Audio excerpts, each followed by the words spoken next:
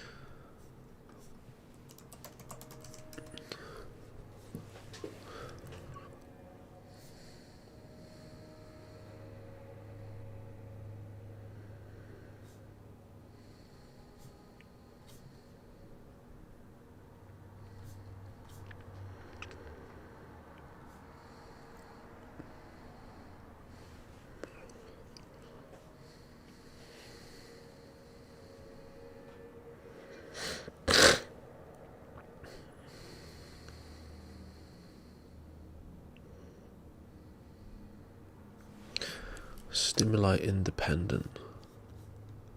Huh. Sorry guys, I'm just looking some stuff up quickly.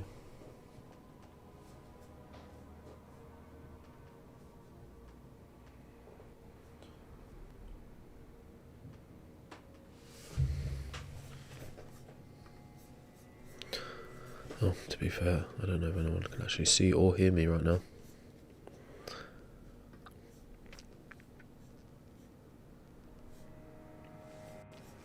Okay. Okay.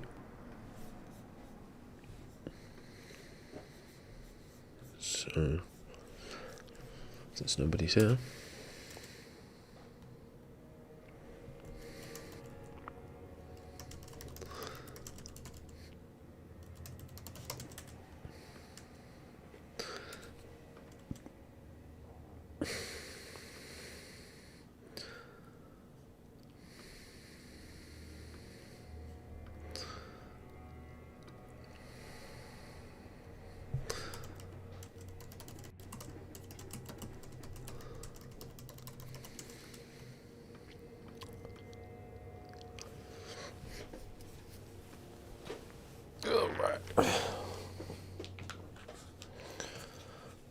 Let's see what we got.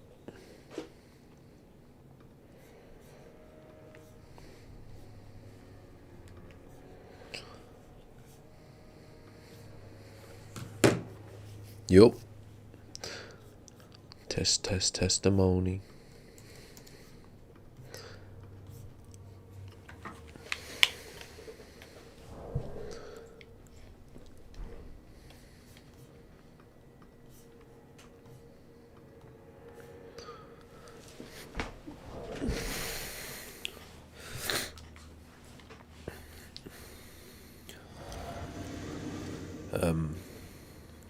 Yeah, I don't know.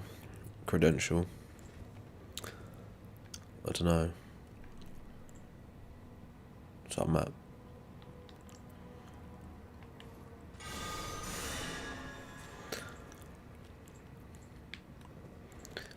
So I've heard different types of fine-tuning arguments. It really depends which type you're given, to be fair. That's what I'd have to say. But you're welcome to like tell me the type that you're talking about or what it would entail. Let's go.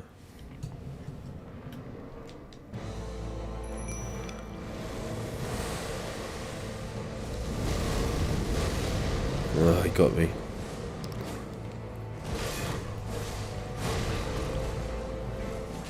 fight's over.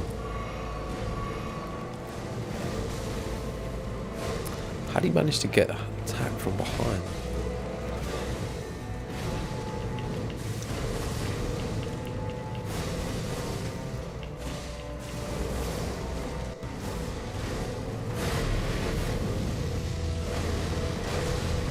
Lucky me.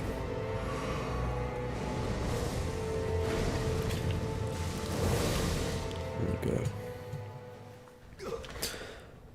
go. No, I don't know nothing, to be fair, about quantum mechanics as far as I know. Maybe like some simple like pop science facts, but nothing too deep.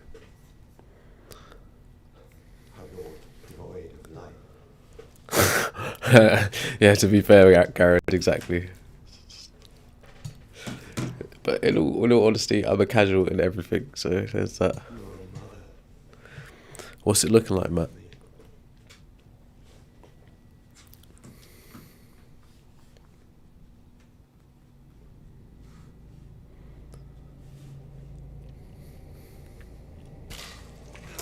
Not the eye. Not the eye.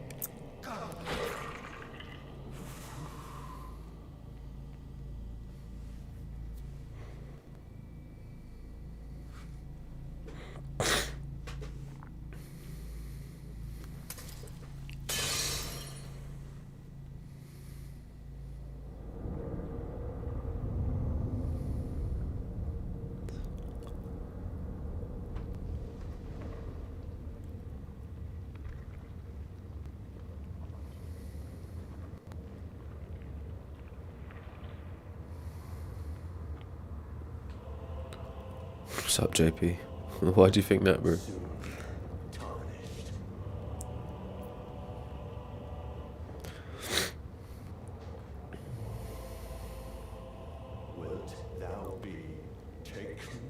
I don't think we were invented, bro. Can you give me a reason to think we were invented as human beings?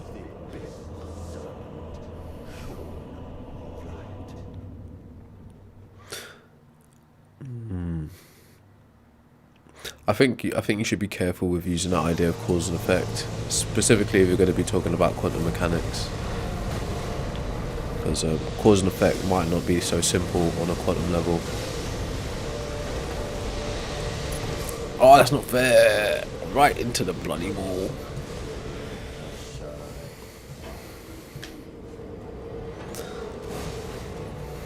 Ask the sun. What's the sun got to do with anything? And by the way, which sun? You know there are like a bunch of different suns, right? We just happen to have one in our solar system. So which sun? Which sun should I ask?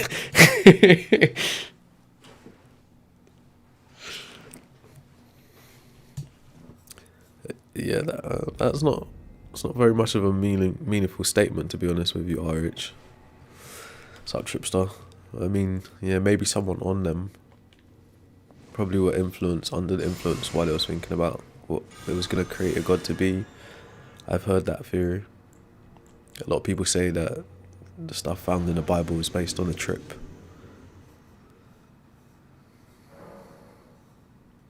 Main one, rest our CGI. I mean, yeah, in the video, I guess. Right, in like in a digital type video, I guess. But there are definitely more suns out there. Bunch of them. What do you mean, what is my opinion? My opinion's on the screen. Humans invented gods. That's my opinion.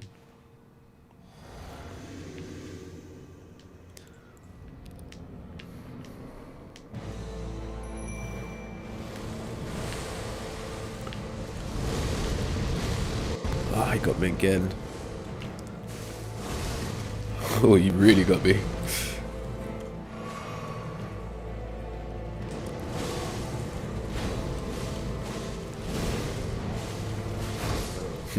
Thought I could spam him mid-attack.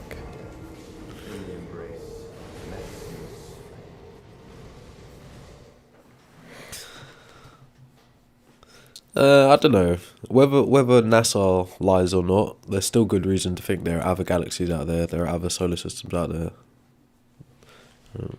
NASA's not the only agency on the Earth that deals with looking at, space and astronomy and stuff like that. You're here, probably, Carl, if you are human and you possess similar anatomy to mine, you're here because your parents engaged in what's called coitus. That's why you're here. Whether that was a choice or not is a different question. What's up, Chaos? What's up, Dickichi?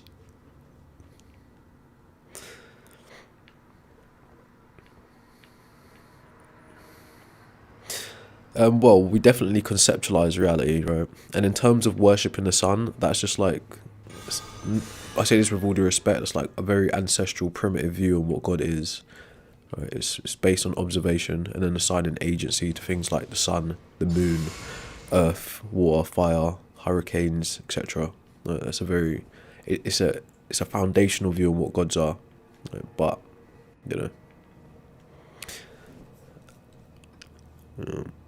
that's right.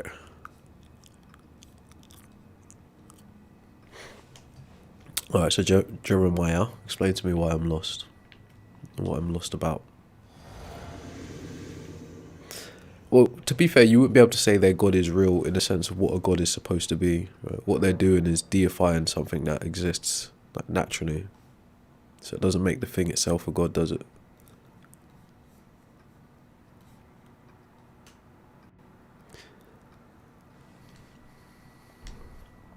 Smog, that doesn't make any sense.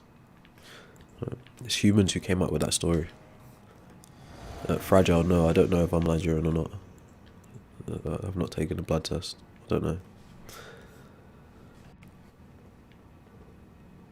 I mean, even if there is a God, I think I'll be just fine anyway, so I'm not sure. I'm sure what difference that would make. Aw. It looks like you might be upset that you can't do anything about my intellect. That's what it seems to me. Right. There's that. Or perhaps you have like a high estimation of your own abilities.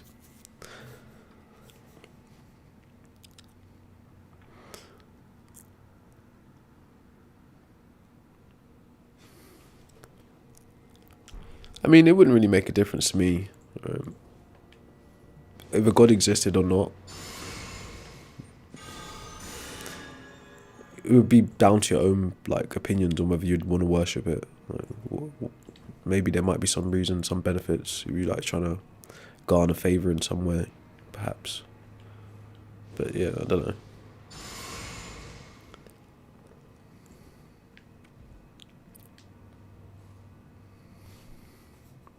My caption makes very clear sense, right? Humans invented God. So it's very simple, very clear.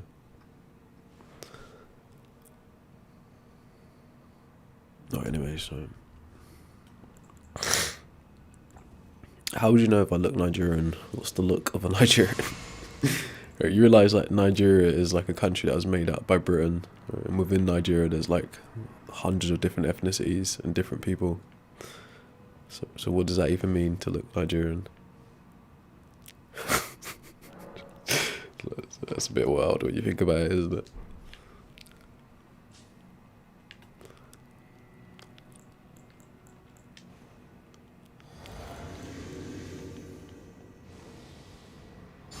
What's up, Roger? Well, yeah, I should be fighting, but I am chilling at the bonfire.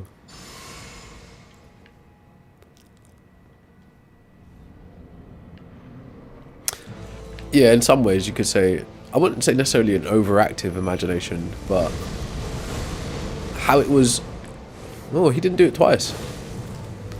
Like how gods were initially conceived, imagination was a part of it, but it was for survival primarily. Oh, what? Has my sword run out? No way did that happen. I sat at the bonfire too long. Well.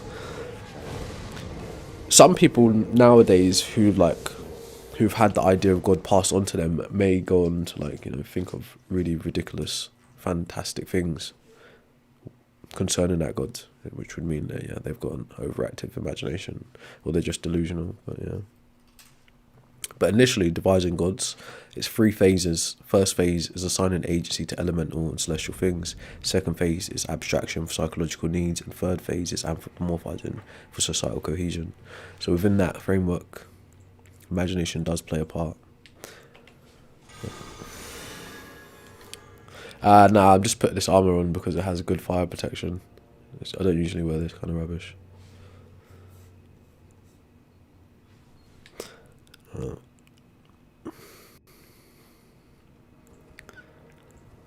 I don't know if that's true, OG Cyril. It's possible though. It's possible that like civilizations have fallen and restarted. Well, that's obvious in terms of things like ancient Mesopotamia, ancient Egypt, etc. Civilizations do come about and then go away. But in terms of there being like some like high advanced technology in the past that's been wiped out, who's to say, you know?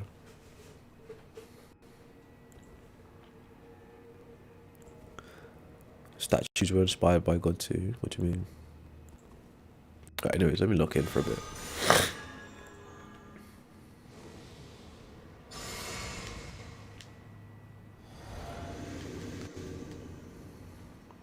I also think we haven't got the right medallions and stuff on. No, we're good.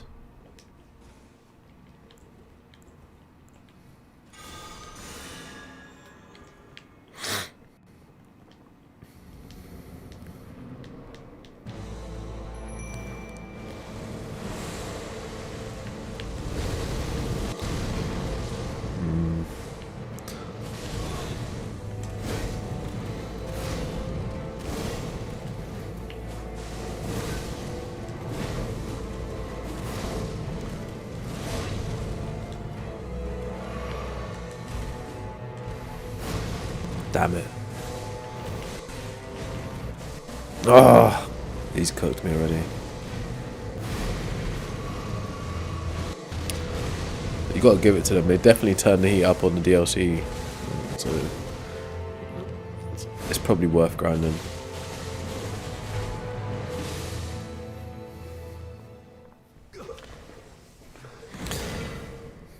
I don't know, no name. That's a good question. Who invented the first clock? I'm sure someone out there knows the name of that guy.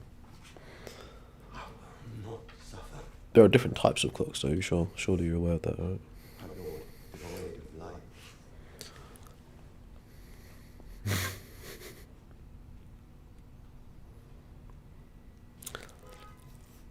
What are you guys talking about?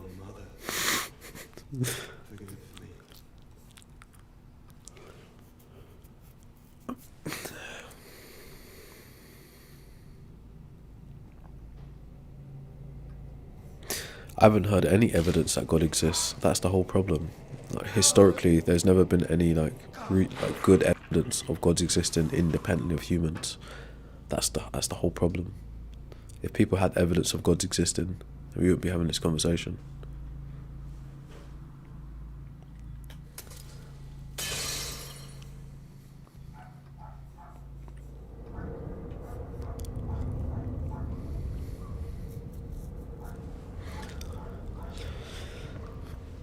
No, so I'll put it to you like this: truth, way, life, see live. You're still in the chat, right? Sin, like in a biblical way or in a Quranic way, don't actually exist.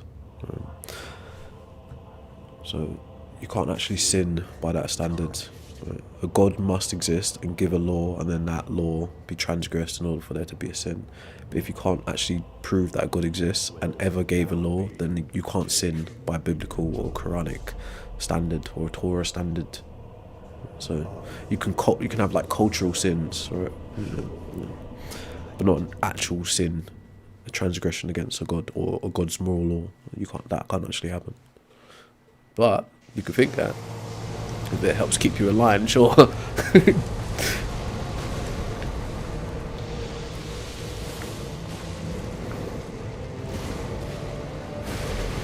Man, he takes so much. Oh, that's what I was meant to do. I need to change the shield, right? Because every attack you block, it also takes health and stamina. So it's just like a double pain in the arse. Oh, he got me nicely. Explain the Shroud of Turin. It's not a religious artifact. In fact, I'll put something up on the screen for you to read while we play the game.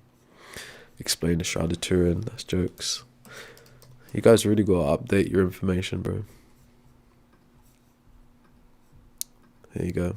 For the people on the vertical YouTube, I'll read it for you. Just a little overview. The Shroud of Turin is widely considered a medieval forgery with 1988 radiocarbon dating, with 1988 radiocarbon dating by 3 independent laboratories, placing its origin between 1260 and 1390. I actually thought it was a number for a second. Right, my bad. Okay. So yeah. So with 1988 radiocarbon dating by 3 independent laboratories, placing its origin between 1260 and 1390, that would be way off the mark of where Jesus would have apparently existed, so it can't belong to Jesus, obviously. So yeah, Shroud of Turin is not an evidence of Jesus, much less an evidence of God, so you should consider that. So it's not a good look. What's up, mixed race? What do you mean self-improving? What should that entail?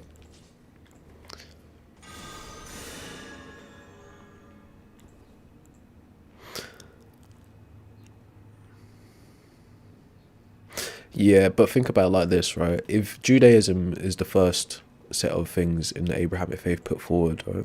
Judaism also being based on Mesopotamian culture, Canaanite culture, Amalekite culture, Akkadian culture, along with Israelite culture. Then 1500 years later, Christianity comes about, put forward by the Roman world, bridging the Greek world and the Hebrew world together. Then 650 years later after that, Islam comes about. Then that would mean for a Muslim to say that Christianity is corrupt, by default, Islam is also corrupt because it follows the same family tree of information.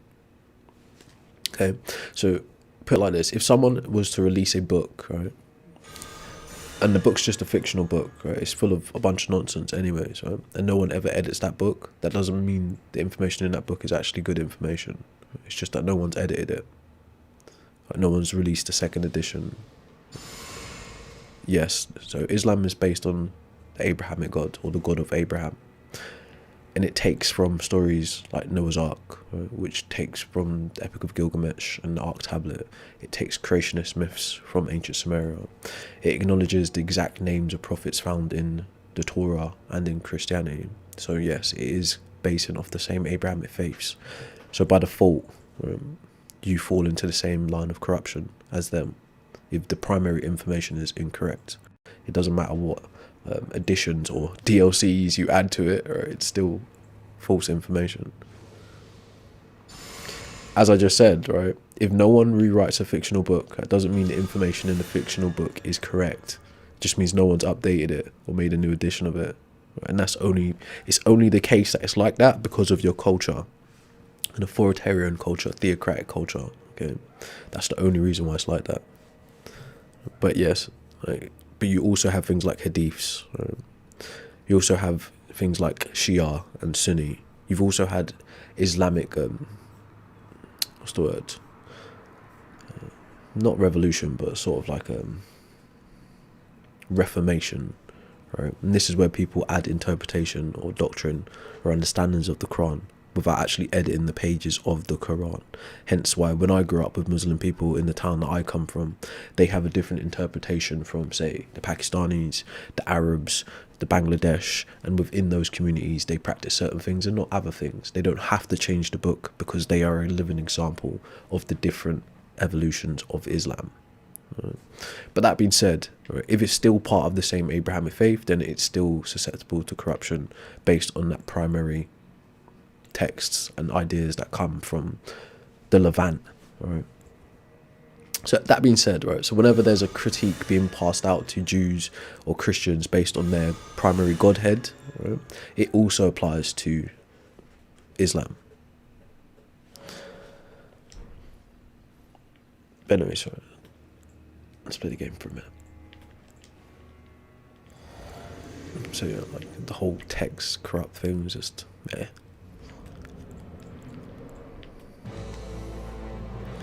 What's up, bro? What's a sun simulator? Never heard about that before.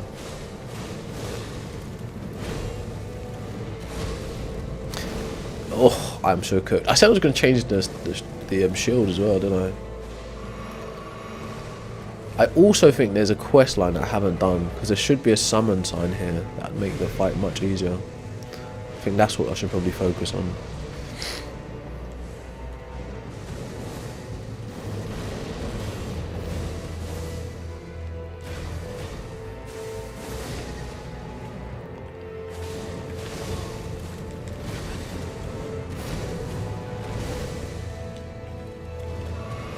That was dumb.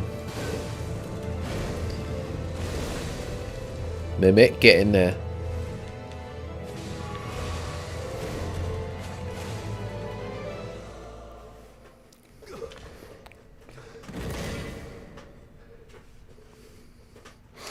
Yeah, that's a good point, John. Yeah, we're playing Dark Souls 3. I actually completed it just like yesterday or the day before. I did a second playthrough.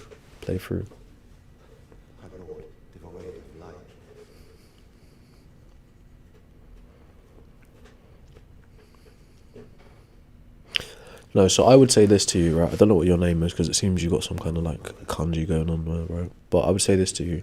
Religion is a secondary subject to the existence of gods. Religion pertains mostly to human cultures. Right? Gods could absolutely exist and have nothing to do with religions, right? Or gods could not exist and religion still exist, which that is the case.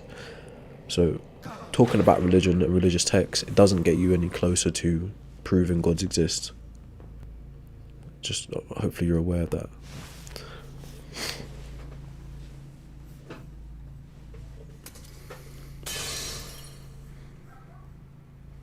So it's Easter Monday. Where the fuck is Jesus? Excuse my French. This man got jumped for a whole weekend.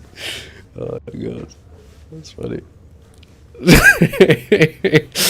It's like, oh yeah, don't you find that suspicious? It's a nice neat bow on the story, and then he ascended into heaven with his father. Oh, that's a nice little neat story. Sounds almost like a fairy tale.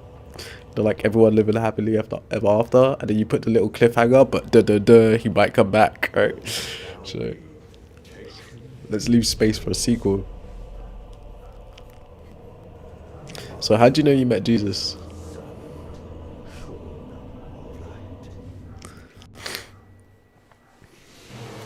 Right, that's jokes.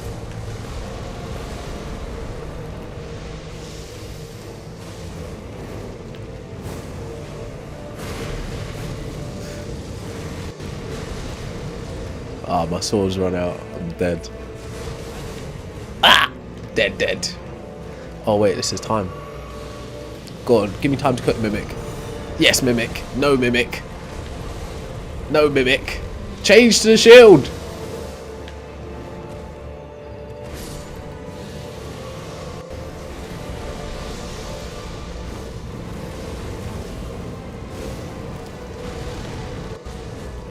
No!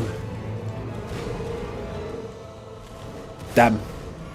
Alright, we're good. Damn, we're not good. Alright, we need to level up.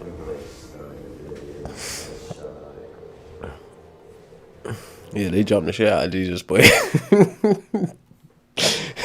That's funny.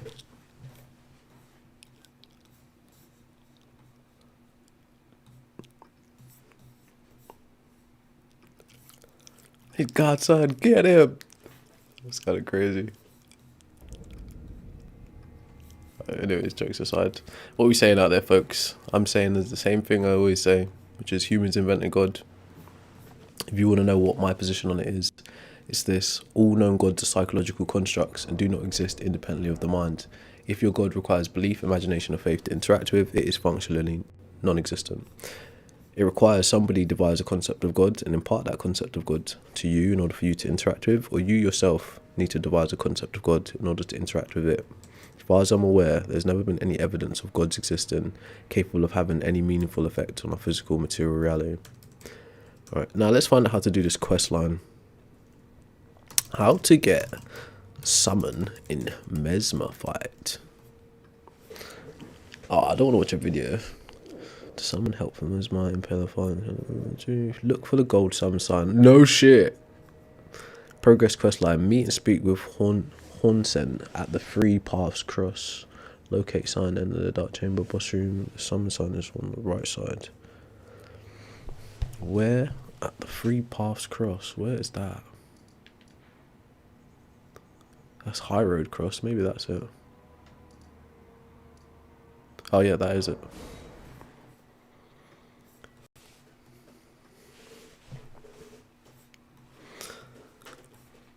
No, I don't think humans evolved from monkeys. Taxonomically, we're part of what's called the great ape family, or the hominids. I actually heard a girl last night justifying rampant incest based on the Adam and Eve story, and it was hilarious.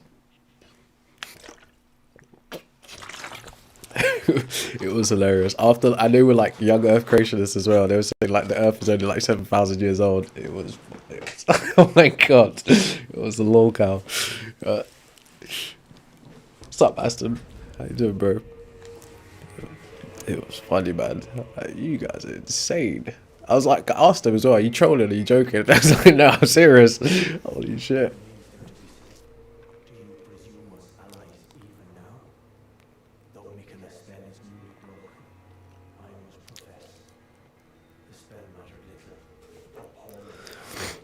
All gods.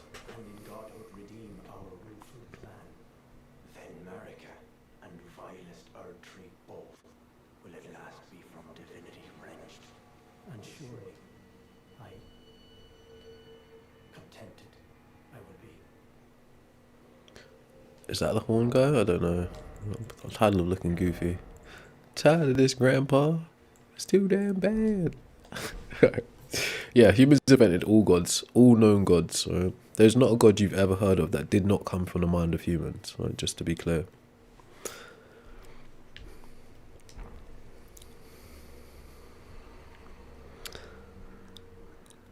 Well, I think that would be your anthropomorphic, like, definition of what a god is, Adam. Right? So put it this way: if you was like a pantheist, for instance, you could say, yeah, God is all, God is everything. But to actually be able to prove or substantiate that God is actually everything, it's not something you can actually do. So you'd have to just fall back to that being your opinion of what God is or how you define God.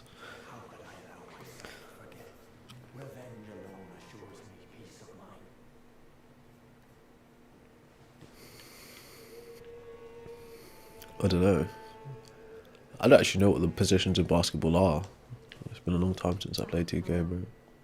Did you feel it? Nicola the Kind's enchantment appears to have broken.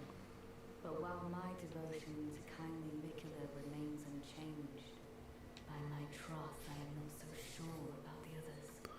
By your troth. Perhaps this is a blessing in disguise. I can wield my sword to coldly undeserving, those unfit to bask in tender Nicola's presence. I should have thought of this earlier.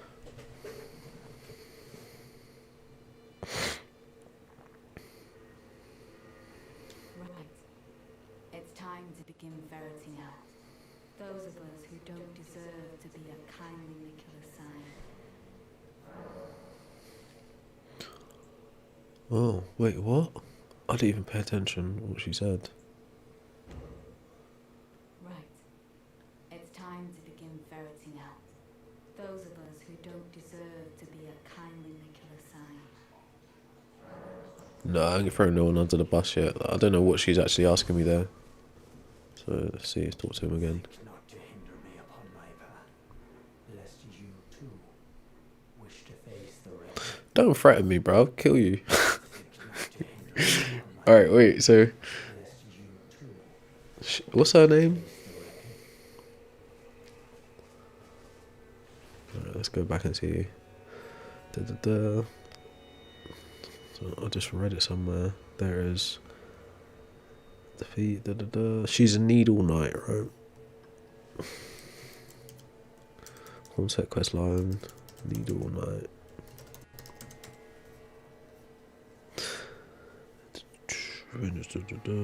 Determined as well for fun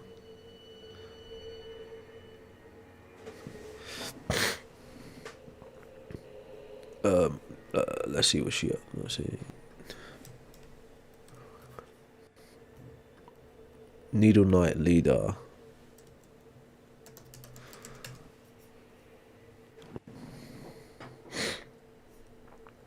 Oh, man, I gotta read the whole Elden Ring wiki right now. It's so long.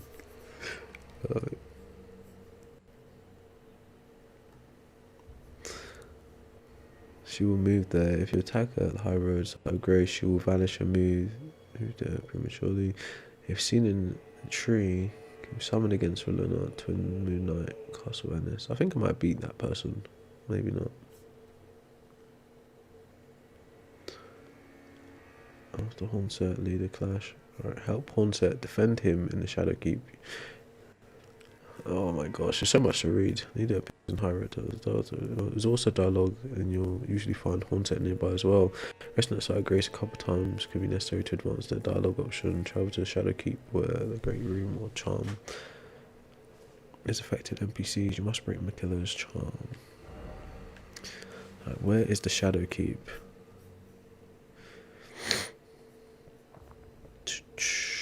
Show me it on the map, please. Huh? Church District. Oh, that map is no good. That's just like a little square. Rabbath's Rise. There. Shadow Keep is in there, apparently. Alright, so let me see if I've understood this correctly.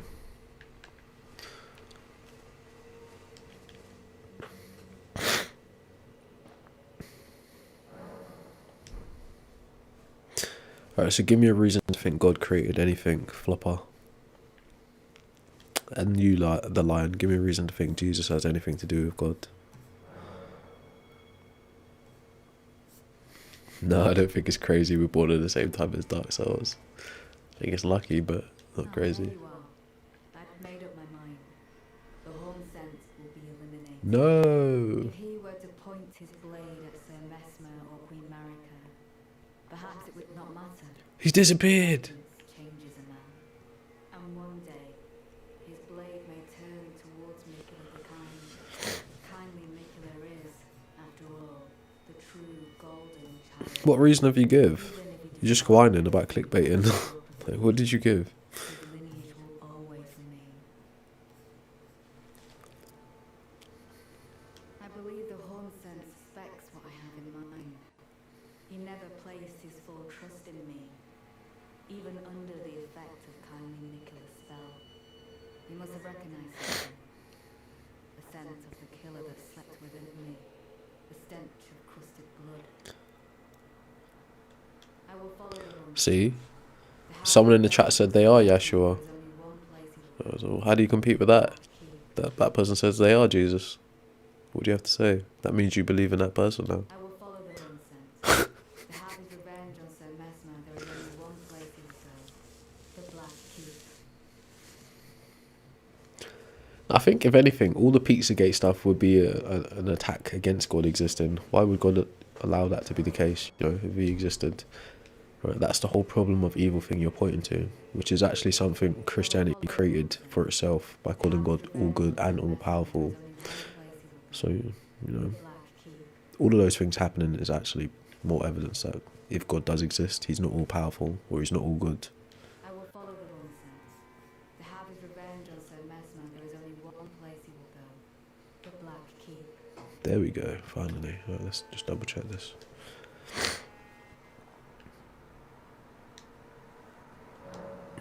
No. Back to that whole, this is what I keep trying to explain to you guys. How, like, Christians use the idea of free will. It's shoehorned in as an apologetic.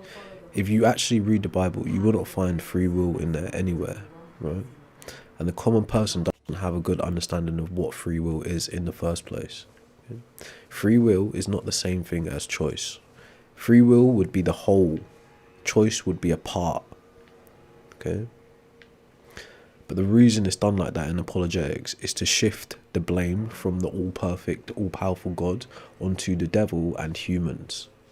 Okay. To be frank with you, I don't think the devil existed like that initially when the God concepts were being devised. Like, for instance, the genealogy of the God of the Bible starts as a guy called Yahweh, a storm god, a warrior god. There was no Satan at that point. Okay. Even when Yahweh is mixed with El Elyon and becomes God the Father, there still was no Satan at that point. So these are things you need to consider. But hey, it don't matter to me. These are things you have to walk around with in your head.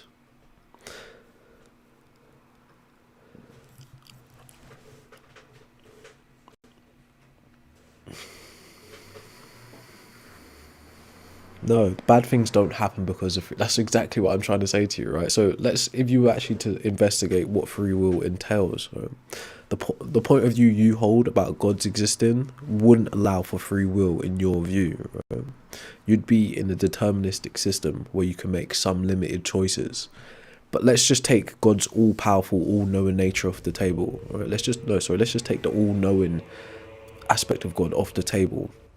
If God is all-powerful, right, then anything that could ever possibly happen would be its will and not your will.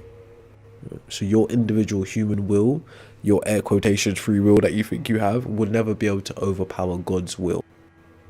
So all the strifes, all of the good things that could possibly happen in your life would be, under your view, as an internal critique because God willed it.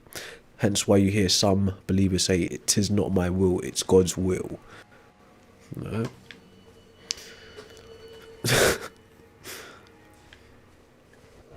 But anyways, right, the problem of evil is literally something they created for themselves. You wouldn't have the problem of evil wouldn't be a thing in a pantheistic model, a henotheistic model, a dualistic model, a deistic model. The problem of evil exists primarily because they decided to make it so their idea of God is all perfect and all good. If God wasn't described as all good, then the problem of evil wouldn't be a thing to compete against. It wouldn't be necessary to even consider. Hopefully that makes sense to you.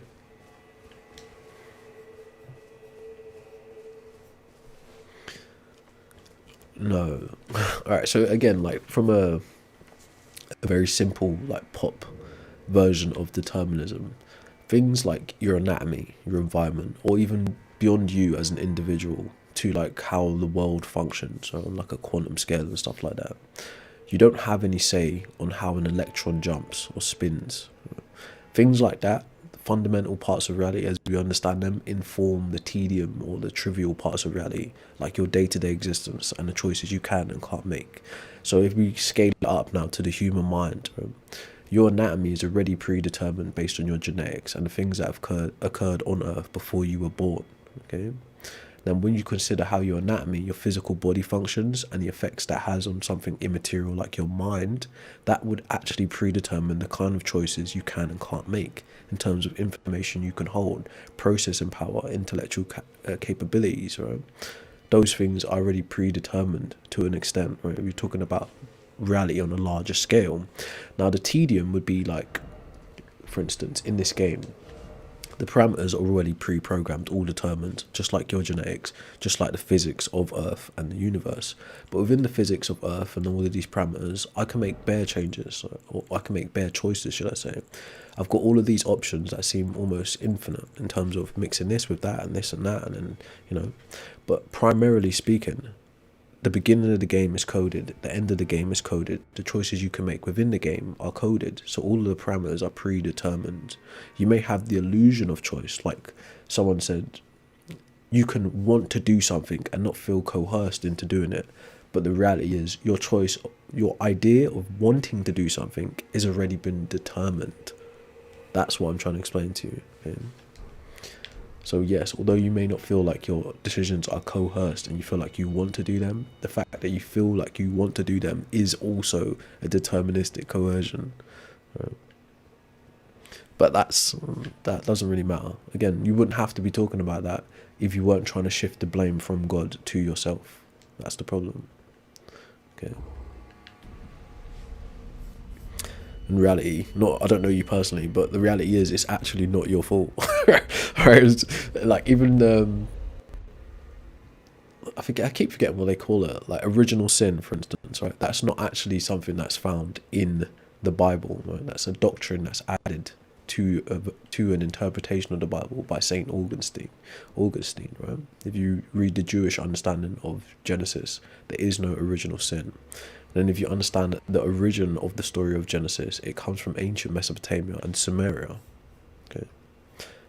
Again, a lot of the time as humans, like psychologically, we create our own problems, and then because we don't want to go back and face the conceptual flaws in the problems, we keep stacking and stacking and stacking and trying to evade the original problem we created. If we just came clean and said, actually, we made a mistake in our conceptualizing here, You wouldn't have to have these conversations or basically invent what's called apologetics. So Genesis comes from this tablet on the screen. Okay. Well, at least it's thought to be the foundation of what becomes Genesis. The Ark tablet, Creation tablet, and Epic of Gilgamesh are passed down by Mesopotamians to Babylonians, Israelites, Canaanites, etc. But hey, all of that is religion talk. If we want to talk about reality, none of that really matters.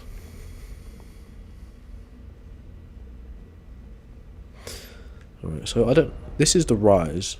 No, this is not the rise? Hey, so where the hell am I then? Yeah, we're going to have to look up that a little bit there.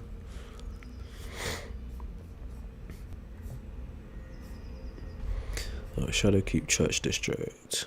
Next, Church District. Specimen. No. Where might he be? So wait, is that area isn't the Shadowkeep? This is just the rise. Oh yeah. Oh, what's that? What's up, Nick? Oh, Nick? That's exactly what it is. God is just a concept, not even a universal concept. Hey, thanks for the likes. I appreciate that. There is God exists uniquely in every single person's mind. We could be in the same religion, have the same ideas of what God is, and to us as two individual people experience God in different ways, attribute events and happenings to God different than our neighbor, and we're apparently in the same religion, apparently believing in the same God. Okay, God is completely mind dependent.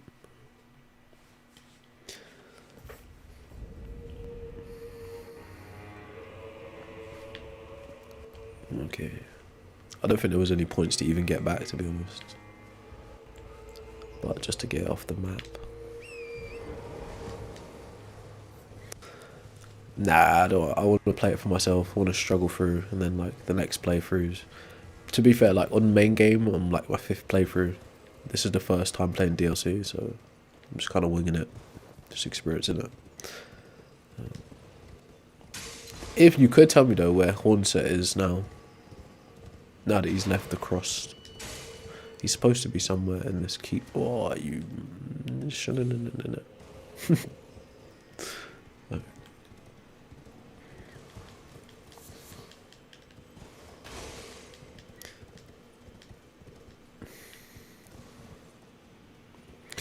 Billy, that doesn't even make sense. So, what would you say we were before we invented God? If you acknowledge we invented God, then what would you have said the purpose was before inventing God then? And again, like this whole idea that God gives you purpose is like, it's kind of an admittance that you're an NPC, with all due respect. You're saying that you are no different than a tool or a hammer.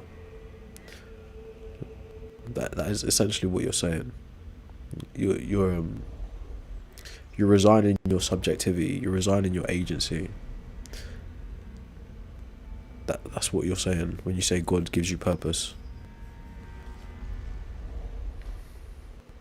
Well, without gods, there is no purpose. You know, that's essentially what you're saying, bro.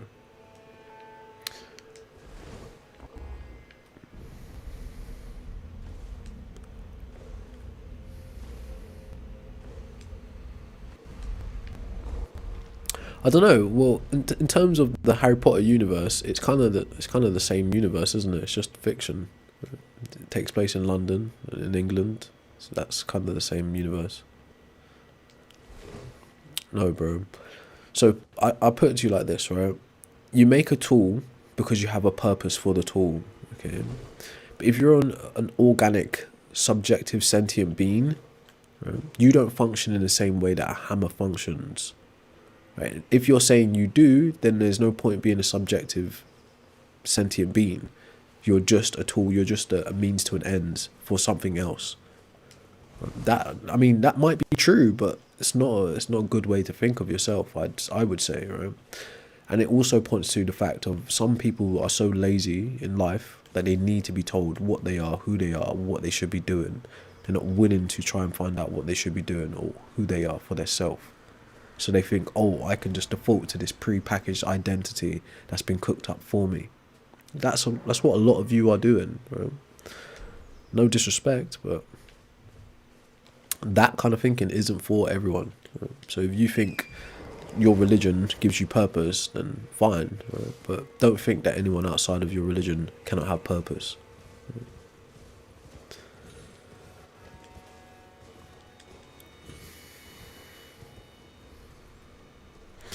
Hey, no, I'm not saying that actually all the magical stuff within the universe is possible, right? Don't get me wrong. But yeah, to be fair with you, the way some of you think about gods and magic and witches, you think it is possible. Like, if you think blessings and curses are real, then you think the Harry Potter universe is also real, right? Because those things are also magic. Okay, I don't, but it's just for like lols. Right? Harry Potter universe is technically just our world told fictionally. Right? There are secret societies. There are people who think they're magicians who are actually among us. Okay, so technically to them, the Harry Potter world is real. Right? But that's just for lols. Right? It's not serious. But anyways, again, like sometimes I think, right, do I really need to clarify this for people? But they shock me every time.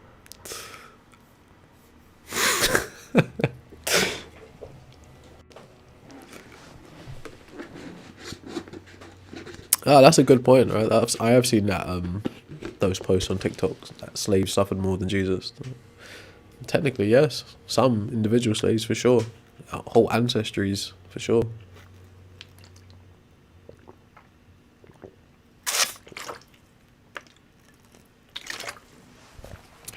What fractals would be an argument against a designer? Pale blue, what are you talking about? For instance, something like a snowflake. It's like, what are you talking about? Something like coastlines. There's no intentionality behind that. There's no.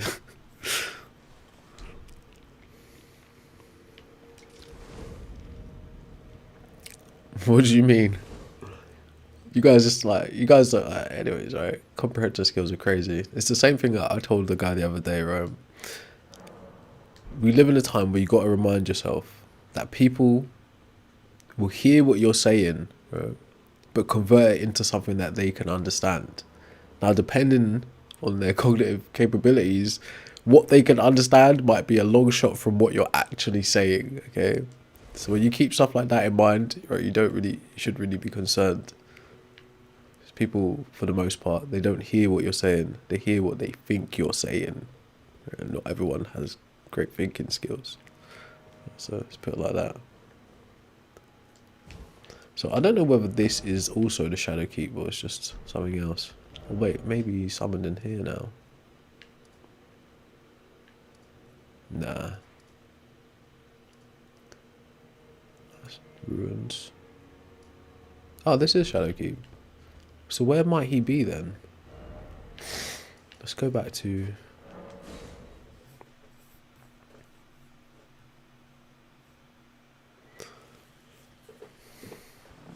World's messed up for a bunch of reasons, mostly humans. Yep, Nachi, that's a fact.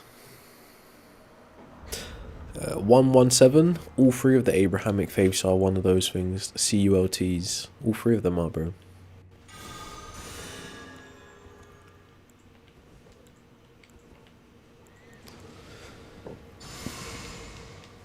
Jolly co-op. I'm gonna see if the summoning sign is there now. Probably not. Wait, is that something I see over there in the distance? Yeah, he's there! He's there! Finally! Oh, my beloved people. Alright, I think we might beat him this time. I've got the wrong armor out there. Yeah, let's jump him, boys. I'm still gonna lose, I can feel it already. But at least we got an extra guy on the field now.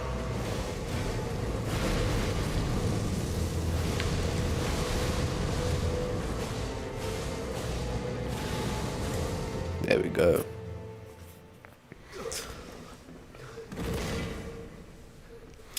True, fear is a part of it, but you also got to think about the cultural context in which we exist, right? Most people are the religion that they are based on imperialistic histories of their country. Right? And the reality is the three Abrahamic faiths are imperialistic faiths. They're designed to expand their empire, right? By capturing minds, people, capturing lands, and capturing resources. That is what the three Abrahamic faiths are designed to do. So where you find yourself in today, whether you live in the Arab world and you become Muslim, you live in the Levant and you become Hebrew, you live in Europe and become Christian, right? That is primarily decided by the history that's taken place before you come on the planet. If you're being honest, right, it'd be very difficult to convince somebody to join and convert to a faith, right? Specifically, if you're trying to, for instance, go on a missionary mission and speak to somebody who speaks another language in another culture and try to convey the understanding of your text to them.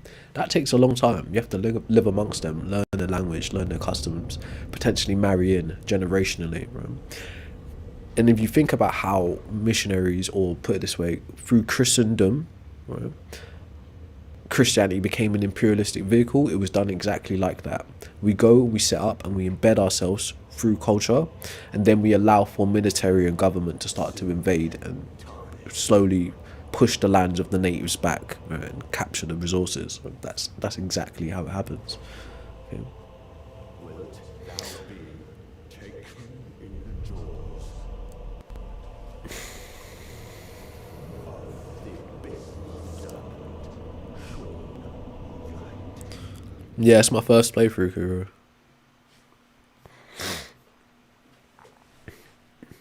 I don't need anything to believe in God. If he existed, that'd be enough.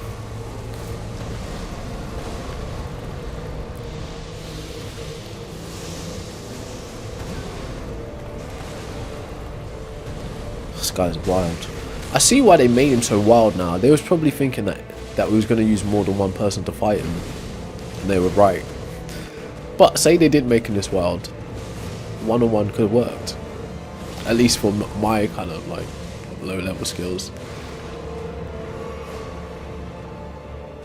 He's dead. Take this opportunity. I missed. Oh my god! He's got like that much health. Alright, he's going down next time.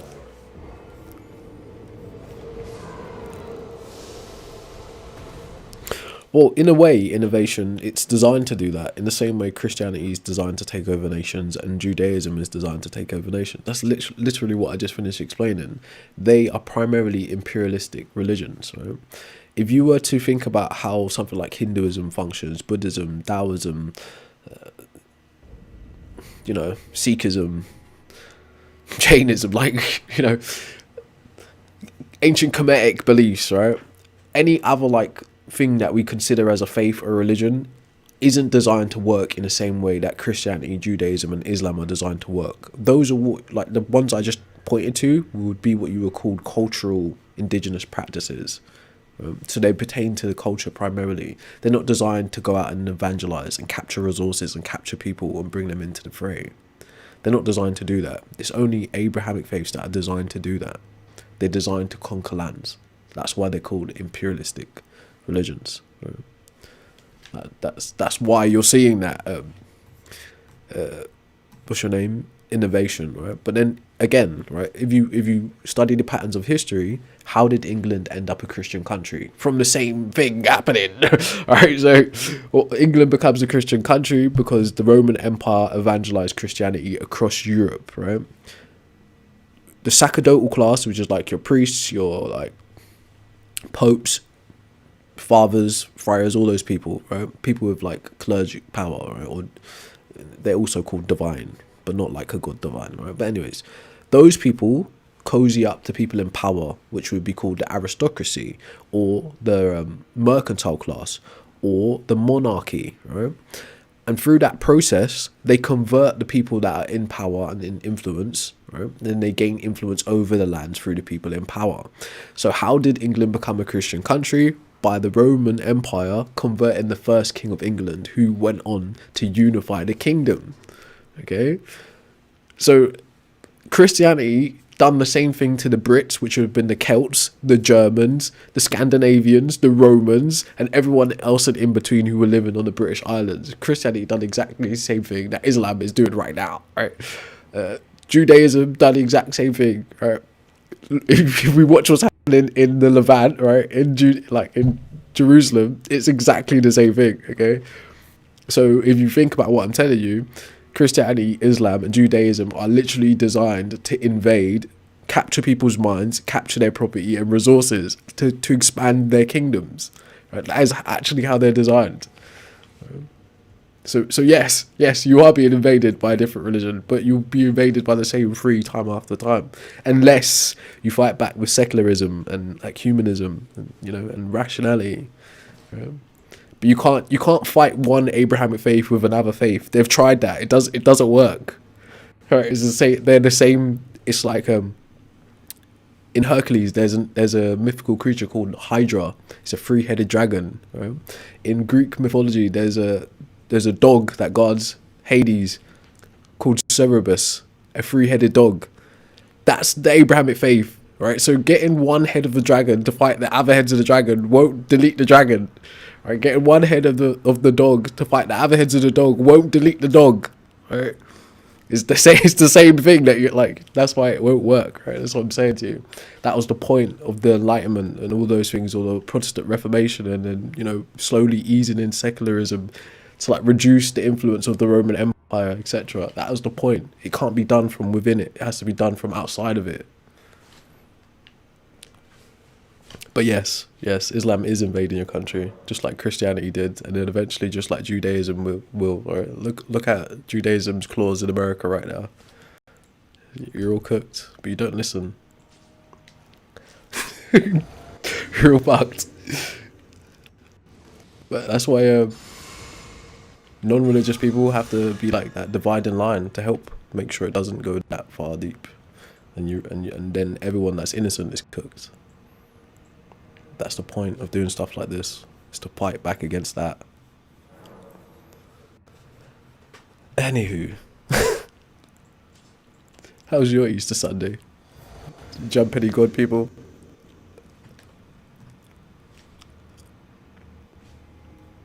Yeah, Crusades didn't work though, did they? Right, that's what I'm saying to you. You can't fight the same, like, you can't be it is literally like Hydra fighting itself, right? Or the dog fighting itself.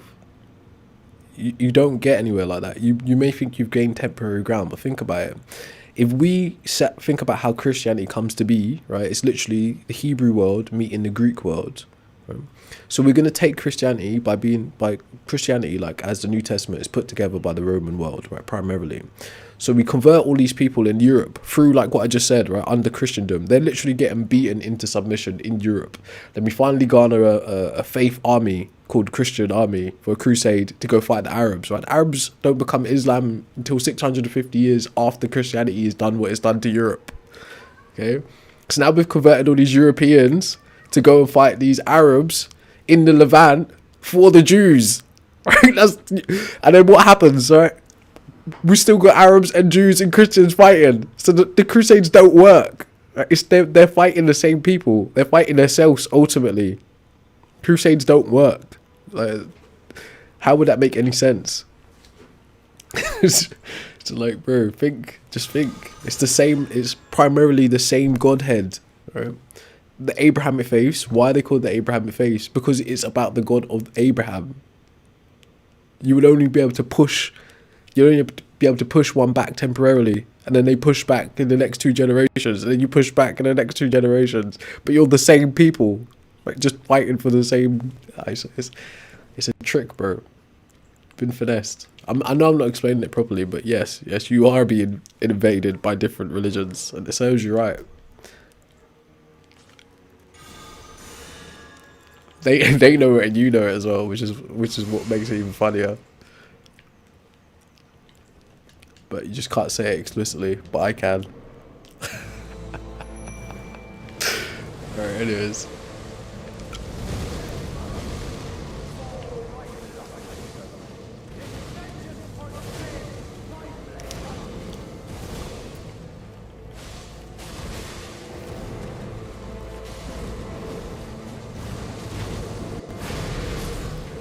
So you have to ask yourself, if the Crusades work, why does Israel exist in the capacity it exists? Obviously, it didn't work, right?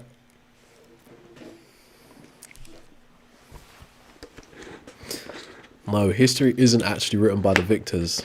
History is written by whoever has the loudest voice. Again, think about how Christendom went down. If you burn all the native books in Europe, right, you say you're only allowed to have this book called the Bible, right, then it would appear like the victors won, but they didn't really. They just had the loudest mouth, like just like today. If Trump is getting his ass kicked in Iran, but he has clout on Twitter, right, in the media, it seems like he's winning, right, doesn't it? Because he's got the loudest mouth. Right? History isn't written by the victors. It's written by who has the resources and the clout. You could know you've lost, but if you win the propaganda war, it can appear as if you won. That is how history has actually been written, and it always has. And if you think about actually the idea of being literate and being able to read and write, in the past, 90% of the Europe population and the Arab and the African and the Asian population were illiterate. They couldn't read or write. So anything that was written down in history was already ordained, right? It was funded and sanctioned. Think about someone like Da Vinci, how he was funded and sanctioned by people like the Medicis, right? So history isn't written by the victors. It's written by who has the loudest voice and clout. Okay, and if I can burn your books, then it appears like I won. That's how it works.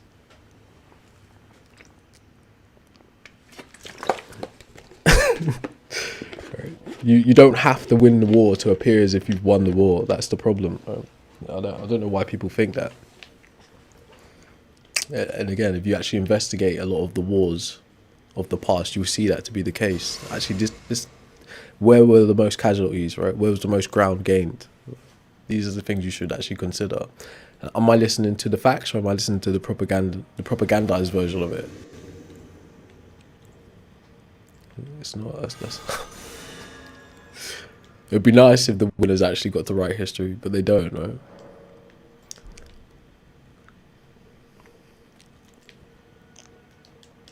Be ideal anyway.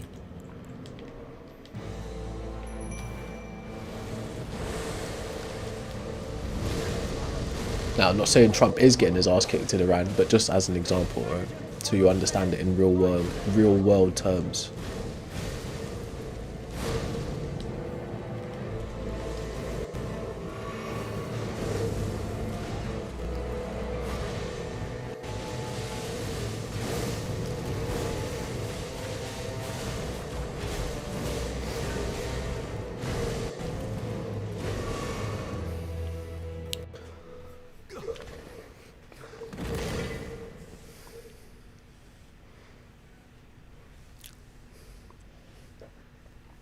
They can't change. Well, you're not going to be able to change my mind with emotional games. Now, we might have some fun conversations, but the only way you'd be able to change my mind is with either a rational argument or some actual evidence.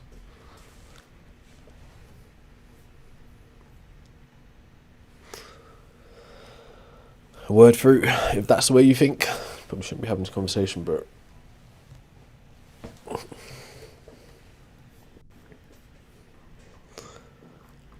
Exactly, Minotti. Exactly.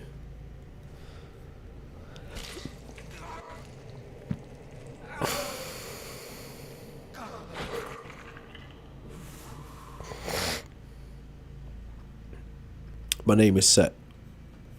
S-E-T.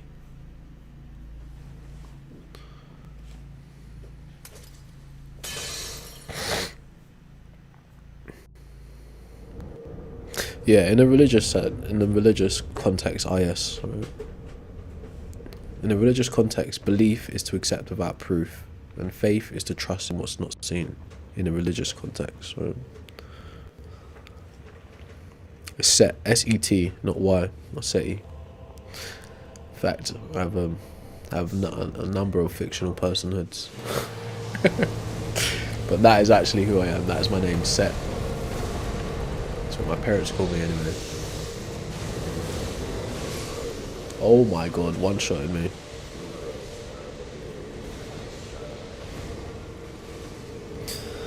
Well, actually, it's funny you should say that, innovation, right? Do you realise, traditionally, right, well, historically, Moloch was actually just a type of sacrifice, and it didn't just apply to one culture, it also applied to the Israelites and their sacrifice types. And that particular Moloch sacrifice was about children. But Baal was actually just another deity within the Canaanite pantheon. Right? So it was Elohim, the top dog, Asherah, his wife, Marduk, another deity, and Baal, another deity. And over time, Baal got associated as a demon due to the Israelites taking over parts of the Canaanite pantheon. Right? But yeah, like a Moloch, actually, I can't even show you a lot on the vertical. You'd have to come to the main channel, which is Culture Crack. But yeah, Moloch isn't actually like a demon or an entity. It's actually just a style of sacrifice. So here's a little blurb for you to consider. I'll read it for you since you guys can't see it on the vertical. So recent scholarship suggests that Molech, not the same as Murdoch, right? Or Marduk, may refer to a type of child sacrifice ritual rather than a specific deity, with debate over whether these sacrifices were offered to the Canaanite deity Molech or directly to Yahweh. While some evidence suggests that these rites were practiced by some groups within the early Israelite religion, other biblical passages condemn these as foreign, non-Yahwehistic practices, with Jeremiah 7:31 stating such actions were never commanded by Yahweh. Right? But that doesn't change the historical context of what people were actually doing. Right? So that's something to consider.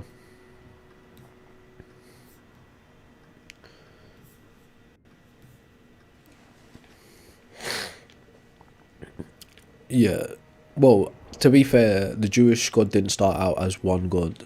The Jewish God started out in a system called henotheism. Right? And it wasn't a major deity. Right? It was like what you'd call a lesser God called Yahweh, a storm warrior god. So that's not an all-powerful creator God, not an all-father yet.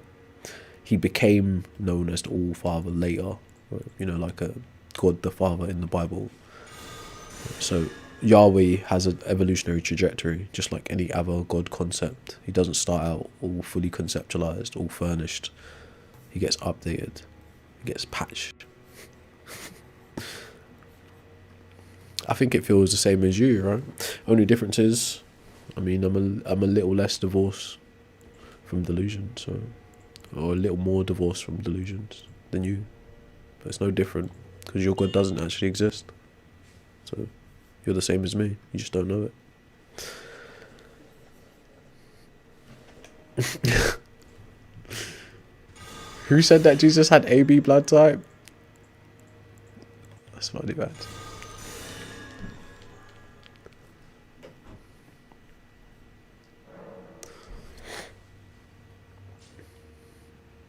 Who said that, Laura? I mean, yeah, like when like the foundations of Genesis would have been put together, it would have still been a henotheistic system. So even in Mesopotamia, they had multiple gods.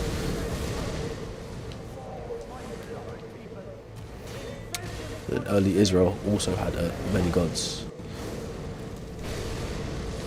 Well, when I say Israel, I mean the lands, not the individual people or the tribe.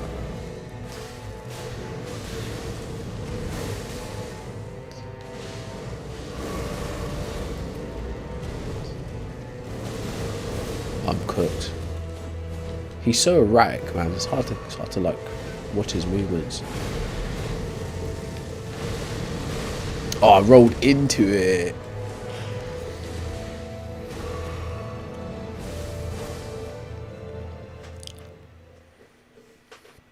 I don't know what that means. I don't know what FAAFO means.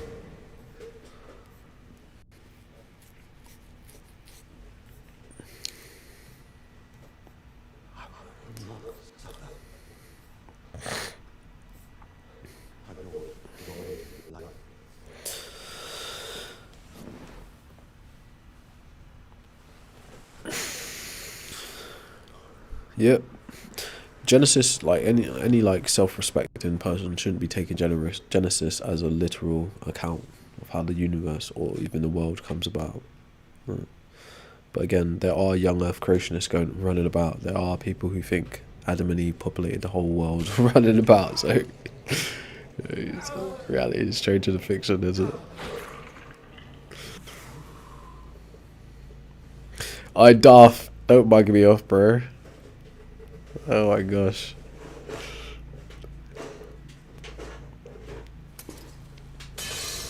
Gobleke Tepe.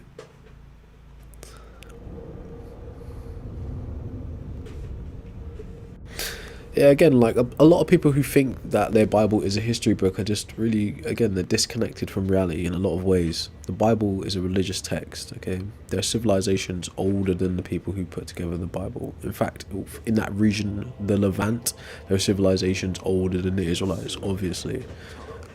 So, it's just this. It's just goofy, man. It's really goofy.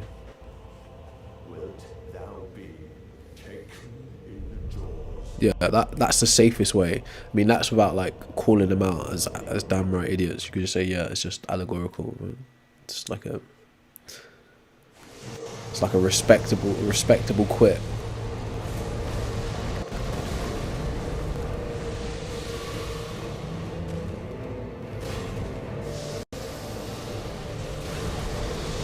Good game, bro. Had a nice run.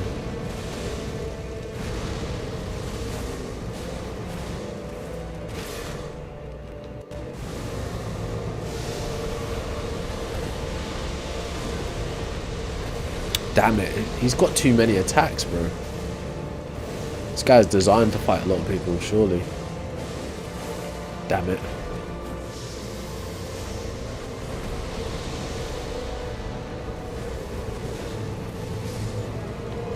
Oh, he's right on me. The minute I think I have some space. This guy is too dangerous. Oh, I'm hooked.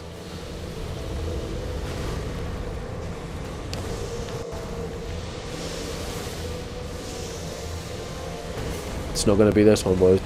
Maybe the next time. Self-sacrifice. I actually survived that. Wow.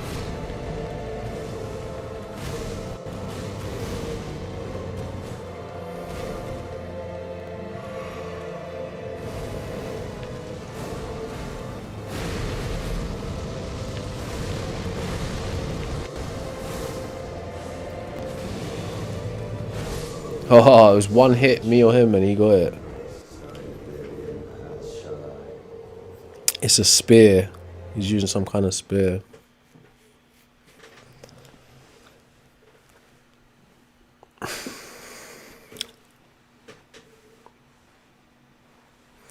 It depends, right?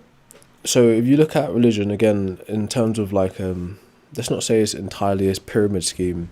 There are people who are just like mindless or innocent believers of it. Then there are people who operate in what's called the sacerdotal class, who are cognizant of the lies and of the delusions, but they have pragmatic uses for it, for political power, for personal gains, etc.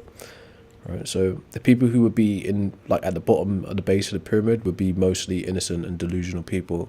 But the people who operate at the upper rungs of religions are absolutely aware of what is. Right? So they would be manipulators. Right, this is where you see things like the prosperity gospels spring off from religions and stuff like that. Just institutions that have been responsible for terrible atrocities. It's why you hear a common critique on churches and mosques and stuff like that would be like the front guy is garnering all of this money, all of this power of actually offering anything back to the people. Those are the people that are aware of the delusion or the lie, but they make use of it pragmatically. In the same way the Roman Empire made use of Christianity. They didn't have to believe in Christianity to make use of it, right? Make it state religion. It's a pragmatic tool. So yes, the people at the bottom rungs of religions, they are mostly either innocent believers or just largely delusional. But then again, most of these people at the bottom rungs of religion haven't read or studied their religion. So there's that.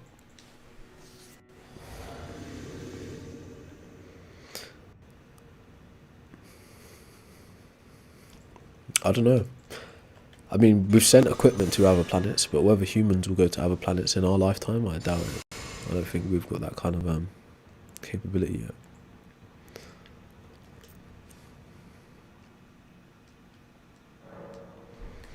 Because I've been.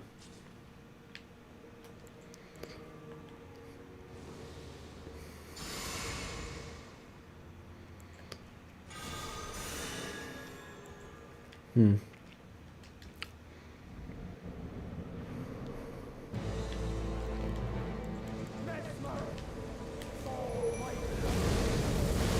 Like, trust me, like if you study people who are going to seminary colleges to become like priests and stuff like that, a lot of them find out exactly what I just told you. A lot of this is like, a lot of this is a lie, right? That's why a lot of them become atheists or become like anti-apologists and stuff like that. But the ones who stay also are usually aware of the falsehood within it, but it still has a pragmatic use. Whether you're, put it this way, you can have pragmatic uses which are righteous and pragmatic uses which are nefarious. So an example of a pragmatic use that is righteous, trying to help your community, right? Pragmatic use which is nefarious, trying to garner personal political power, right? Do you get what I'm saying, right? So people who actually study religions and go all the way to the point where they would be in some kind of place of authority usually come to that fork in the road. Do I continue on the path of the lie or do I leave? Right? That's usually how it happens. Our Lord, devoid of light.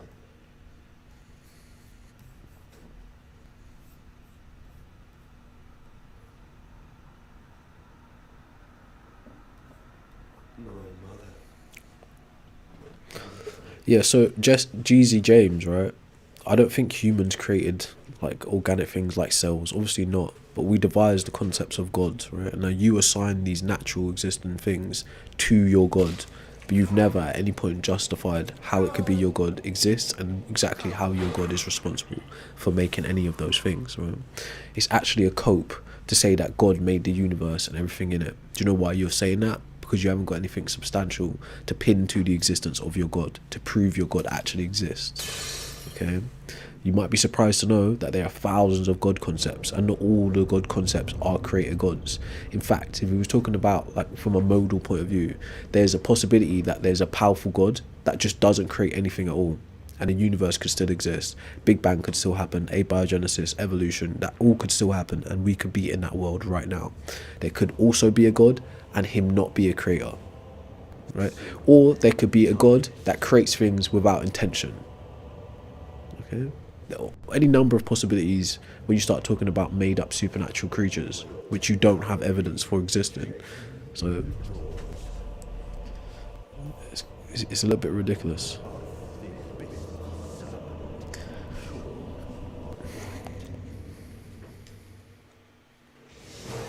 Whoop, dead.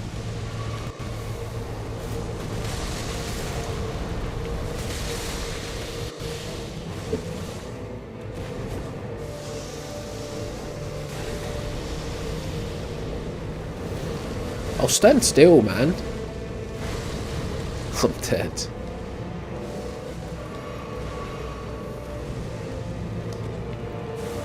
Damn it! He's gonna kill my guys.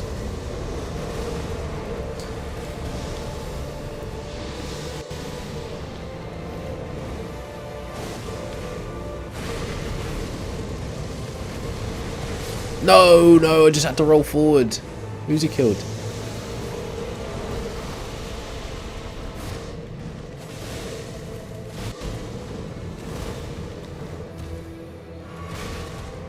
Ugh.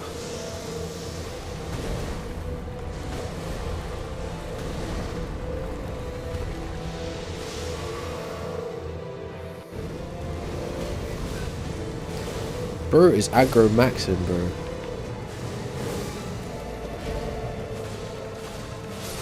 Yes! Days of days.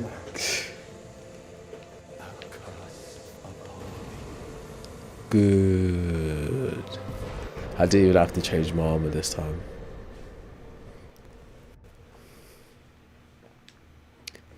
Alright, hopefully there's nothing on the screen. We're gonna want to clip that. What's up, bro?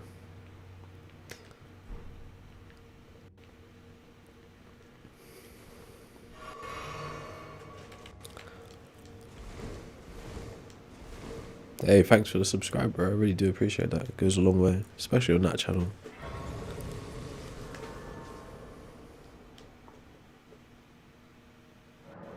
You had what? A real poignant what?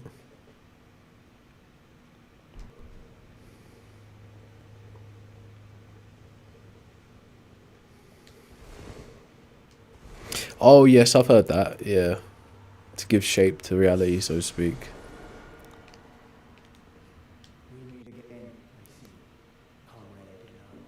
Thanks, mate. Upon his head, did you see Mesmer's face? Was sublime, a very tangle of snakes.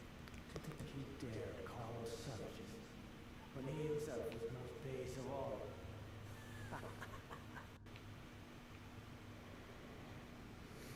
To say the least, I am to you, No, I'm not an empiricist. yet unquenched remains my thirst.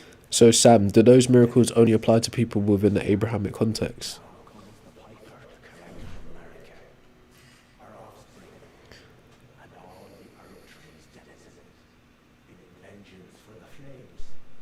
My blade I wield, if Nicholas' redemption soothes the ache that throbs within, demanding blessed vengeance, and I wish not to be by him redeemed. If Nicholas' redemption soothes the ache that throbs within, demanding blessed vengeance, and I wish not to be by him redeemed. Good for you. Look at him, he's been deconverted. He's realised the error of his ways. If Nicholas' redemption soothes the ache.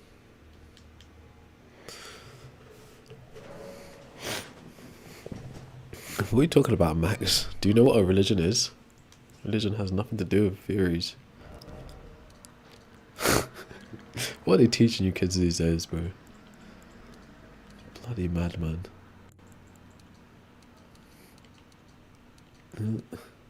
Right. That's like 1 point different.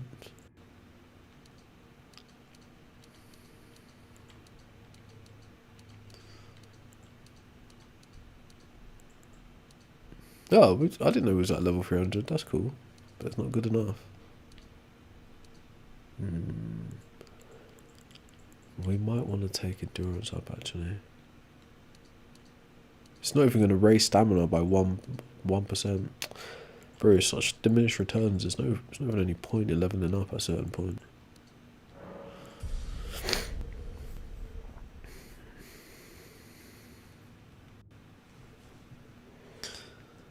Hey, KDP says, does anyone here need a book publisher? No, Ron John, right? I'm very like, let's say I'm not very schooled in terms of different philosophical frameworks. Right? I know very little from like an introductory point of view, so I don't commit to any kind of position in that way. I try to have as general of understanding of the different views as I can, but I don't claim to commit to any of them because I don't understand them enough.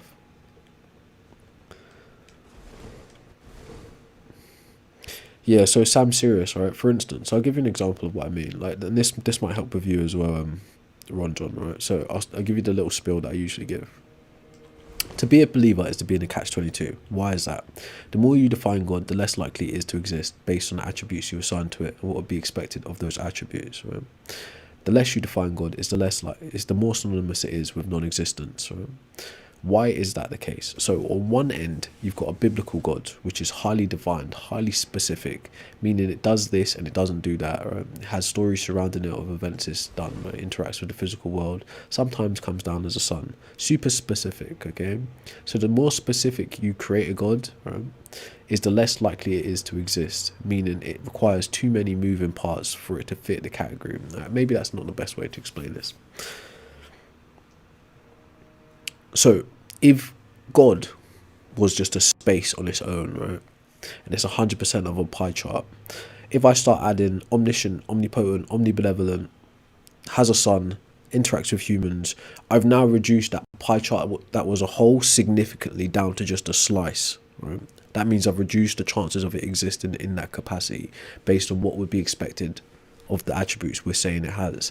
And on the other end of that, you've got a philosophical type of God, for instance, like a pantheist God, right, which essentially is defined as being everything. Okay, so being everything is really everything and everywhere, and everything and nothing is synonymous with non-existence, really. Right? Just like if you was to say a God exists outside of space and time, then that God is nowhere. Right. So that being said, now if you want to bring this back down to baseline, what the point was, right? Because I did kind of conflate that a bit. If you were to try to convince a skeptic of the existence of God, it would depend on which way you lean on that spectrum of God types, whether you're philosophically inclined or you're religiously inclined or biblically inclined. So for the biblically inclined God believers, you're saying that your God interacts with our physical material reality. It does specific things and it doesn't do other specific things. Since you're saying it interacts on so many various levels, the type of evidence you would require for a God like that would be empirical, all right? But not just a simplistic empirical. There's a certain base criteria of empirical evidence it would have to meet. Meaning, right, it would have to transcend cultures and religions. So that is what I was saying to you, Sam Sirius. Okay. It would need to transcend specific cultures and specific religions. It would need to be mind independent, so not a personal private experience. It would need to be measurable, right? And it would need to defeat all other competing hypotheses. Right? So that's just like a base level criteria of what you would need empirically for a God that's described biblically. Now on the other end, on the philosophical types of gods, right, all you would really need is some kind of logical proof or a really tight syllogism that would, like, that would really explain your hypothesis or your, how do they call it, your philem or your theorem of what a God is and what a God does, right? Because you're not saying your God actually interacts on the same visceral human level as the biblical God. Okay, you're saying your God is what's called a metaphysical framework. So that requires like rationalist approach, not empiricist approach. So that being said, right, if your argument of your proofs of God only pertain to specific cultures in specific religions, then I would argue actually this unlikely to be a God, right? Because if you're talking about a God, you're talking about something that has like universal level power. So it's not just like, here's my favorite group of humans in my favorite planet in my favorite solar system, and I only speak to them in these little signs and nuggets. So that seems quite unlikely, right? So an example of what a God might do in terms of you setting out looking for empirical evidence, again, this is just hypothetical, a God would be able to say something like, all right, I'm going to transmit a message to all humans across cultures, across language, right? So it's not from this religion and this ethnicity, for everybody that has a mind, right? He's going to like King Kai a message to everybody. He's going to say 30 days from now, right, at this time, your local time where you are, I'm going to tweak the gravitational constants by 3% for 20 minutes. So that's a very specific prediction, but it's transcended cultures, right? And in terms of it being mind independent, we'd be able to reality test to see if other people experience the exact same message, right? Then when the actual tweak of the gravitational constants happen, that would also be able to be measured. Now the only thing that would be left to do would be for it to defeat any other competing hypothesis. So people would have to be able to see and say, actually, what if it wasn't a God that's telling us this message? What if it was an alien or some higher level species? So those are the kinds of ways you'd need to meet criteria for real proofs of gods, not within a subset of humans like a religion or a culture. That's highly unlikely to be anything to do with God. Hopefully that makes sense. But that's just a hypothetical example. Okay.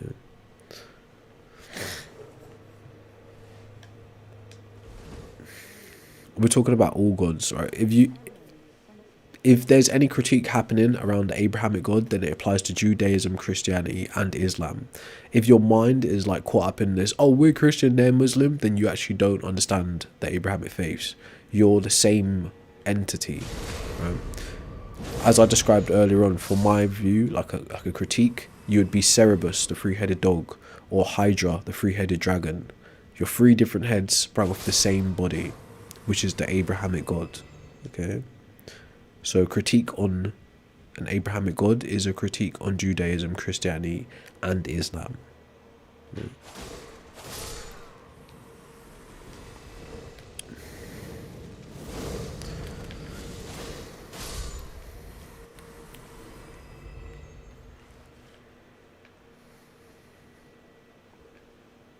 Yeah, but Rob, again, you could say that, right? Maybe if you subscribe to a deistic type of God, then yeah, the God isn't going to interact. But the way people go around on Earth reporting happenings around their gods, they make it seem as if God intervenes in their personal private life and in the affairs of humans, and has done historically.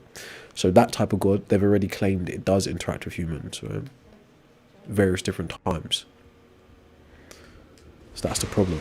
But you know what all of those things are? Just claims. Never been any evidence supporting them.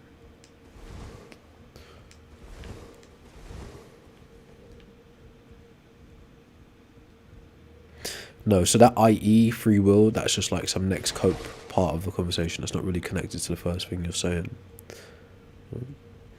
So to start, again,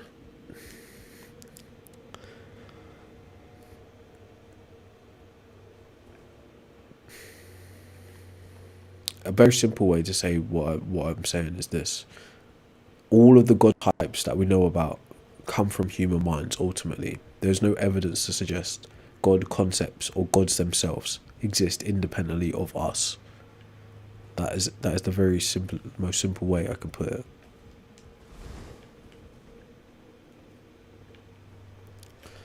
Right, I don't think we're making any progress here. So what are we meant to do now that we've got that fire? I think it might have something to do with this.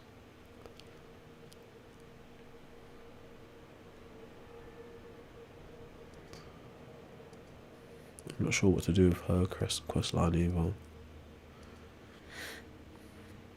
I think it might have something to do with that. How do we get there again?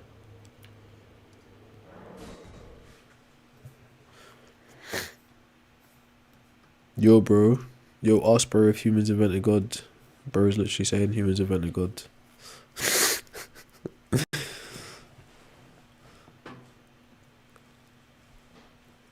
Bro, if I'm employed by the devil himself, then like let him know that I'm trying to send him my address, my bank account details, so he can start, reimbursing me for all my efforts.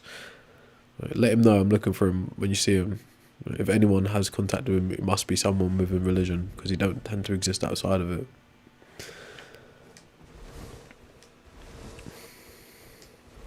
To be fair, view Waikuru, I wouldn't have any problem with there being an afterlife. I'd be pleasantly surprised and quite happy about it if there was, right? But again, I haven't got any good reasons to think there is an afterlife, And again, as for lols, right, as an internal critique, one could argue that thinking and wanting there to be an afterlife could be considered part of the 7 deadly sins, being that you're greedy. You're saying this life is not enough, therefore you need second, third, tertiary, more. Right? You're saying this life is not enough. I would say, finish your dinner, right? Enjoy the life you got, then maybe you might get afters. If you don't, at least you're full. At least you die full. But if you live your life like, nah, actually, I'm just going to save space for afters, right? And there's no afters to be had, then you're cooked. It's just going to be nothing but regret on the deathbed. Either way, even if there is an afterlife, you should probably live full anyways.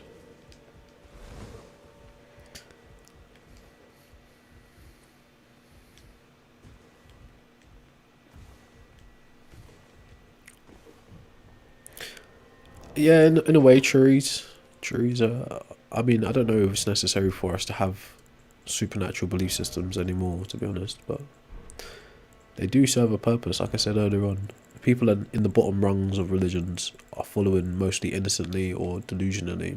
The people in the upper rungs of religions are using them pragmatically as like societal cohesion tools, political vehicles, economic vehicles. So they're uses for religions for sure. But like no one wants to be used, or at least if there's no like equal kind of reward for it. Unless you're getting something out of it too.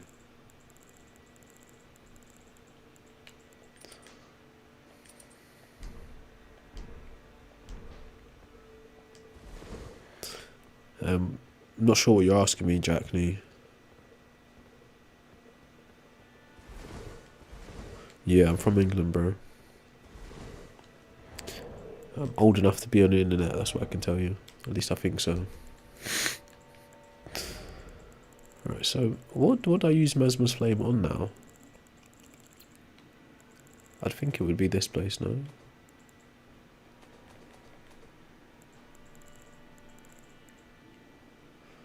Burns the ceiling tree. No, I know what that might be then.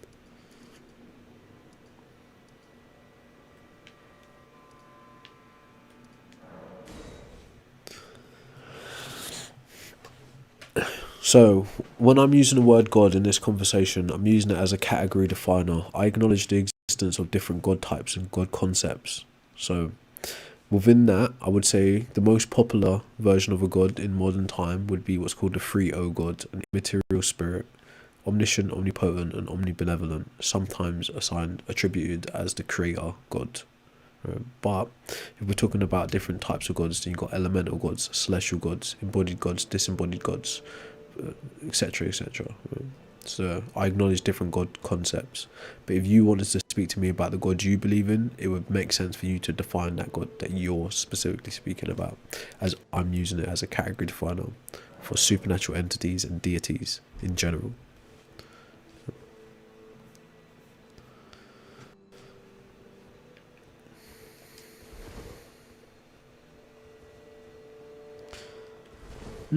That's a good point, Liam. Right, from as an internal critique to religion, that's a good point. It's the conversation we was having earlier on, right? In the Abrahamic worldview, your free will wouldn't really be free will. You wouldn't ever be able to overpower God's will. So yeah, you wouldn't really be responsible for anything. In the same way, one could argue, right?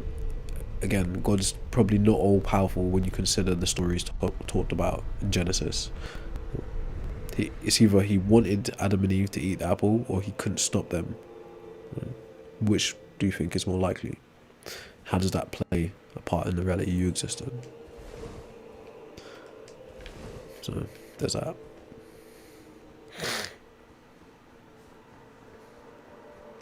Well, Ilyudin, right? If you think about the genealogy of the God of the Bible, God of the Quran, God of the Torah, he starts out as an elemental God as well, just like every other. So there's what's called concrete and abstract, right?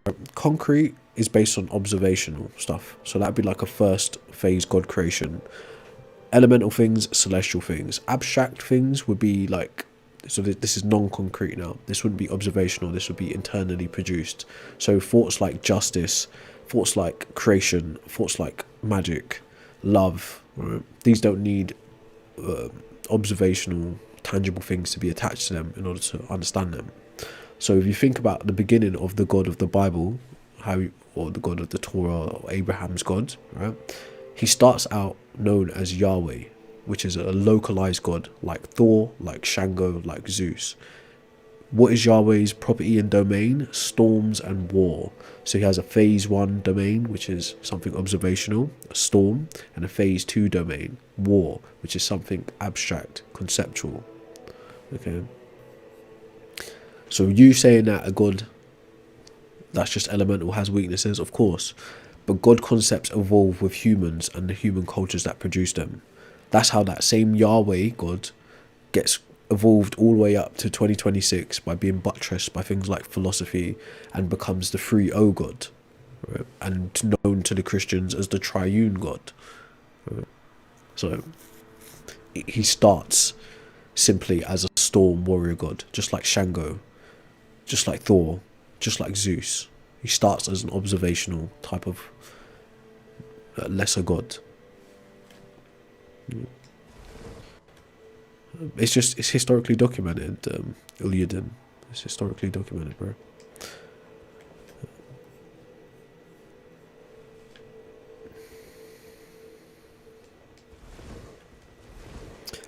Kuro, I think they exist. I think it's just an element of society that's always been there. That will probably always be there.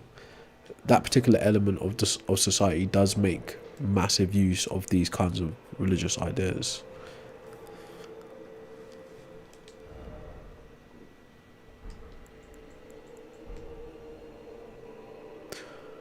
After Ramina, where is that?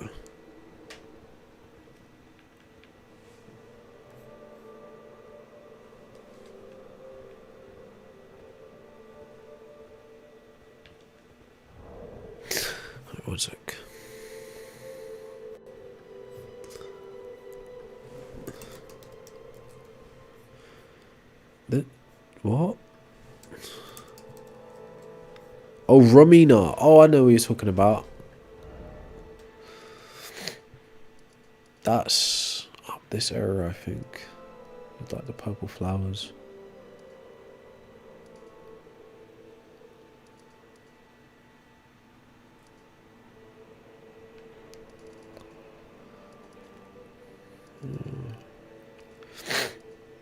Yeah, I think that's up that era.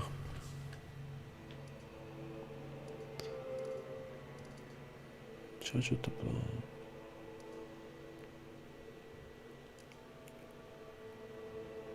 Let's just start here. It's around this era. Yeah, it's first time on the DLC, bro.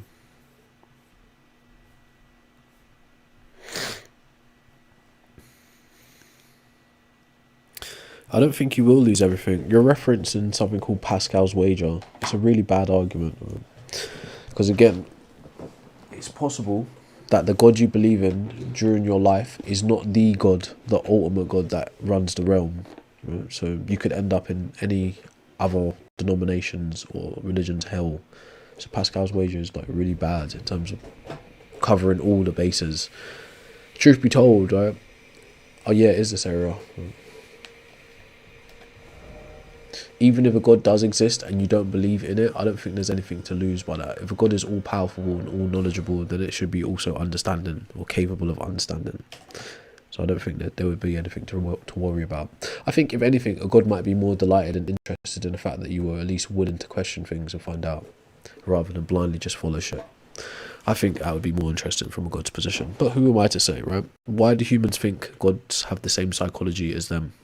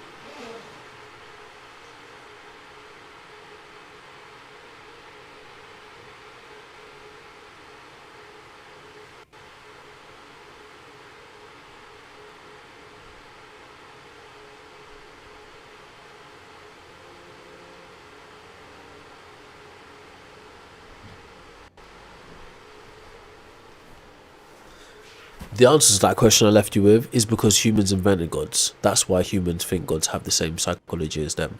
Because most gods are primarily anthropomorphic anyway. That's why gods can love, gods can have anger, gods can create, gods can be intelligent, gods can have mind. Because they're all human features. That's the answer.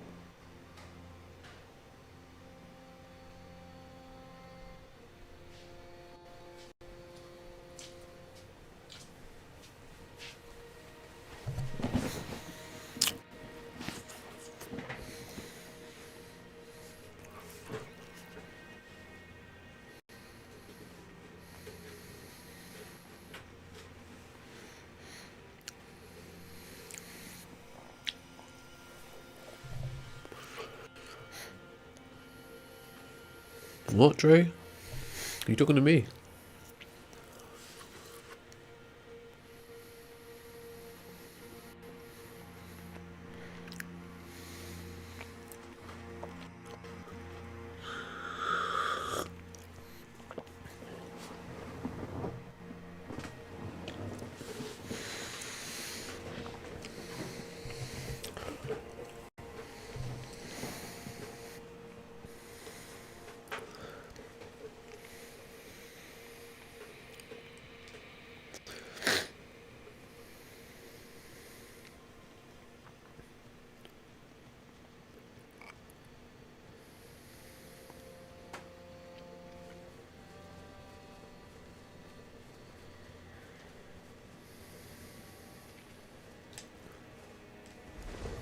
Yeah. Prophecy shouldn't really be taken as proofs for gods anyway. If you actually look at what a prophecy is, it's literally just a prediction. I'm sure I just saw this thing move, bro. Am I tripping on it looked like it moved.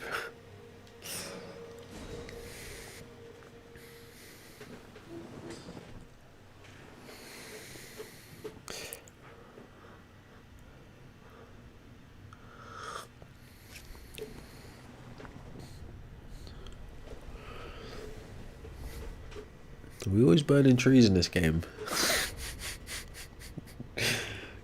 Pyromaniac game.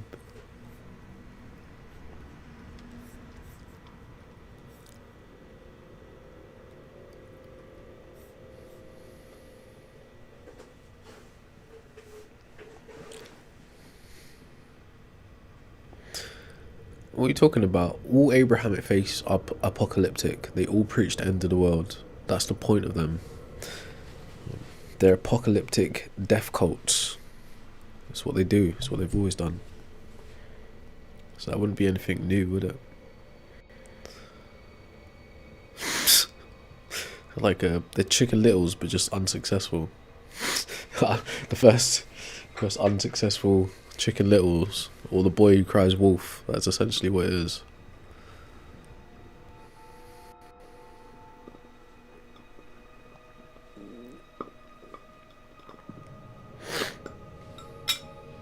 So it seems we've unlocked some areas.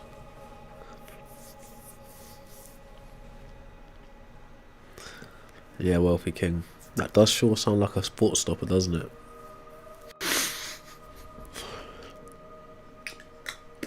Gotta love those ultra vague setups. Gotcha.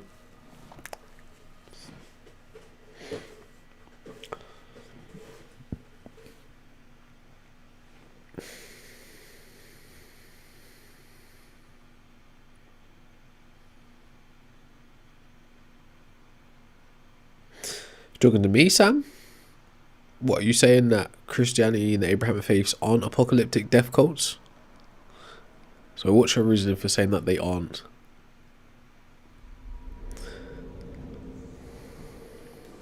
Hey, we got teleported somewhere. Give me that.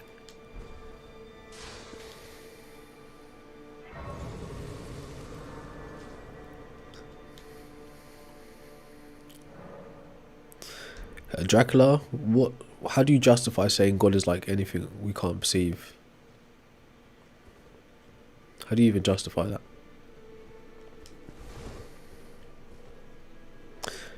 I mean, I didn't see it. You can say it again though.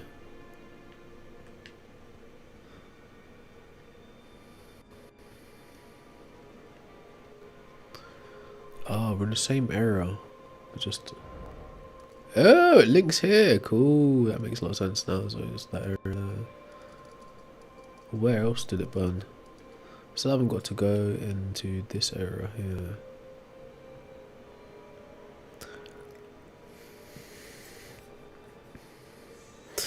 Alright, what we're gonna do is do a little reboot for the second half of the game. Holy smokes! Hey, shout out to everyone on the YouTube side of things. Do drop a like, it goes a long way. Drop a subscribe if you're enjoying the stream too. Alright, so we're gonna do a refresh on the TikTok side, getting a different algorithm hopefully. So join back, it'll be a couple of minutes or seconds. Not even minutes, a couple seconds.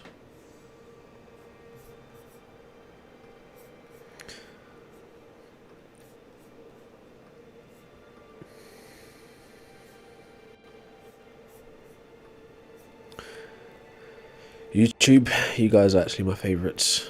Don't let TikTok know I told you that. Can't even say that on TikTok, you know, it's like it flagged you. Like, You're talking about other. It's like a jealous girlfriend. It's like, how are you talking about other people? Are you seeing other people? Are you seeing other people? Are you seeing other people? Who's this in your phone? It's the pizza man, I think. So good. You talking to other people? Are you talking to other people? It's jokes as well because they can't see you, but you can see them as well, which is kind of funny.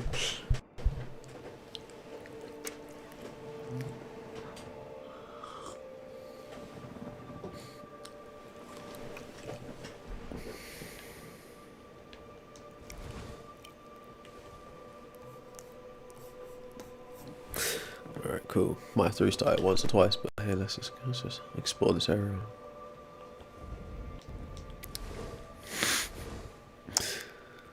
I don't know what it is, right, but I've somehow managed to produce an algorithm on that other YouTube channel that just attracts all of the crazy, like, fascist, racist, far-right people.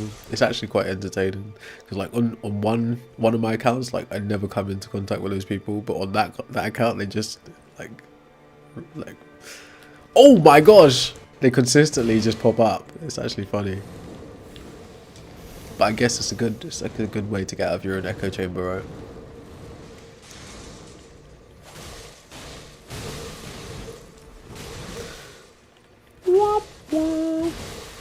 Oh, we've got the wrong swords on. We're cooked.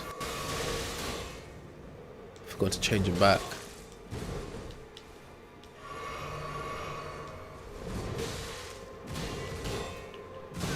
Nope, can't even parry. Little clawfoot.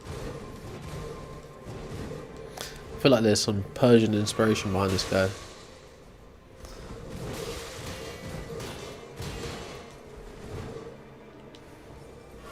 This is ridiculous. I haven't even gotten down to a half bar.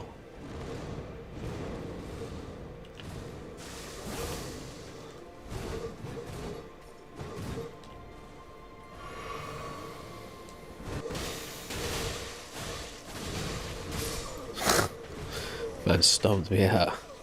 Standing up. That is crazy work.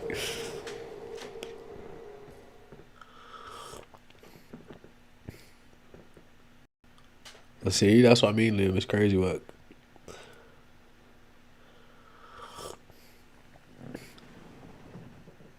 Oh no, Noah's Ark definitely isn't biblically accurate in any way, bro. Noah's Ark didn't actually happen. It comes from what's called the Ark Tablet. And the main character of the story was not called Noah. There has never been evidence of there being a global flood, nor has there ever been evidence of an ark holding every animal on the planet, or at least a pair of every species. Right? That's just completely made up. It's a fairy tale, bro. Let me see if I can get the Ark Tablet up for you to look at.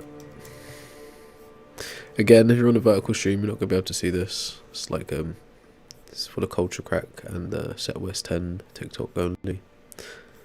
Till I find a way to merge the programs together. But yeah,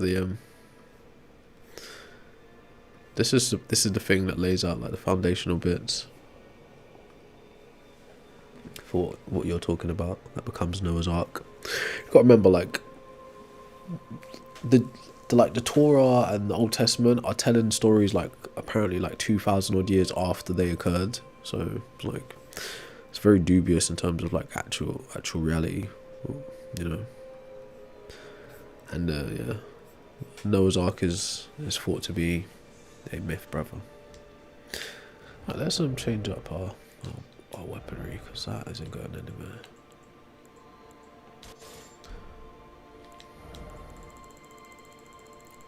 I also need to go and upgrade a better shield, but I've had this same soldier shield since my first playthrough. And it's done me good so far.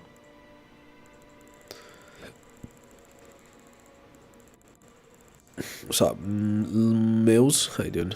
Thanks for follow.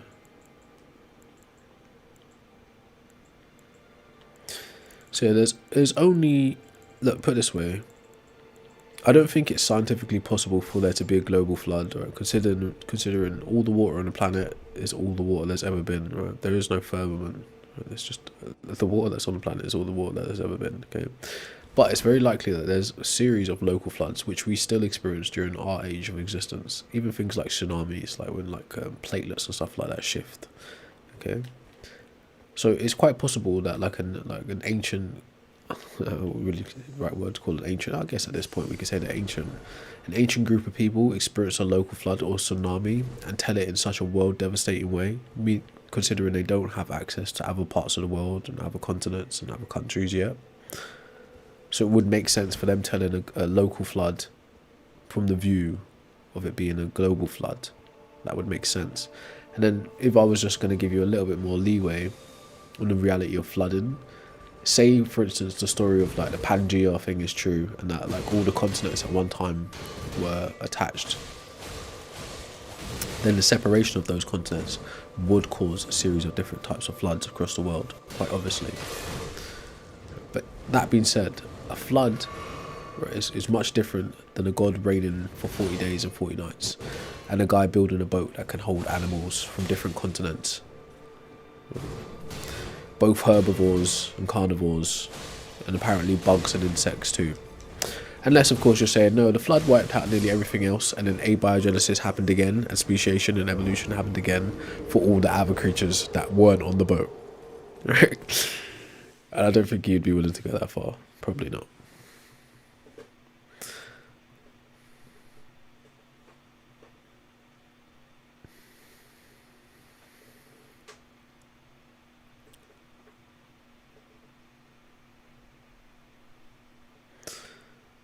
Yeah, I don't think that's true, Wealthy King, right? I don't think that's true at all. I mean, I would say stop espousing lies, but if you're talking about religious conversation, there's no way to say any of it's real anyway, so I think it's kind of a given that it'd be incorrect. But yeah, you need to research things like haplogroups, actually how people study like human genetics and ancestries, not religious tellings. The human genome and all that kind of good stuff. And Noah's Ark is literally just, it's like a metaphoric story, if that.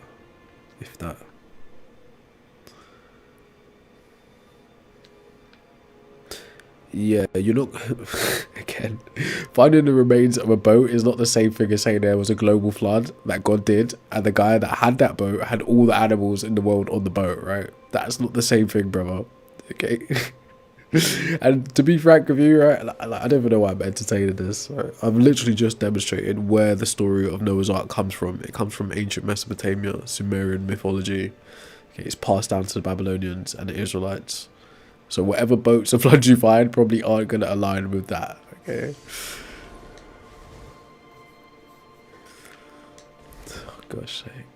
I see why people mug you lot off now.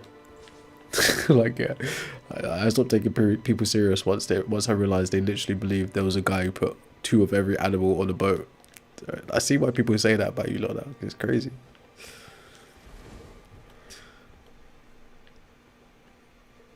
Of course it wasn't all the animals in the world. It probably wasn't even all the animals in this region. Right? That's not a possibility. And the food to sustain said animals, like, it's just all magical thinking, bro. It's actually ridiculous once you actually look at it. And as I said, so it's likely, right, nearly like every landmass has probably experienced some kind of flooding historically, depending on where you are. There's actually mountains in the sea because of the changes in sea level and stuff like that.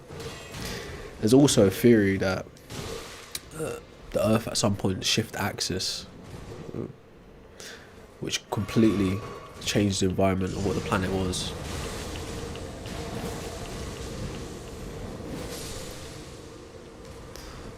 And I'm not quite sure on the science here, I'm just speaking like maybe conjecture, but I think that might also pertain to how the Ice Age takes effect in the way they say it did.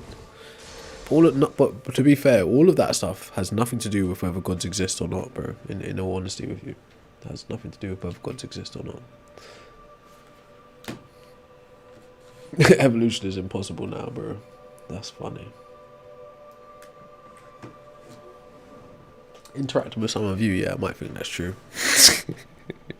Bloody Neanderthals.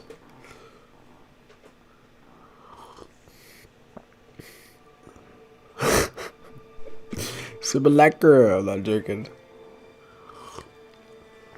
I'm whatever you need to categorize me as in order to make sense of the conversation. But what am I actually saying? I'm saying humans invented God.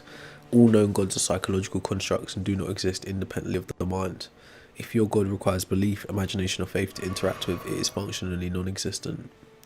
If you had to explain everything that I'm going to give you, like background on soon in the stream, because I haven't actually done it yet, to a child, it's as simple as this. Historically, there's never been one universal type of God.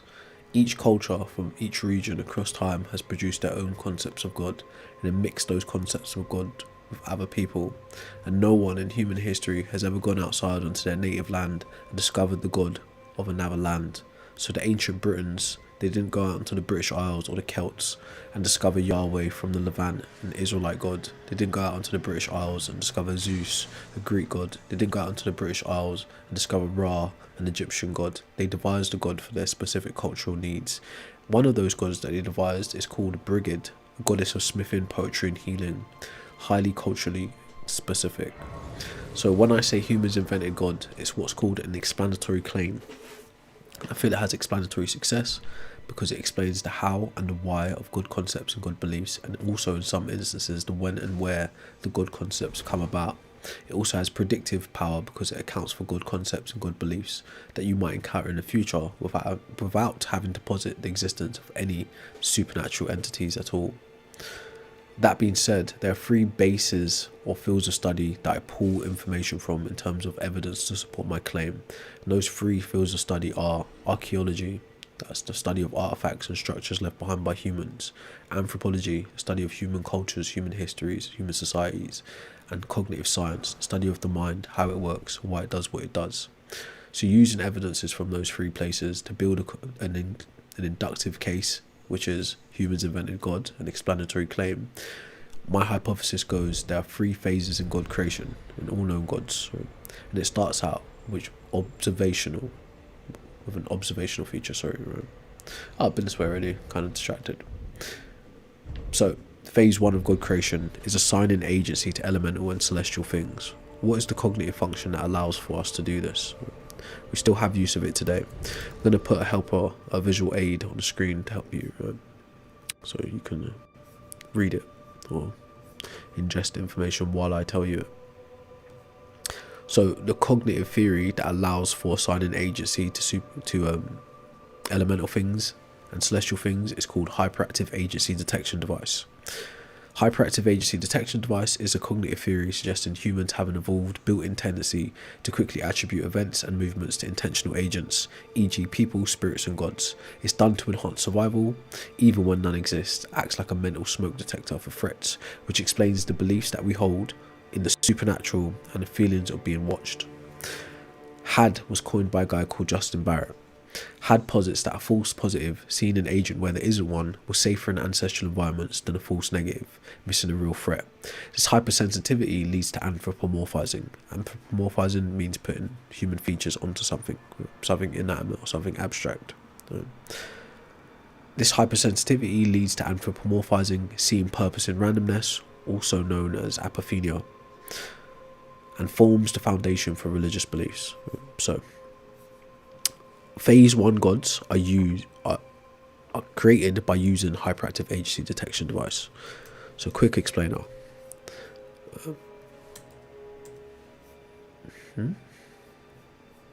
So what is meant by apophenia? Okay, this is important because it plays into why humans cook up these ideas in the first place. So shrink it so you can see. Guys, on the vertical channel again, you've got to come to Culture Crack, the main channel, or Set West 10 on TikTok if you want to see what's on the screen. The visual aids are important. So, apophenia is the human tendency to perceive meaningful patterns and connections and significance in randomness, or in random unrelated data or coincidences. I'll read that again. Apophenia is the human tendency to perceive meaningful patterns, connections or significance in random unrelated data or coincidences. It was coined by a guy called Klaus Conrad in 1958. It's a common cognitive experience, often called patternicity, ranging from seeing faces in clouds, pareidolia, to superstitions or conspiracy theories. While often normal, extreme forms can indicate psychosis, right? But that is a part of the hyperactive agency detection device. So a phase 1 god is an observational type of god, which is humans assigning agency to something elemental, being earth, wind, water and fire, and expressions of those elements in forms of nature like hurricanes, tsunamis, volcanoes, earthquakes. Celestial bodies are things like the sun. They're basically things found in our solar system, planets and stars, right? Meteor showers and stuff like this, comets, right? Expression of celestial happenings would be a lunar eclipse or a solar eclipse. To assign agency to something is to say that thing has the capacity to act on its own accord. So in simple terms, you're saying the sun has a mind of its own. The sea has a mind of its own. That's in simple language, right? That's to assign agency to something. The cognitive mechanism that allows for humans to do this is called hyperactive agency detection device. Now, I'm going to give you 2 examples of how hyperactive agency device works and how it was used to create the first foundations for gods. So in modern day, me and you as normal human beings living in 2026, when we are laying in bed at night and all the lights are off and we're about to go to sleep and we hear something bang in the night, we are experiencing what's called sensory stimuli. Right? So our senses are taking in external stimulation in the form of sound. Right? We've not got any visual yet, we've only got sound. Right? Through that experience of that external stimuli, we subconsciously and almost instantaneously assign agency to that external stimuli. Right? Remember I said assigning agency is saying this thing is acting on its own accord or there is a mind behind it.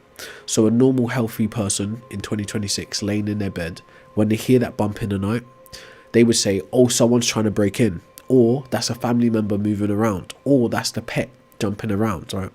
Or something's fallen down, perhaps, right? A more superstitious mind might say that bump in the night is a ghost, that bump in the night is a demon, that bump in the night is God, right? Now, in ancestral environments, right, hyperactive agency detection device was used to survive, ultimately. So example of this, how it worked in ancestral environments, is a hypothetical Jim and a hypothetical Jane are out foraging for berries. Jim and Jane both experience external stimuli in the form of a bush rustling. So they've got visual and they've got auditory. Right? They see the bush rustling and they hear it. Jim takes off running as soon as he experiences this stimuli. Why does Jim take off running? Because Jim has assigned agency to the bush. He has subconsciously said, either that bush is acting on its own accord, meaning it has a mind of its own, or there is a predator in that bush behind this external stimuli. Jane freezes. Right? Why does Jim take off running? Because him running helps buttress his chances of survival and passing on his genes. Whereas if Jane stays and there actually is a predator in the bush, or the bush itself is actually magically imbued in some way, right, her chances of survival have extremely lowered. Right? So that's how it was used ancestrally.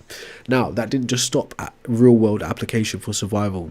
It passes on to what we now understand to be like supernatural things. Okay, so the same hypothetical Jim or Jane, whatever I said their name was, right? They experience something that me and you today understand to be a thunderstorm. Right? So they see, this is external stimuli, it's observation based. They see the sky blacken, they hear thunder, right? And then they experience what me and you understand as lightning, a flash, a bang, and something burst into flame, like a high concentration of energy expressed. Okay? The ancestral mind assigns agency to the event of the storm. We can swap out a storm with an earthquake, or a tsunami, or a volcanic eruption, or a solar eclipse, or a lunar eclipse, or a comet shower. Right? So they're experiencing something that is larger than human, which would leave a human mind in awe if you don't have the explanatory power over what that actual event is, like we do today. Okay, the average human today has a far greater understanding of the natural world than our ancestors in the past. So through that process of the hypothetical Jim or Jane experiencing the storm, they have assigned agency to the event of the storm or the lightning. So what does that look like? Hypothetical Jim or Jane says, I have a mind. I don't understand that lightning. Therefore, that lightning either has a mind of its own, it's acting on its own accord, it has agency, or there is a mind behind that lightning, like, you know, like a Zeus throwing a lightning bolt. But Zeus's thrown lightning bolts don't come until way later in human history. Right? So this is something happened subconsciously. The survivor of the event of the tsunami, the volcano, the eruption, the lunar eclipse goes on to pass this information to their family, right? Whether that's their children or their tribe.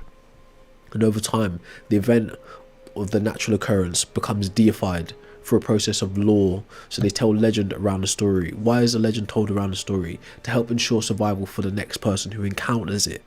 Right? And during this process of deifying the elemental experience or the celestial experience, they start to begin to create rituals to appease that, because they don't have explanatory power over that. Right?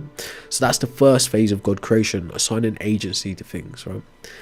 Using observational powers, and the mechanism in which allows for that is called hyperactive agency detection device.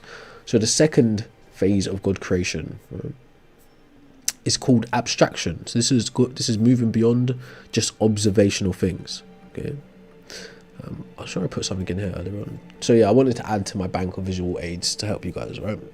So as the mind begins to develop and becomes more advanced, as humans grow, right, and evolve, whether you believe in this or not, it's none of my business. It's just what can be demonstrated to be true. Okay, humans gain the capacity to move beyond simple observations into abstractions, right? Psychological constructs. So internal, they're generated internally, right, and not from external stimuli. So at this point in human trajectory, we're able to think about concepts like justice, war, love, peace, magic, creation, destruction, right? And those same abstract things get deified in a similar way to the observational things, the external stimuli things, right? There's actually perhaps a better little thing, a little visualizer for you. So self-generated abstract thoughts, okay? So there's a little blurb on the screen, probably a bit too long to read it to you, but if you want to take a screenshot and then, like, you know, reverse Google search it, it might help you, right? But this is basically laying out what self-generated abstract thoughts look like and how they take place, how they work. Okay, so first phase of God creation is observational. Second phase of God creation is abstraction. Right? Why is the first phase done? For survival. How is it done? Hyperactive agency detection device. What is the second phase of God creation? Abstraction. Why is it done? For psychological needs, to give certainty where there's uncertainty. Now, the third phase of God creation is when we start to anthropomorphize. Why do we anthropomorphize? We stack phase 1 and phase 2 God concepts with phase 3 concepts. Why is it done like that? For societal cohesion. Because now we are making our gods mirror us, our human tendencies, our human capacity, and our advanced minds. Right? But we don't just stop there, right? And I'm going to give you an example of how this actually plays out historically. So on the screen is not even close to an exhaustive list of gods that we know about from across and around the world at different periods of time. How do we know anything about these gods, their names, or the things they supposedly did? Through archaeology and anthropology, the study of artifacts left behind. So maybe we've got a little visual aid for that too, right? I'm really trying to get my my screen resources a bit better. Again, if you're watching on the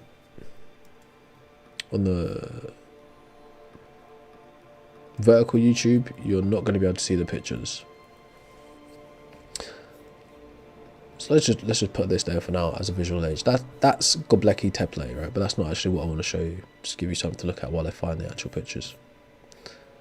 So through archaeology, we discover things like this. What you're looking at on the screen is called the Lion Man figurine. It was found in some Germanic mountains and is thought to be between 35,000 to 40,000 BCE. That's tens of thousands of years prior to any religion that you might think about. That means humans or hominids were thinking about these kind of strange configurations of supernatural things, at least according to the people who discovered it, right? So how can we know things about gods and their names and the roles they played? Through things like archaeology and anthropology. Archaeology being the study of things left in the ground, left behind, and anthropology being the study of human cultures, human histories. Again, on the screen is just a collection of artifacts found that pertain to supernatural or mythological concepts that humans have had. You can see we've got some Greek stuff, some Roman stuff, some Celtic stuff, some Egyptian stuff, right? These are things that humans have expressed their spiritual concepts through. How do people learn about God concepts? Through expressing the God concepts in language or through artifact, right?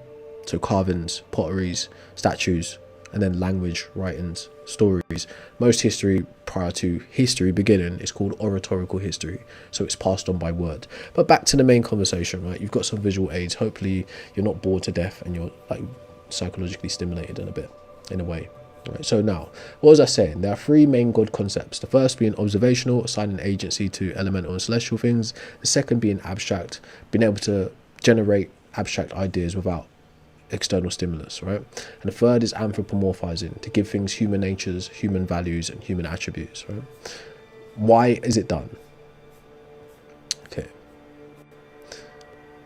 So, now on the screen is a list of God concepts from different parts of the world at different points of time, right? Again, as I explained, how do we know about these gods existing? Through archaeological digs and through anthropology, studying the history of the cultures and the rituals and the ancestors of these people, right? So I'm going to now demonstrate how phase 1, 2 and 3 play into nearly all God configurations and mixtures of, right? So ancient Mesopotamia, one of the oldest civilizations known to man, right? It's found in a region of the world called the Levant. I also have a visual aid, but it's very long to keep like going through the file to pull stuff on the screen. Right. The Levant is the region of the world where Northern Africa, Europe and Asia all kind of meet. They kind of all intersect. Right? That's what the Levant is known to be. But anyway, that's where ancient Mesopotamia and Sumeria is also. Right. So Mesopotamia, modern day Iraq area. They produced a god called Enlil. Now, this isn't an exhaustive list, of course. Within these regions, there are thousands, if not hundreds, of gods, like individually, except from the ones we're talking about. So just to keep that in mind. Right? So in Mesopotamia, they produced a deity called Enlil. That is a god of wind, air, and storms. It comes from the Sumerian culture / religion. A god of wind, air, and storms is a phase 1 god. That's an observational thing. So they're assigning agency to something elemental, being that wind. Right. Egypt, Northern Africa, they produced a deity called Ra, a sun god and a creator god. Right. A sun god is assigning agency to something celestial, being that a sun. Right. And a creator god is something abstract, so that's a phase 2 god. So you got phase 1 and phase 2 mixing together. Side note, Ra is also anthropomorphic, but we can leave that to the next god. Right. Greece, Europe, they produce a god called Zeus, king of gods and sky and thunder. Being the king of god is directly anthropomorphic, not only just in Zeus's physical makeup. Like if you study the Greek mythology, Zeus comes from Titans. Titans represent elemental features, right? So there's an evolution from Titans to humanoid in Greek mythology, right? But kings are found in a societal configuration called monarchies. So now gods are directly mirroring human hierarchy, and underneath Zeus there are various different gods and temples and, you know, things that are attributed to both celestial and abstract and elemental bodies, right? Things like Apollo's Roman, I think, right? But you got a bunch of them in the Greek pantheon, as you know, right? But anyways, king of gods, that's directly anthropomorphic, right? God of sky and thunder, phase 1, right? So you got phase 1, phase 2, you got phase 1 and phase 3 with Zeus, okay? Now, Mesopotamia, Egypt and Greece are all civilizations. So at the point where we're stacking these god concepts together and these configurations, we've moved past hunting and gathering into agriculture, polis, setting up cities, becoming civilizations. So the anthropomorphizing with stacking elemental and abstract concepts is done for societal cohesion, because now we can begin to mobilize people under ideology, set up temples, set up proto-religions, start to give certainty to uncertainty around questions like creation, life, death, magic, love, wisdom, and have real symbolic representation of these things external to the mind. That is why it's done. But all God concepts follow this same trajectory. For instance, the genealogy of the God of the Bible begins as a localized deity called Yahweh, a storm and warrior god, right? A phase 1 and a phase 2 god, right? He evolves through the history of the Levant, right, and ends up becoming God the Father. Through Christianity, 1500 years after Judaism, becomes part of the triune configuration. So now not only is he Yahweh, he's God the All-Father, he's the Holy Spirit, and he's Jesus, right? So all of these concepts are elevating and evolving with human understanding, with human concepts being added onto them. Okay, but you can pick any god on this, any god you can think of, right? All of them come from the minds of humans, and they're generated for the specific cultural needs of those humans. As I said earlier on, if you had to explain it to a child, historically there's not been one universal understanding of what a god is. There's always been varied understandings of what gods are. In fact, No human in human history has ever discovered a god, much less discovered the god of another land and another peoples. God concepts must be transmitted through language and artifacts, or else you cannot know of them. You have to generate your own concept. For instance, Celtic, Western Europe, that's modern day Britain, okay? The Celts didn't go out onto the British Isles and discover Ra from Northern Africa, or discover Yahweh from the Levant, or discover Zeus from Greece. They devised the gods specific to their cultural needs. In this example, Brigid, goddess of healing, poetry and smithing, highly specific to the cultural needs, okay? But that humans didn't stop there, right? We didn't just think of gods individually, right? We even came up with god configurations, like nice neat folders to put these gods into, okay? So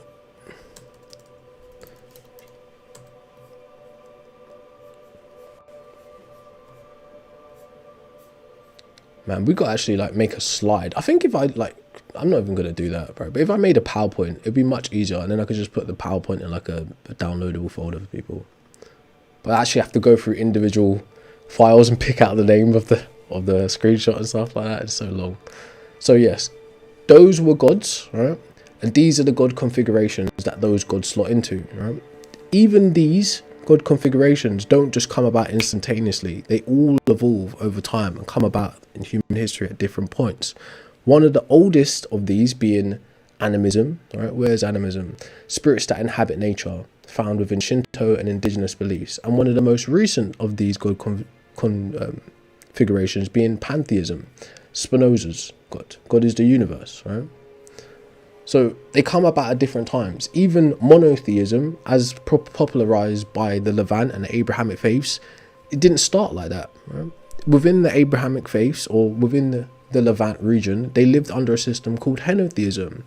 The Israelites had their god, the Egyptians had their god, the Canaanites had their god, the Amalekites had their, everyone had their localized god, their deity, and everyone said, but our god is the big dog to us. Your gods are secondary or lesser gods, right? They battled with gods. They had prophets of gods battling each other. I'm doing magic for my god. I'm doing magic for my god, right? That's the world they lived in.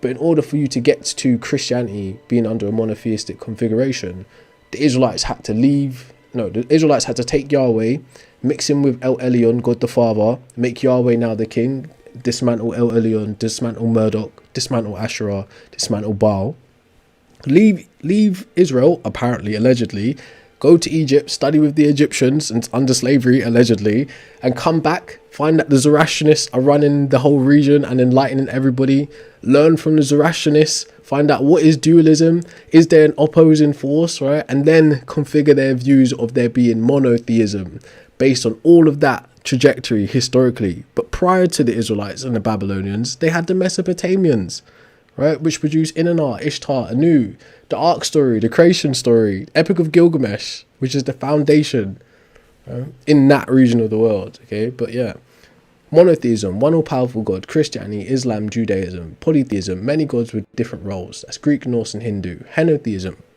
one main God, but others exist. Early Israel, some Hindu sects. Pantheism, God is the universe. Spinoza, Advaita Vedanta. Advaita Vedanta is an Indus Valley philosophical structure, right? So it's akin to like Hinduish kind of beliefs, or like Tamil traditions and stuff like that, right? But it's primarily philosophical. In the same way, Hinduism is primarily philosophical, even though they have all these deities as representations, right? They're not traditional religions in the way you would consider Christianity, Judaism, and Islam. Christianity, Judaism, and Islam are considered religions because they're devised as imperialistic vehicles. The point of Islam, Christianity, and Judaism is to expand their empire, bringing souls into the fray for the kingdom of heaven and the land and the resources. Okay, so Hindu, Buddhist, Zoroastrianists, Gnostics, or anything that's not within that configuration isn't technically a religion, right? They're cultures and faiths, right? And indigenous practices, right? But anyways, panentheism, right? Some mysticism, process theology. Deism, non-intervening creator god, enlightenment deist. Anyway, don't worry. Right? Animism, Shinto, indigenous beliefs, right? That's spirits that inhabit nature. So spirits that inhabit nature is not just like, so it could be animal spirits, it could be plant life spirits, it could be human spirits, right, that inhabit nature, right? Dualism, two opposing cosmic powers. All right, now I try not to consistently explain this over and over again, but when I say humans invented God, it's what's called an explanatory claim. And how do I support that explanatory claim? And why do I feel it has explanatory success? Because it explains the how and the why, and in some instances the when and the where. It also has predictive power for good concepts and beliefs that you come across without having to posit the existence of any supernatural entities at all. Okay, so we know how we make them, we know why we make them, we know when and where we make them. Okay, so and obviously if you was listening through the whole time, I've supported it through the three fields of study, as I mentioned: archaeology, anthropology, and cognitive science, right? So there you go. But again, if you was on a vertical, you missed it, right?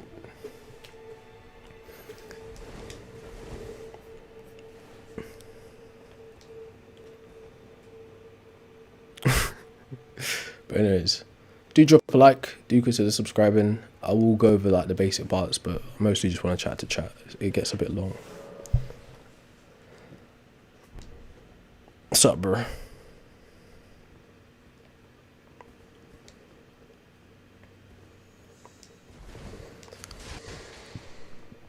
To be fair with you, right, conversations about how the universe comes from or where humans come from really have little to do with whether gods exist or not. The reason you might pivot to those kinds of conversations is because you haven't got any concrete evidences of the god existing itself. So you're attributing your natural world to that god, but you're not justifying how or why your god would be responsible for it. If like someone wanted to like just break it down or distill it to its most simplest form, it would be on you, the believer, who's saying that God created anything, to demonstrate how, in a classical understanding of what a God is, an immaterial spirit produces a physical material reality. Okay, it would be on you to demonstrate that, the mechanisms and psychology behind why and how you would do it. It would be on you. But what you're actually doing is saying, oh, actually, I can't demonstrate that God exists as an independent entity, meaning it exists outside of my mind. So what I'm going to do is use the natural world as a proof of this idea I have in my mind. That's actually what you're doing. But again, if you're able to prove that your God exists and he actually created the universe, then we all want to know. I think everyone on the planet does. But hey.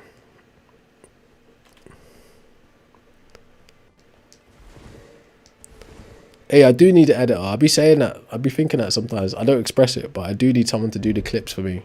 But I just don't trust you guys on the internet. I don't know you. Alright, I'm sure I've been down here already, but I just can't find the place.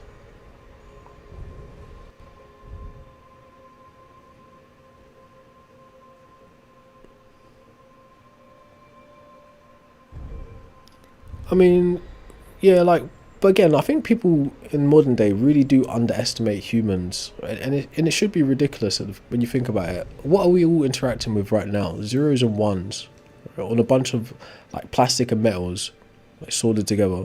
But yet we're interacting with each other. We're looking at pixels right now. So why do we keep underestimating humans in terms of what we can do technologically?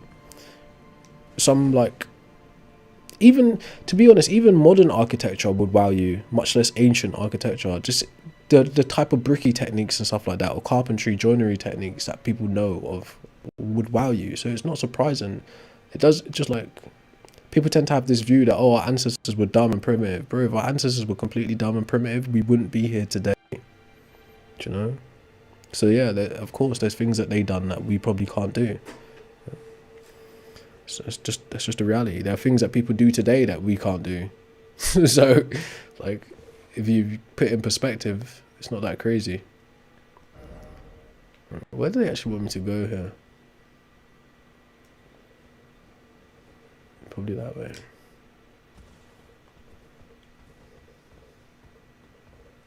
I haven't got any reason to think there was ever somebody called Adam like that. It's just like a mythological story.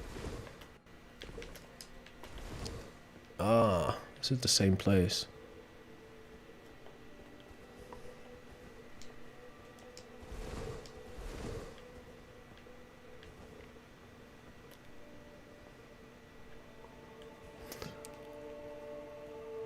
Ooh, what's that? Enemy? Oh, he almost tricked me there. That was nice.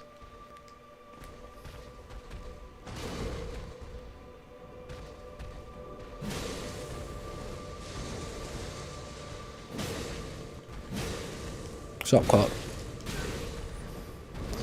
Bro, that is ridiculous. What do you mean you have to look outside the third dimension? So why don't you tell us how you do that?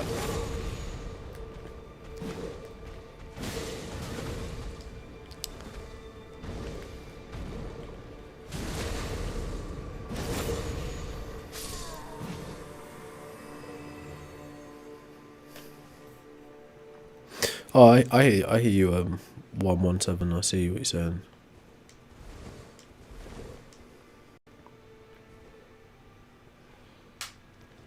And there's that as well. It's like, oh, you know, we can't do this, so it must have been aliens. Or like, you know, maybe you have like some preconceived racial notions about people or xenophobic notions. You think, oh, we're more superior to them. If we can't do it, then they couldn't have done it.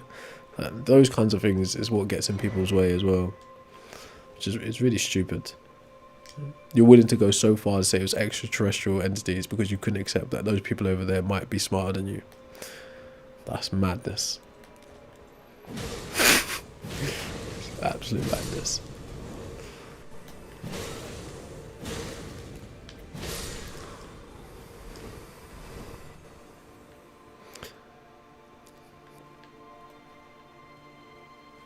Oh, you can just rewind it on the main channel. The main channel, you can just like put it back. It should really drop you back in where you were 30 seconds before the ad.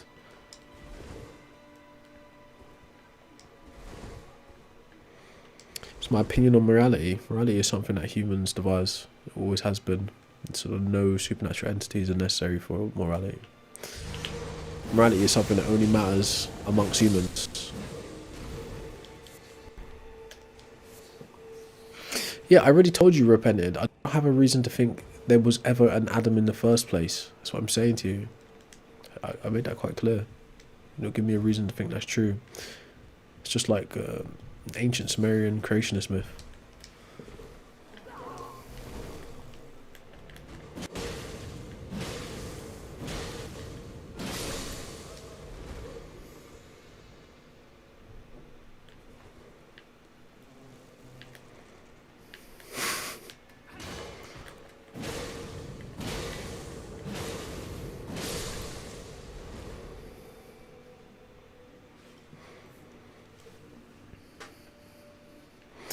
I mean, I don't know about that, Moonwalker.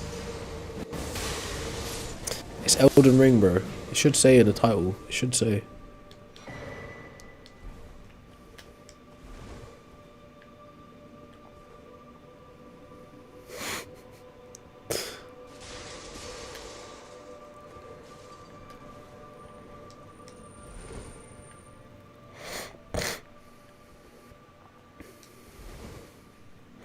Old money, are you stupid? Do you know how rain works? Of course it's not going to rain inside your house, right? Talking about. Doesn't have to be a mind behind rain, right? There's a reason why we call these things natural. Because there's no intervention. Well, at least from a human perspective. Because, you know, there's no proof that there's anything else with a mind out there. Except for maybe animals to an extent. But yeah, they're natural because there is no intervention.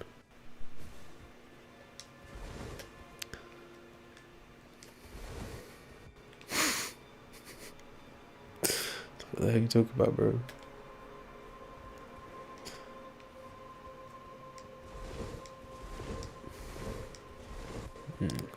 Saying the universe is intelligent is just an anthropocentric point of view. That's you projecting your human features onto the universe. That's what you're doing. There's no reason to think the universe is intelligent. Like, you can like try to understand the universe from a human perspective. But there's an old saying, I think it was Neil deGrasse Tyson who said it, that the universe is under no obligation to make sense to you. But as the human mind works, you need to compartmentalize things to try and make sense of them.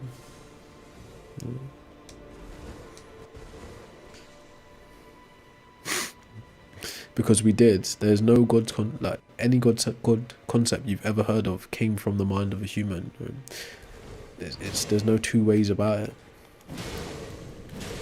So I'm sorry to say, if you just ask yourself honestly, oh, where does my knowledge of God come from? I'm pretty sure you'll find it came from another human or some works humans have left behind.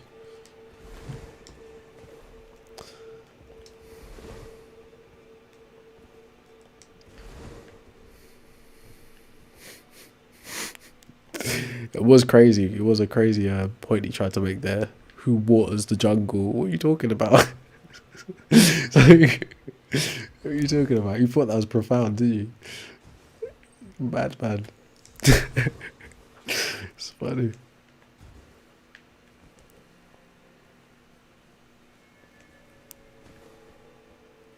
I mean, yeah, if demons existed, I'd be considered a demon slayer too. I mean, I consider myself a bit of a Dante. You know? I'm joking. It's a jokes.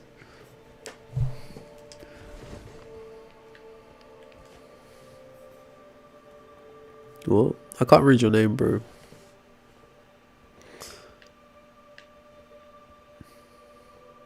No, that's not true, right? So there are several layers to thought. Right? If you think about it like this, you think about your conscious mind, your subconscious mind, and your unconscious mind.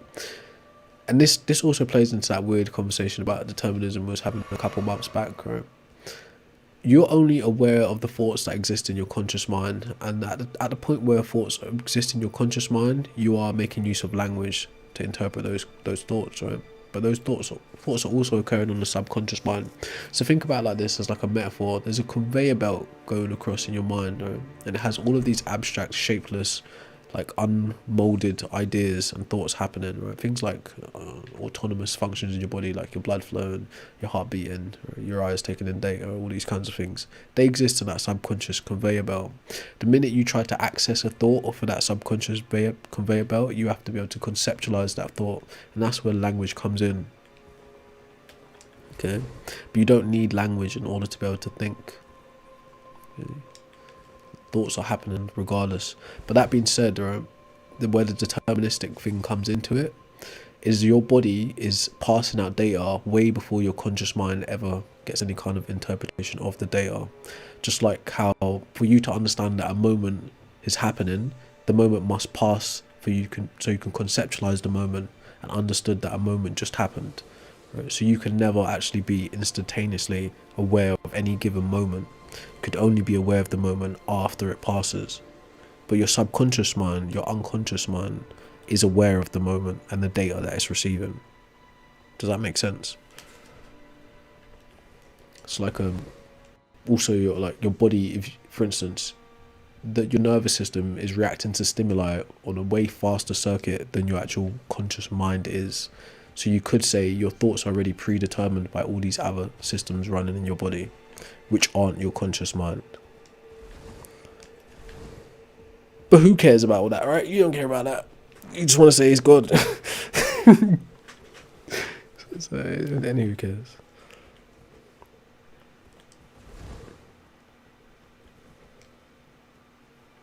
So when you're talking about humans using the same conscious mind, what you're talking about is formal language games and humans agreeing upon definitions and terminologies within closed systems. For instance, the concept of God is an abstract concept.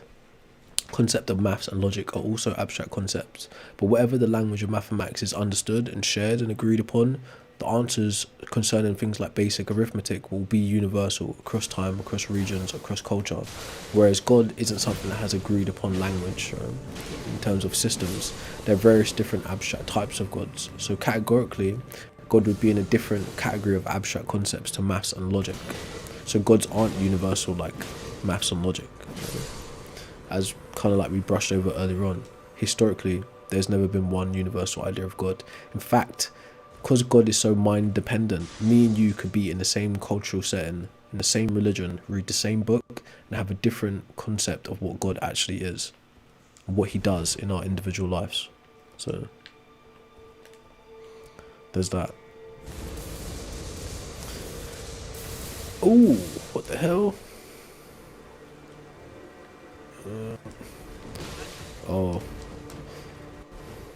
Oh, he's got a lion head. What the? Anyway.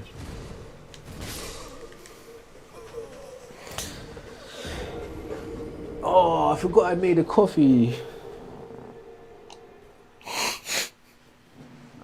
So cold.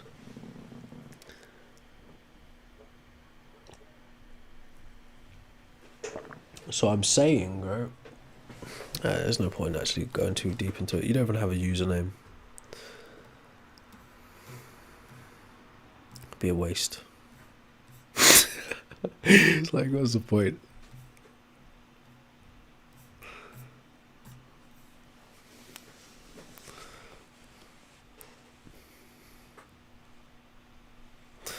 A word salad.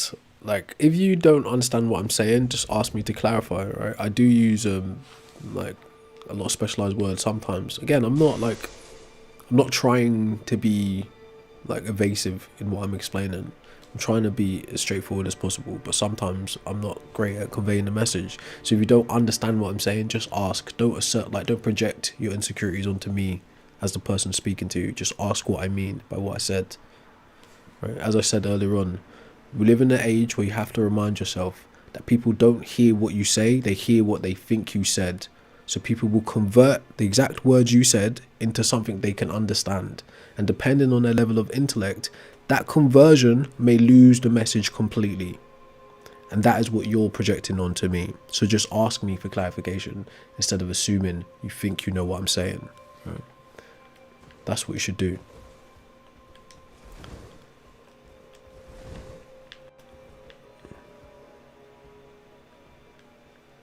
Yeah, the lives are still saved, but you know, not every live is worthy of actually ever watching again. To be honest, it should be a fun experience in the time when it's happening. But in terms of going back and watching them, I wouldn't be bothered doing that.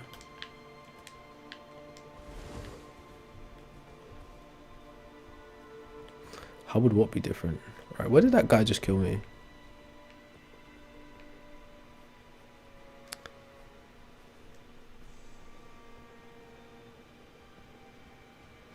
I haven't played Breath of the Wild. I played Tears of the Kingdom. Tears of the Kingdom doesn't even come close to Elden Ring, bro. I'm like, I grew up playing Ocarina of Time. To me, that's peak Zelda. So, and that's not even crazy in terms of the things you can do. But to me, Ocarina of Time is peak Zelda. Right? Tears of the Kingdom. I think I've got like one mission left on it complete. But if you wanted like a child-friendlier version of Elden Ring, then yeah, sure. Tears of the Kingdom.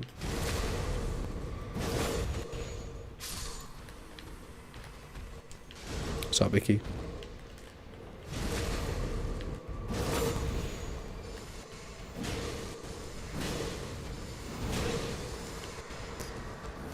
Yeah, but you just said they believe in the same God anyway. It didn't make sense.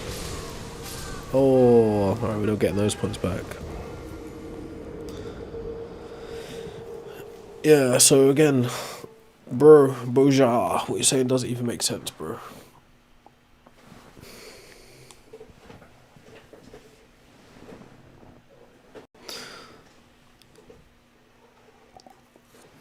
No, I've never got to play Majora's Mask. I've seen people play it. A lot of people say Majora's Mask is super depressing. I can imagine that. But yeah, Ocarina of Time is my era as well, though. After Ocarina of Time, grew up and started playing PS2 and stuff like that. So, an Xbox. So Nintendo world kind of gets left behind, doesn't it?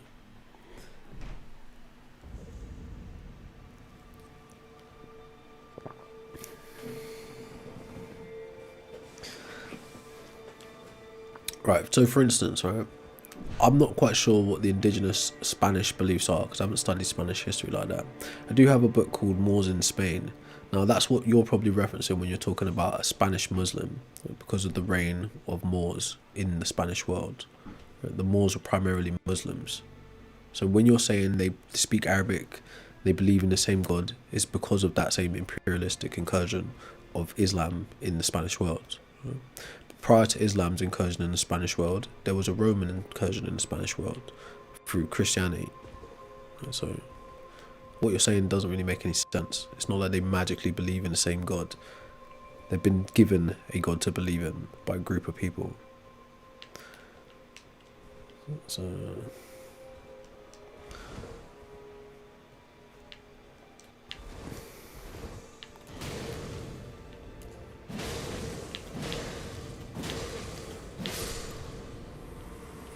Oh yeah, I'm never gonna get those points back, so there's probably no point in going there.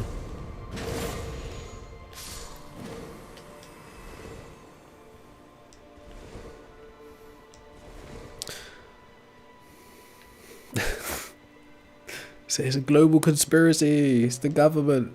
Oh no. I always love it when people are like, oh, the government this, the government that. It's like, bro, be realistic. Do you know the government is literally built of a bunch of people like me and you? If you actually cared about any specific political issue, you'd find out exactly who is responsible for it.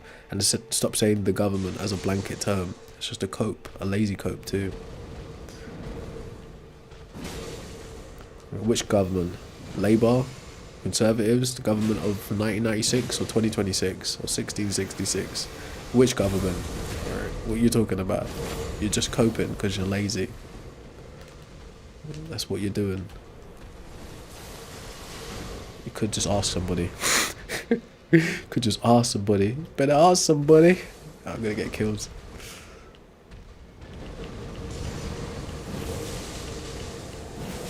Hey.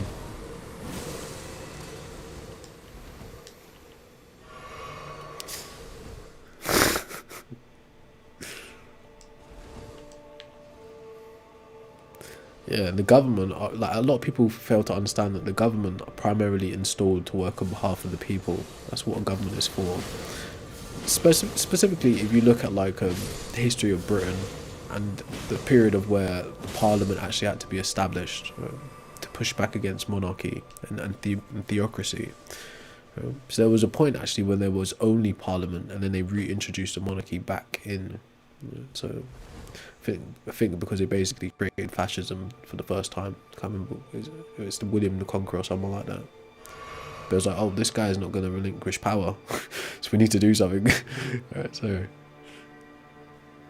but yeah, governments are primarily designed to operate in favour of the people. That's the point of a government. Or else you just subscribe to the old world order, which is monarchy, one divine rulership, or theocracy, religious rulership.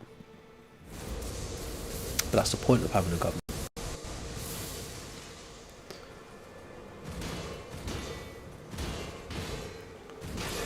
Woo.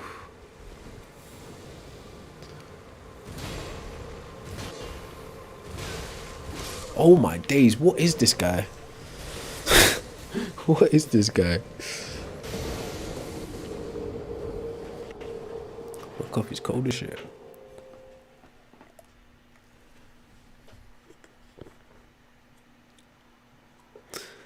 Greatest country was a republic. I don't know. Maybe. I don't think there's any such thing as a greatest country. I think as humans we effed up by creating countries in the first place. I think that's probably where we started to go wrong. Is drawing imaginary borders and then enforcing those borders through physical exertion. So think about it like this, right? In modern times, right, you couldn't just start a country. The way countries were initially formed, right, it was by people putting together armies and going and seizing land and controlling that land and establishing a border, a perimeter. Then after they locked that land down and the inhabitants of the land and the resources of the land, then they start to instill like the polis or the politician class, put it that way, right? So it goes beyond just being a settlement or like a commune, and it starts to become a town, to a city, etc., right?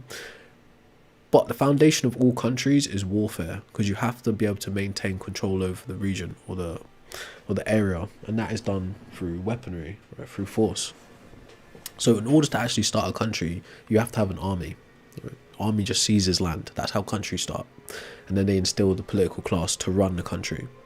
But fundamentally, what keeps a country is its military might. If you don't have a military, you can't have a country. People be like, oh yeah, you can have all the resources in the world, but if you can't defend them, then whoever has the biggest army gets your resources. Whoever has the best tactical advantage gets your resources. Right? But countries, how they were established, right, are established in a pirate nature. This gang of like warriors think of themselves, like how Thorfinn and them man would have been, right? We're gonna go over there and we're going to take that land and we're going to enslave the people, right? And I'm talking about European history, not even talking about the New World, right? None of that, right? We're going to go over there with swords and shields and we're going to take the land and we're going to control the land and then we're going to build a kingdom, right? And anyone who challenges the land will be killed or they will be forced to join our land and give us a share of their resources. That's how countries are formed. That's why you can't form a new country today. The only persons or groups of people who are trying to form a new country today using exactly the same tactics I'm explaining to you is who? One of the Abrahamic heads, right? So do you see now why I say to you the Abrahamic faiths are imperialistic vehicles? Because you can't have a country for Israel without creating a country in the same way that all countries are created. We must get an army and seize land, right? Because people already live there. Right? No one's going to be like, do you know what? I'm just going to find a rock in the middle of the sea that has no resources, no fertile land to grow anything, and I'm going to make my country there. No one does that. Right? People go, I need a water source, I need farming, right? And I need people. So let's go where there's a water source, because that will always be where people are. And then you know what? We've got to take the land. Right? That's how it works. Okay? So that's the only reason people are making new countries today, because you must have an army in order to establish a country. Or you could be like in Metal Gear Solid, San Fran militaires, you know, like a countryless military. You just exist on an oil rig in the middle of the ocean as a militia.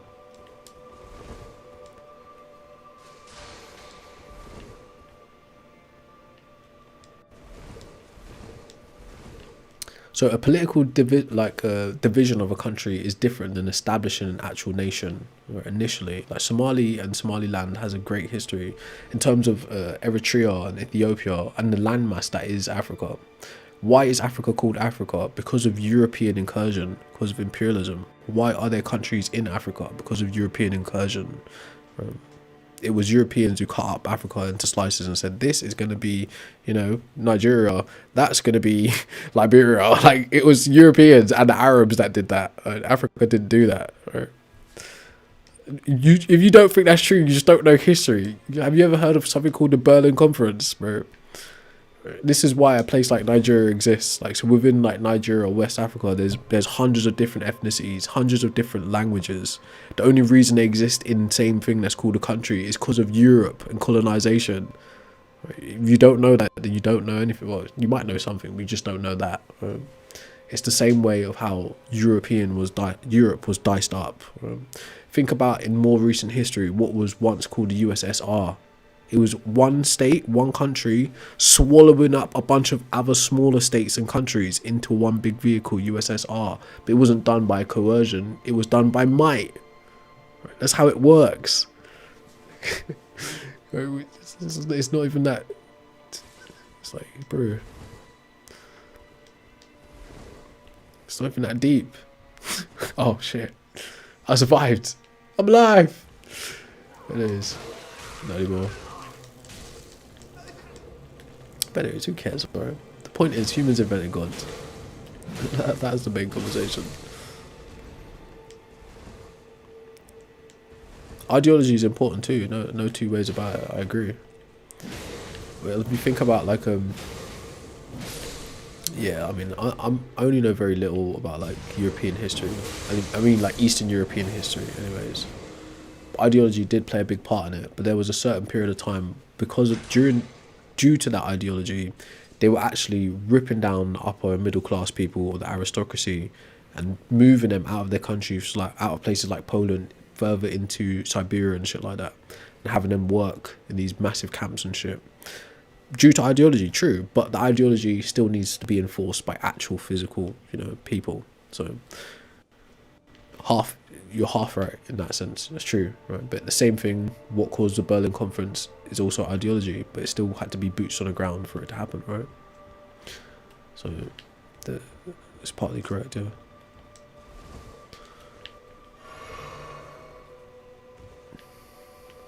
So, like, who's going to be in their own country and then vote to be annexed out of their own country? No one's going to do that.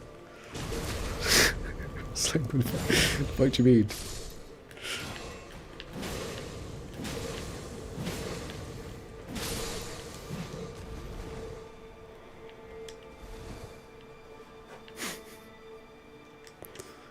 Look, the argument about how life comes about or how the earth comes about has nothing to do with whether your God exists or not.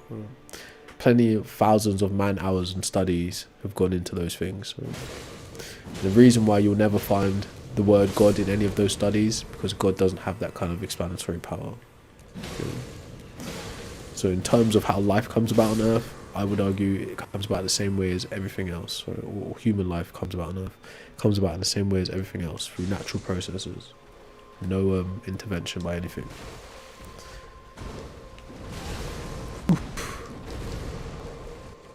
But we wouldn't really need to argue that if you actually had substantial evidence for your God existing, because you're trying to argue with reality, really, trying to bend reality to your beliefs.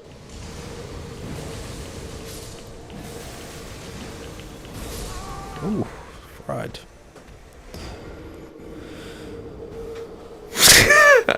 Old money. You shouldn't even call yourself old money if you keep thinking like that. You're gonna have no money. Who sends down the rain? So perhaps that's probably why old money is still in power, because they managed to convince people to think like that. It's probably, yeah, well, that's not even probably, that's exactly what it is. If you think about old money in the British setting, right, what does that entail? It goes from going to slavery to feudalism to capitalism. That's what creates old money. Right? Right? So your farming lands, right? Your industrial estates, your fucking governments, your Mayfair, all of that kind of stuff. That's old money, because it went from slavery to feudalism to capitalism. That's what creates old money. So you have to be a friend of William the Conqueror, right? That's like that guy, that economist who said, if you want to be rich, make sure one of your ancestors were a good friend of William the Conqueror, right? That's old money. Right, but anyways.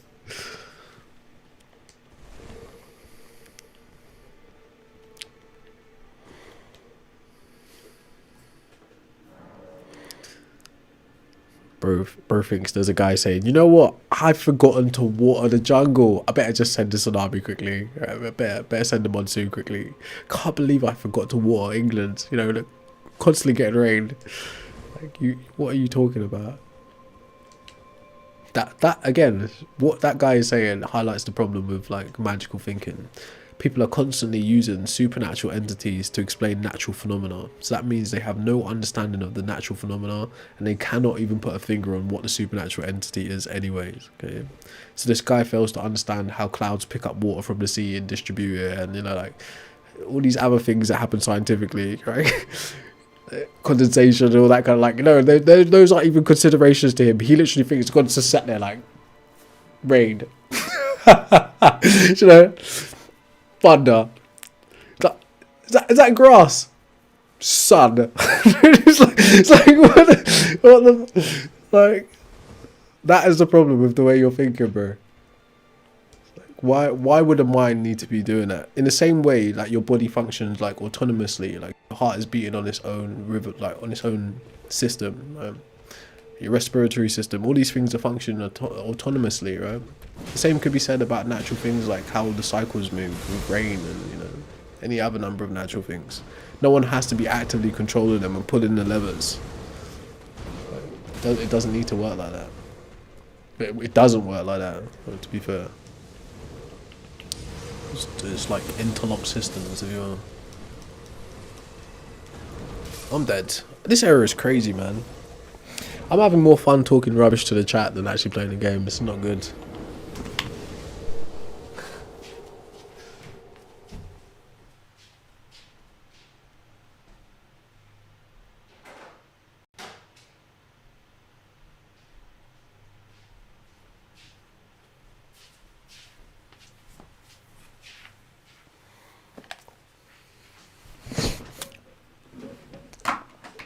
Someone wouldn't create nature, else it wouldn't be called nature.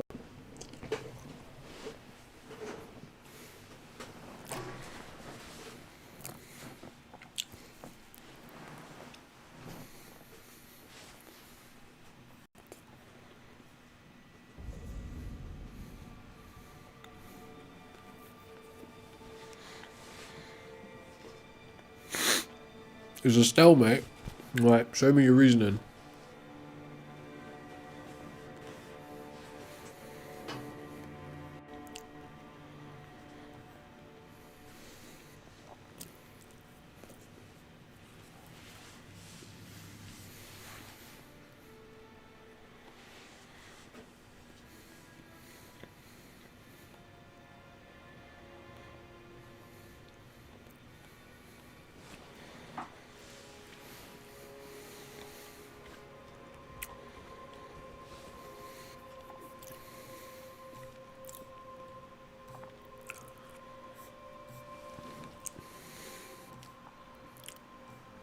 String glitching.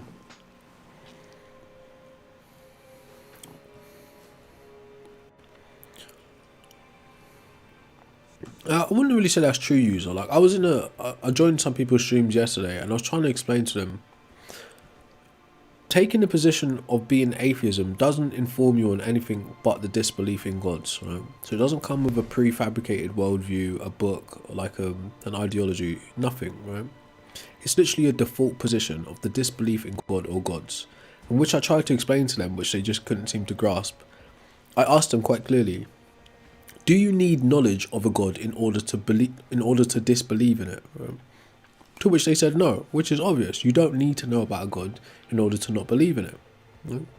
So that being said, there is no methodology necessary in order to be atheist. It would be the default position. Okay. They couldn't grasp that, so we went a step further and I asked them, do you know Quetzalcoatl?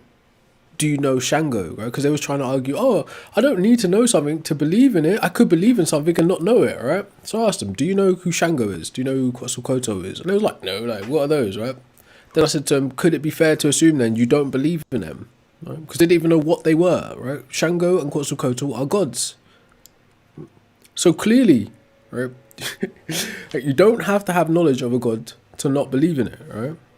But you would have to have knowledge of a god in order to believe in it. Okay. So that being said, being in the position of being atheist doesn't inform you of anything outside of the disbelief in God or gods. That's it. It's not a worldview. It's not a doctrine. It's not a school of thought.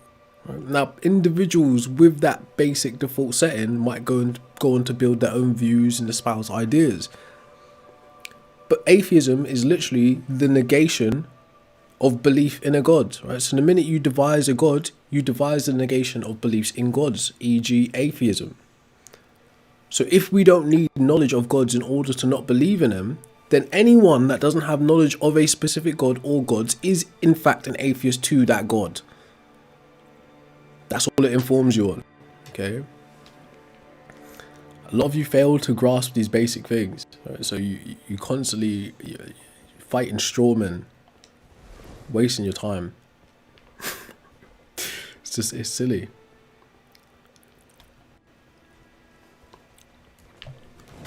Whoops.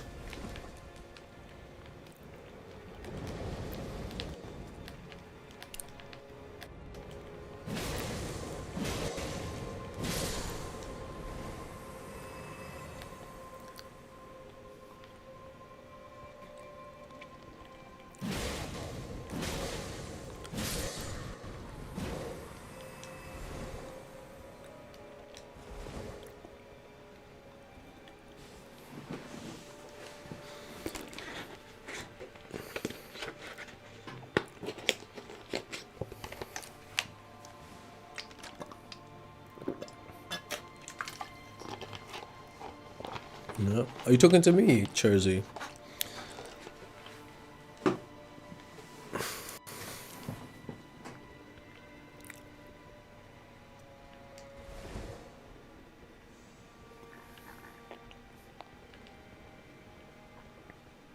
And the other one, that was funny as well, yeah. The other one is the why something and not why something instead of nothing. It's like, bro, do you realize what you're saying? The idea of nothing is simply a linguistic invention that points to the negation of specific things. So in reality, there is no such thing as nothing. There is always something. So the question is a redundant question.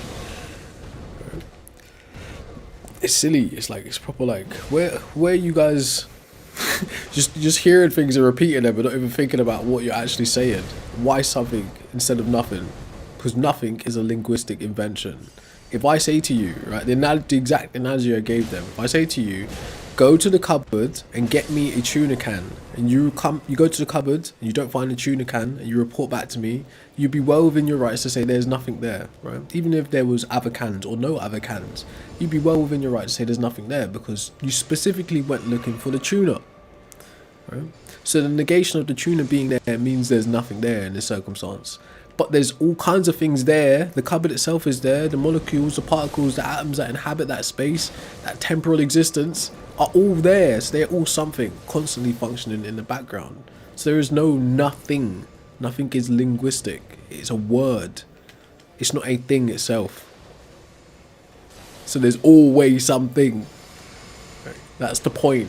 Right? And then even on another level, they started talking about, oh, but well, who makes the universe and this kind of stuff? Like, bro, you think things can come from nothing. Ironically, to be a believer in God from a Christian on Abrahamic view and believe in a creationist myth, you literally think God created all of these things, like the universe, space, time, and matter, out of absolutely nothing.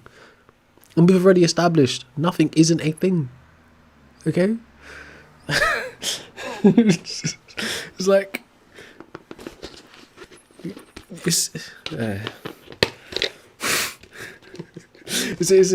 crazy, right? So it'd be like, oh, but something can't come from nothing, right? So all right, let's grant that, right? What produces God then? But God doesn't need to be produced. God can come from nothing. Oh. Do you see the point? It's like, oh my God. So God can come from nothing. God can create everything from nothing. Alright? It's fucking retarded. But something can't come from nothing. Okay. Not saying that nothing exists, as I've just demonstrated, but as an internal critique, you yourself don't even believe that. No, God isn't the first cause, right? That's something you're defining God as.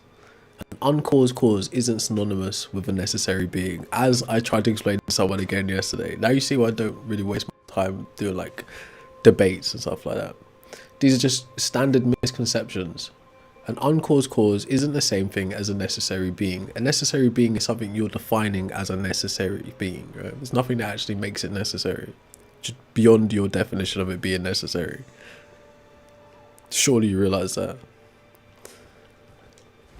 Right, so yeah, like for clarity's sake, right, when a Christian says why something instead of nothing, the question is flawed because the idea of nothing is just a word that points to the negation of specific things.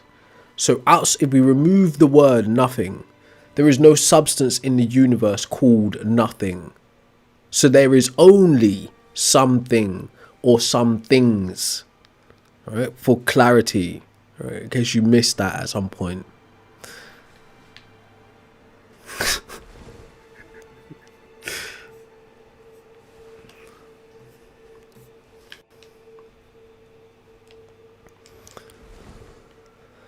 Good God.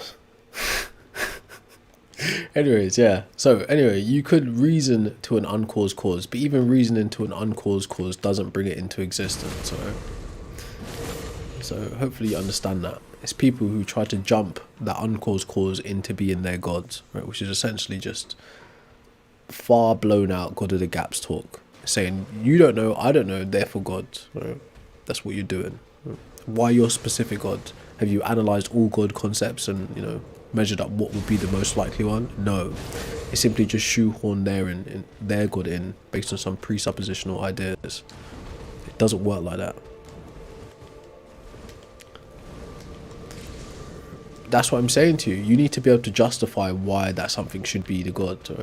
From some people's point of view, within that same conversation we had yesterday, they established that the universe itself could be eternal, right, and always exist. If a God could be eternal and always exist, so could the universe be eternal and always exist. So in that situation, the universe would be the something at all times and all places. Right? In the same way you would say, oh wait, how can a God exist outside of space and time? He can't, right? Because that is nowhere and no when. So there has to be something, and even the God itself would rely on something in order to exist in, be its container, conceptually or physically, however. Well, physically, of course, you need space-time matter, but conceptually, it would still need a container. It couldn't exist in some kind of void or vacuum, or else it'd be like non-functional. It wouldn't have any use. It wouldn't be able to express anything from that state. Okay, it wouldn't be able to change. Therefore, it wouldn't be able to create. Then would you be able to call it a God? Hopefully that makes sense.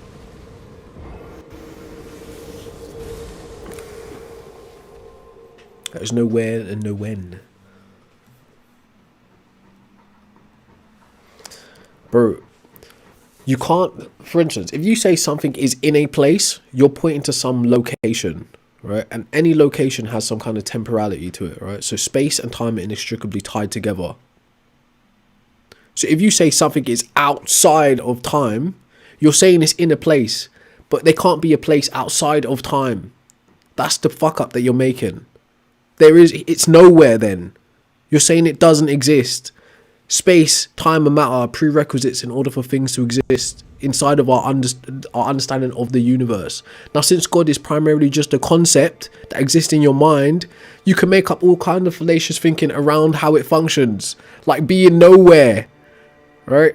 That's what you're doing. Like being a square circle, right? Like being outside of time but creating time. Right? That shit that's happening in your mind, which is exactly that shit. It's feces. Okay, it doesn't make sense.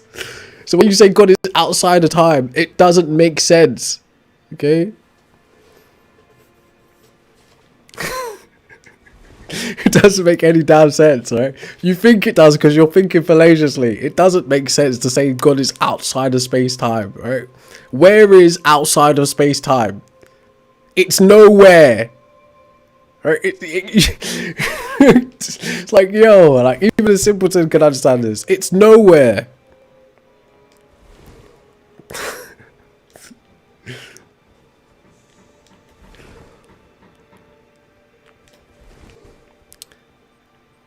Nah, I'm not gonna ask her that, bro. You can come to TikTok and ask her yourself if you want.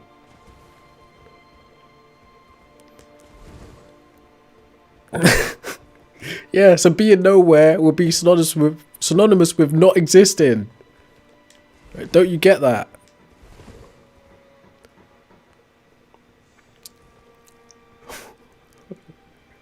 I remember what I said to you like earlier on, right? What you're doing is making a conflation of a bunch of different concepts you've borrowed from philosophy. So it doesn't make any sense. The reality is this is where you are conceptually. You're in a catch-22 because the more you define God, right, the more you say God does this and he doesn't do that, is the less likely it is to exist. And the less you define God is the more synonymous it is with non-existence. The philosophical types of God exist as metaphysical frameworks. They don't interact with the world like the God you claim in the Bible does. So the God of the Bible can't be synonymous with the philosophical or metaphysical types of God.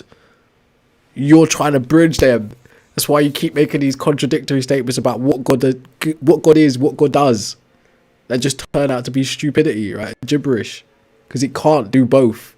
It's either it interacts with the physical material reality or it doesn't. Okay? There are certain consequences for both positions. Good. Yeah, TikTok is a bit rough sometimes.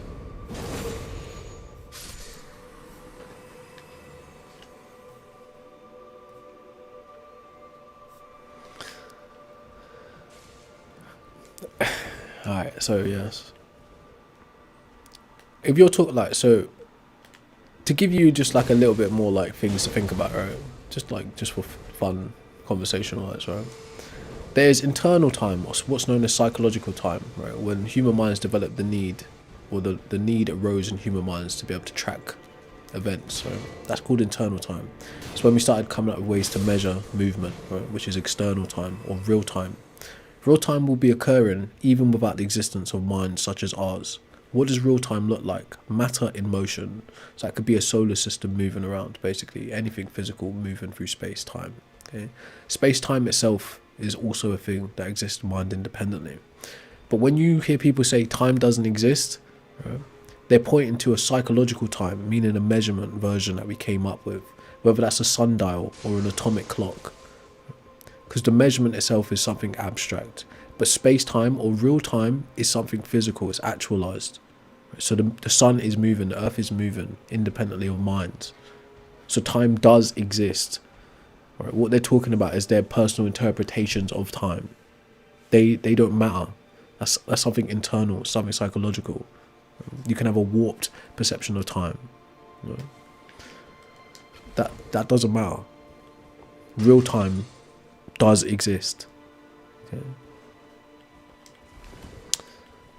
And again, not scientists, so maybe Didn't explain it in the greatest way, but hopefully that helps.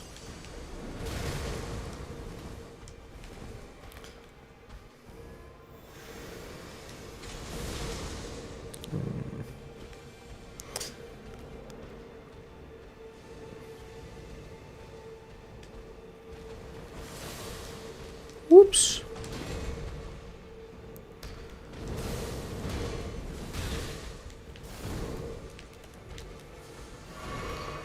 I don't even think I'm supposed to be fighting these guys, you know. I think I'm just going to try and run it. Alright, maybe not. It's not getting me anywhere. Anyways, I'm saying all known gods are psychological constructs and do not exist independently of the mind. If your god requires belief, imagination or faith to interact with, it is functionally non-existent. It requires somebody devising a concept of God and imparting that concept of God to you for you to interact with, or you yourself have to devise a concept of God in order to interact with it. As far as I'm aware, historically, there's never been evidence of gods existing independently of human minds, capable of having any meaningful effect on our physical material reality.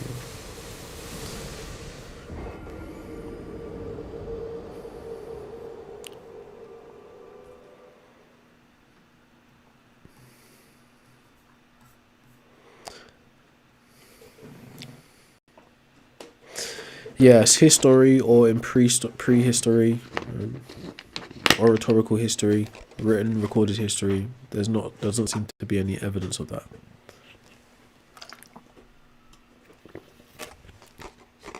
I'm out of water. It's not Elden Ring. It's Elden Ring. An Elder's Ring.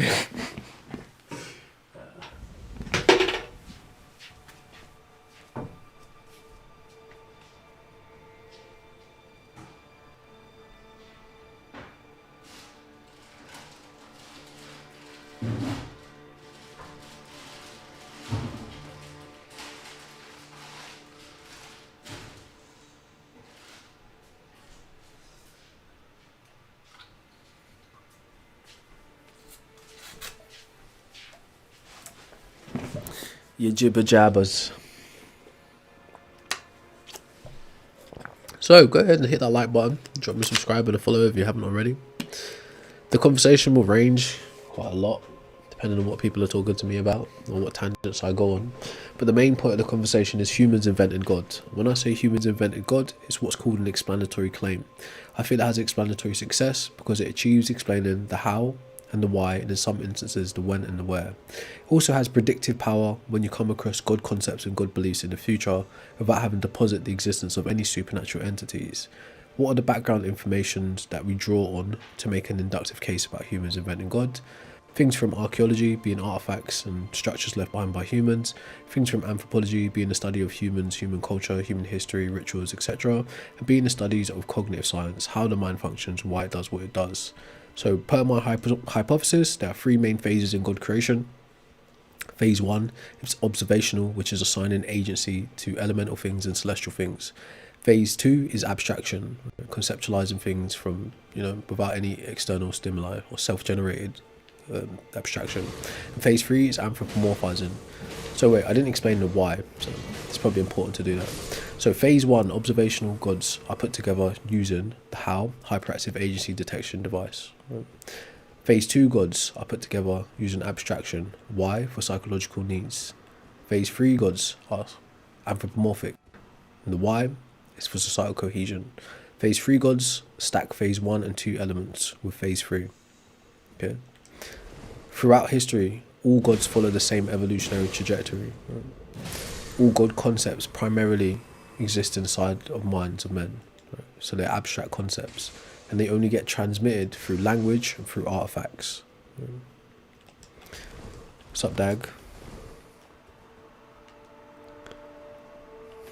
I don't know, I haven't worked out a phase 4 yet, but that's probably not a bad idea to start considering. I think a phase 4 would be when so if phase 3 is when we move beyond hunting and gathering into agriculture, civilization, polis, etc. I would say a phase 4 would be kind of how gods exist today in a meeting, or you could say philosophically supported theological gods, things like immaterial spirits, 3O gods. That's kind of like where gods sit today. And 3O gods take elements from phase 1, 2, and 3. So you could say, if you really wanted to stretch it, 3 is nice and neat, but if you did want to stretch it, could say that.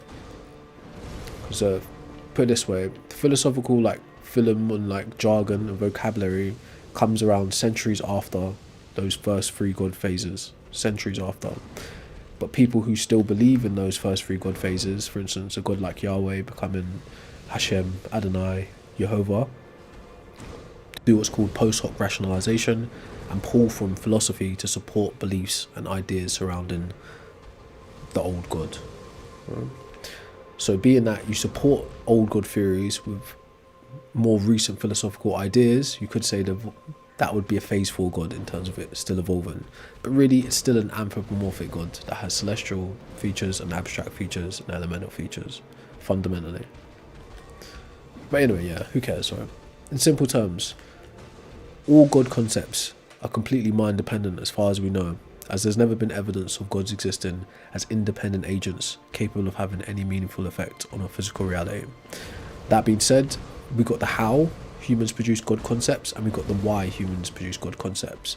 And if we study something like the genealogy of the God of the Bible, we also find ourselves a when and where god concepts get produced.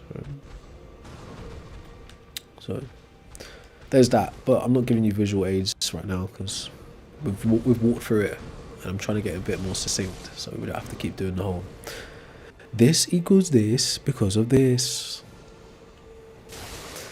hopefully. But yeah, when I say humans invented God, it's called an explanatory claim, and I pull pieces of evidences to support this claim in an inductive case that humans invented God. I feel, in terms of evidence, weighing evidence against actual evidence of God's existing, I feel my case overpowers most arguments for God's existing, in terms of them actually existing as independent entities. So I'll say that in a more simple way. There's more evidence for humans producing gods than there is evidence of gods existing independently of us, in a simple way. So explain to me, Astro, right? Where am I getting it wrong?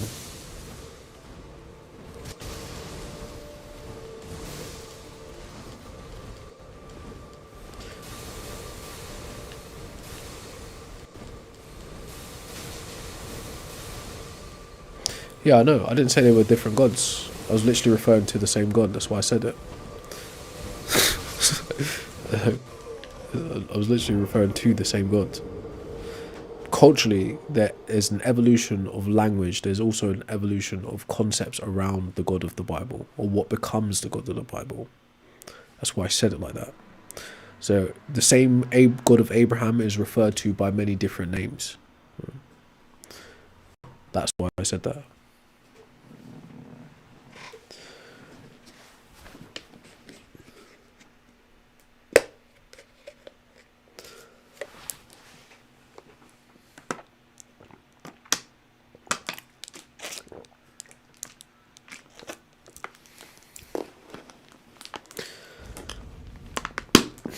The spirit of the world is something that humans came up with.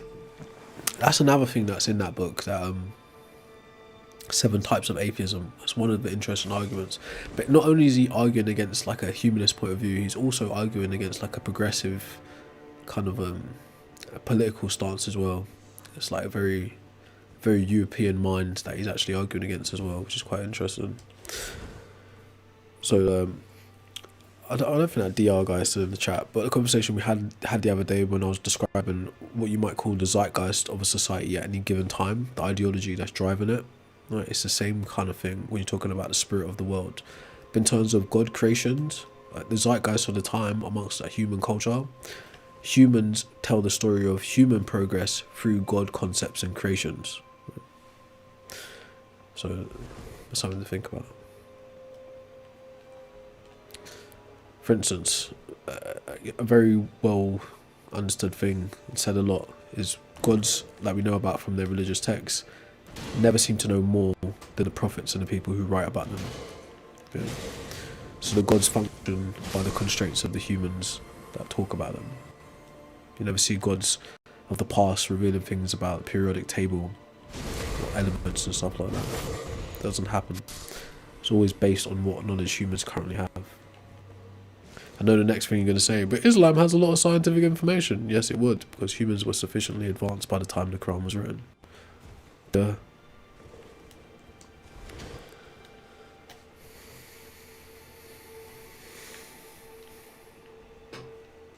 Alright, maybe I will have to kill some of these people.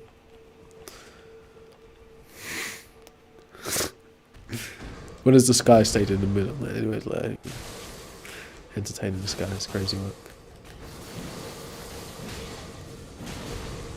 Oh.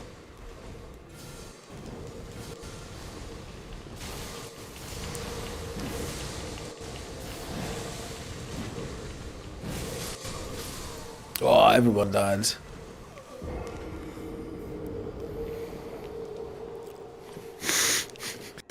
Where is the moon in the air? This is what I'm saying, bro. You've got to be Muslim to be saying this kind of shit.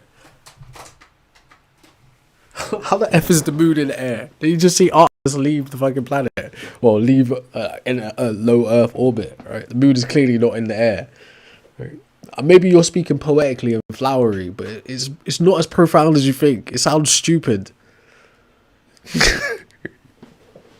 Sounds really fucking stupid.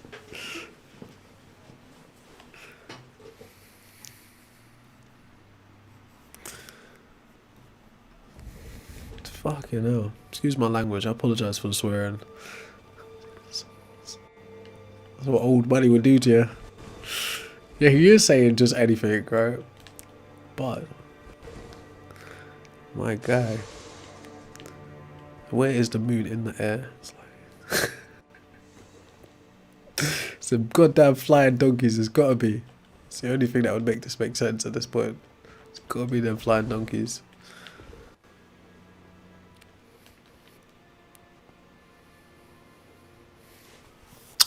Do you realise where the Indus Valley is? And the difference between where the Indus Valley is and the Levant, right? Indus Valley had its own thing going on for centuries, bro. Without any influence from that side of the world.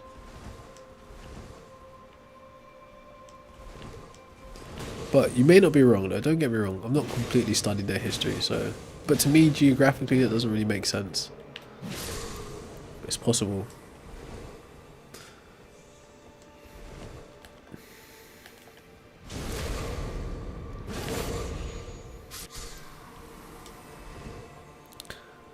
Wide open RC, why should I think any of what you just said is true?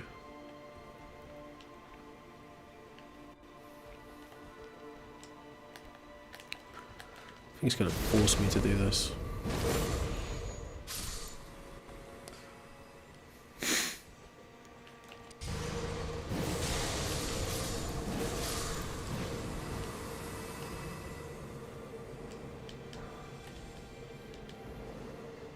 Oh, Gilgamesh. What's that about? Is that literally about the Epic of Gilgamesh? Oh.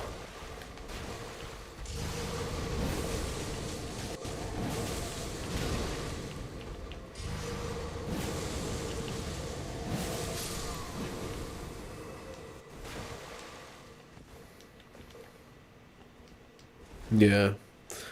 So, you know, I've got this book called Sacred History, right? And it just basically just jumps about, it tells like different kind of spiritualist or like mythological stories. I remember reading the Epic of Gilgamesh in that book, but it's a very long time ago, so I don't remember all the details of it.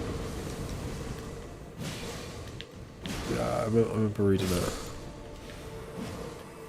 And don't get me wrong, like a lot of the stuff in that book is definitely quack stuff, but some of it's interesting in terms of getting an understanding of different cultural beliefs.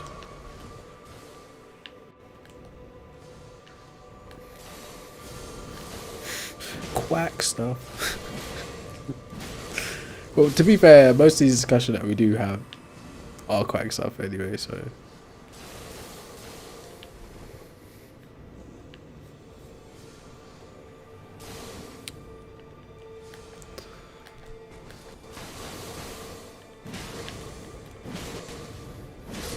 It's also why, like, there's actually quite a good number of stories in that in terms of collecting like these like beliefs around the world. So it's like that story of the cave where they thought like this woman was appearing in the cave and blessing everybody. That's an interesting story. There's also an interesting story about Joan of Arc and her friend. There's quite a few good stuff in that, good things in that I can kind of vaguely remember. It's quite a long ass book though.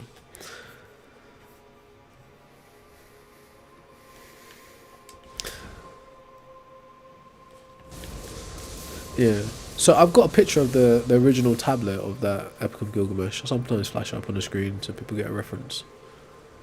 It also amazes me how anyone makes sense of that chicken scratch that is Mesopotamian writing. To be honest with you. But there you go. You at least got to give them their credit that they were sufficiently advanced enough to be thinking about writing and reading.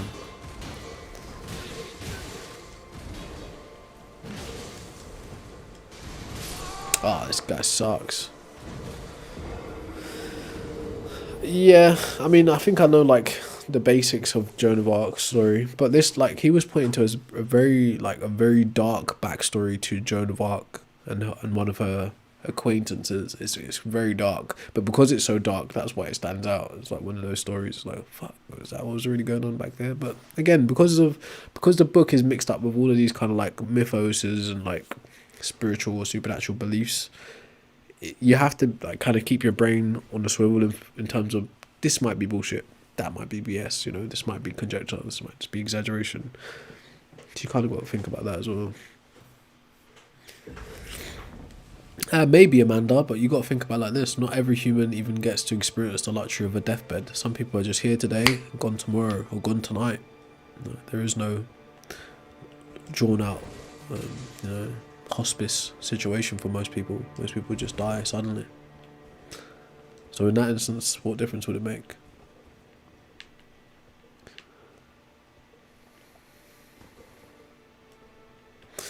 What's that from Down Bad?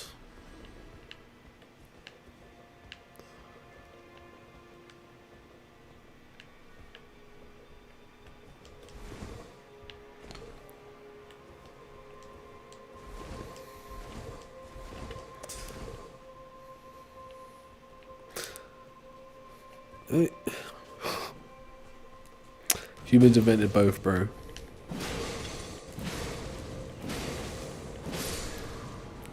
It's like humans invented both gods and religion. There's no two ways about it. Anyways, so I don't even see why it's that hard to understand that. It's not even that serious. Think about it, like there could be like galactic level entities out there in the universe, right, that we just don't know about, and still them have nothing to do with the god concepts that we've come up with. That's the reality.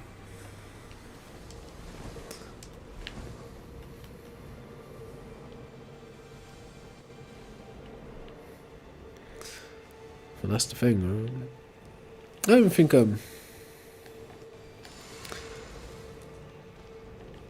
look, I'll put it to you like this, right? As much as I really dislike it and disagree with it, if it helps you be, you know, somewhat reasonable in terms of like your ethics, if that's actually a thing, if religion actually helps people be ethical, it's probably not true. But just for the sake of conversation, if it gives you comfort, it's probably the better way to put it, then fine, right? I'm not trying to convince you to not believe in it. Like if it's the last thing between you and unaliving yourself, then by all means, right, indulge. But I'm just pointing out the reality of what is there to be known, right? What can be demonstrated to be true, and that's all we're talking about. Yeah, Bruce Lee studied philosophy, bro. He knew his shit.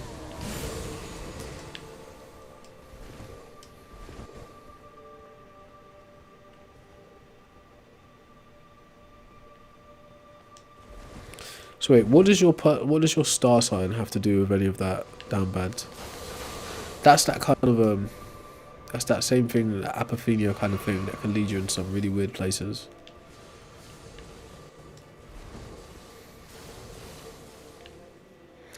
I just don't believe in any kind of god concepts, bro. At least in put it this way, at a certain age, right, I would have loved to figure out all this stuff much younger, because life would be so much different if I had, in the myriad of ways. But at a certain point, you have to embrace, like, it's kind of, I don't know if the right way to say it is like first principles thinking, but you need to go to a point in life and think about, all right, why do I think the things I think? Could I be wrong? Why do I believe the things I believe? Right? Can I update my beliefs? Can I reinvent my mind? Can I reinvigorate my life? And through that process, you start to analyze, okay, what do I actually think about this? And then you ask yourself, all right, hard question, brave face, where did I get this idea from? Does this idea actually serve me as a human being? Or is it designed to enslave me in some way? Or, psychologically manipulate me in some other way? Or is it just a temporary pin I put in a problem a long time ago that I haven't readdressed? Okay, that's all it really is, right? And the more you do of that, the more you realize, oh, actually, there's not good reasons to think these things. There's not good reasons to believe these things. And then you get a little bit more interested in the information, like, okay, so who devised the concept, and what might have been the reason they devised it? And then you realize, oh, they were just looking for explanatory power. They had a limited understanding, so that limited understanding was easy and tangible to most people, so they carried it as if it was an actual explanation. It's stuff like that. So it's not like I need to put this belief down and replace it with another belief. Like, if anything, I want to lighten my burden psychologically as much as possible, and not be walking around with beliefs. Just try to know stuff as much as possible, at least useful stuff. If anything, it's like, it'd be like, oh, you should quit smoking. How am I going to quit smoking? You should start drinking. Like, that's the kind of way that people view these kinds of things. So if you put down God, you need to pick up something else, or if you put down something else, you need to pick up God. Not necessarily, no.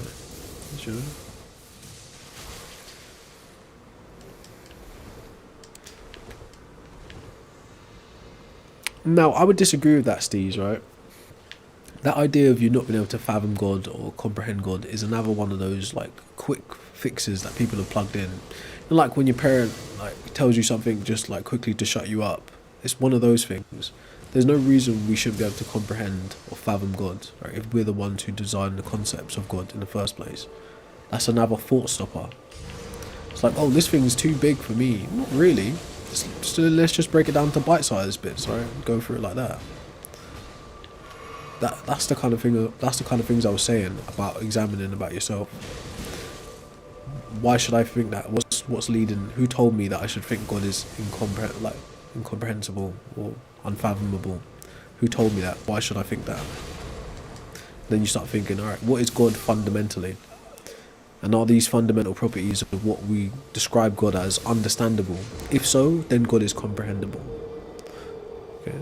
Or comprehensible. So then there's that out the window, right? God is fathomable. God is understandable. It's Elden Ring.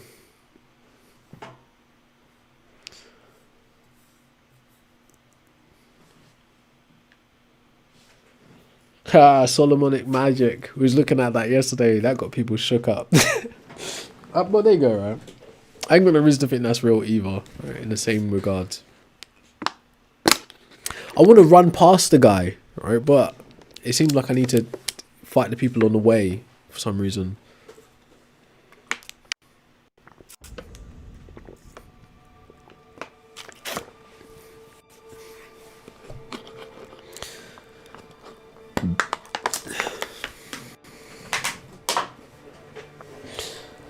Well, why sage, right? Part of what you're saying is true, right? But at the same point, where does a child learn concepts of God from in the first place, if not from its environment and other people around it?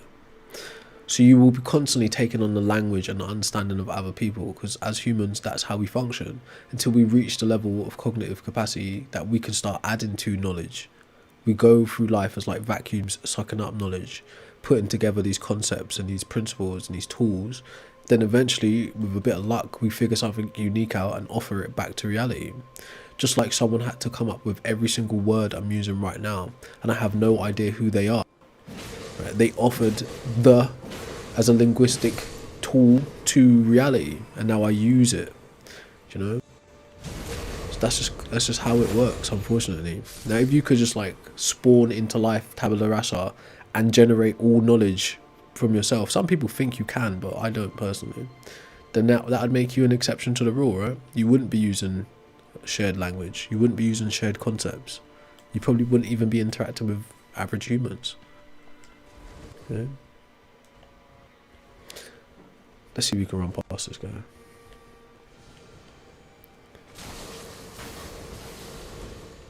Yeah, some parents do, but you also, it's not just the parents. Again, that's another thing you'll realise. This is like one of those weird speeches now, right? But another thing you'll realise is that your parents are humans too, right?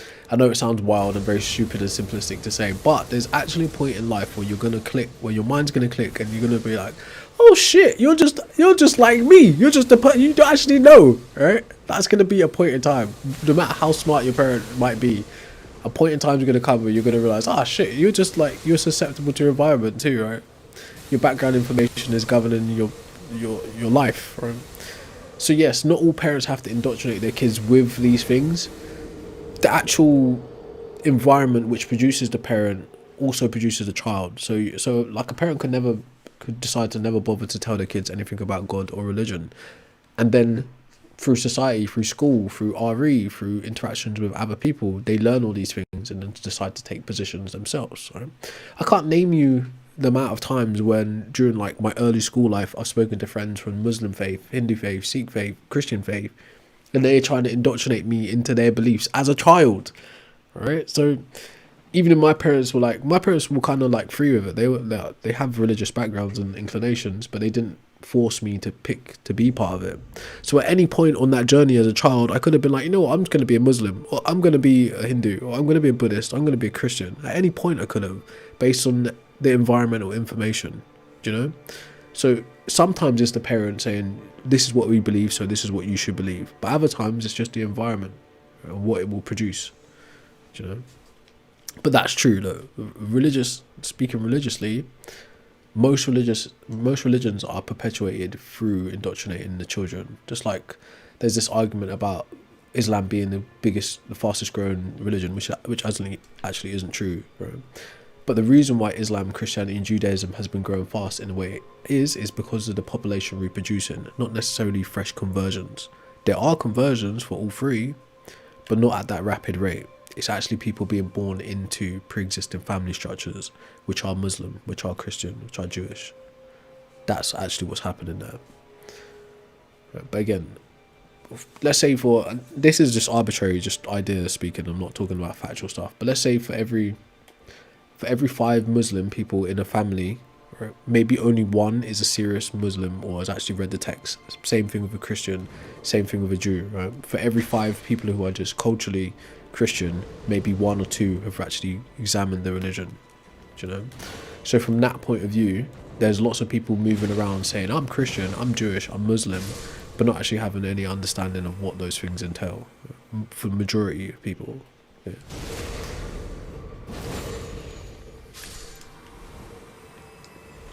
But what they do is they fight for the right to exist as that identity, not understanding the ideology or the religion or the thoughts or the philosophy behind it. It's just to them an inherent right of their identity to be identified as a Muslim, to be identified as a Christian, to be identified as a Jew. And I think that's the most toxic part about some of this shit. So as I said earlier on, from my personal kind of analysis point of view, Islam, Judaism and Christianity are all imperialist vehicles. They're designed to expand the empire of those ideologies. So when people assign themselves the identity of that empire, they further perpetuate it, even without understanding the pillars or the tenets of it. It's just to them a divine or identity right to be that. And because they assign themselves that attribute, whenever a critique is put forward on that attribute or that ideology, to them it's a critique on their identity. And to them, the identity, their religious identity is the same as their ethnicity, is the same as their nationality, is the same as their sexual orientation. So psychologically, you're arguing with them about them. That's how they hear it, and not the actual argument that you're making. That's the problem. I've tried to speak to people though, but I've not spoken to everyone in the world, but I have tried to speak to people about these things on a reasonable level, but I see it jump out of them almost instantaneously. That's an identity you're trying to defend, right? Without acknowledging the ideology behind the identity. But yeah, so some people are more reasonable than other people, but most people in this conversation are very reasonable.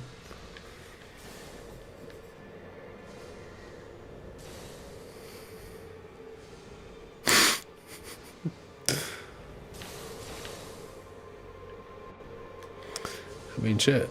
If that's what you got from what I said, then you're exactly the type of person I was just discussing, the Flash. You probably have very little understanding of what morals are in the first place. Your grounding is coming from a god or a deity or one of those many identities we just discussed. So if that's what you got from it, probably not equipped for the conversation anyway.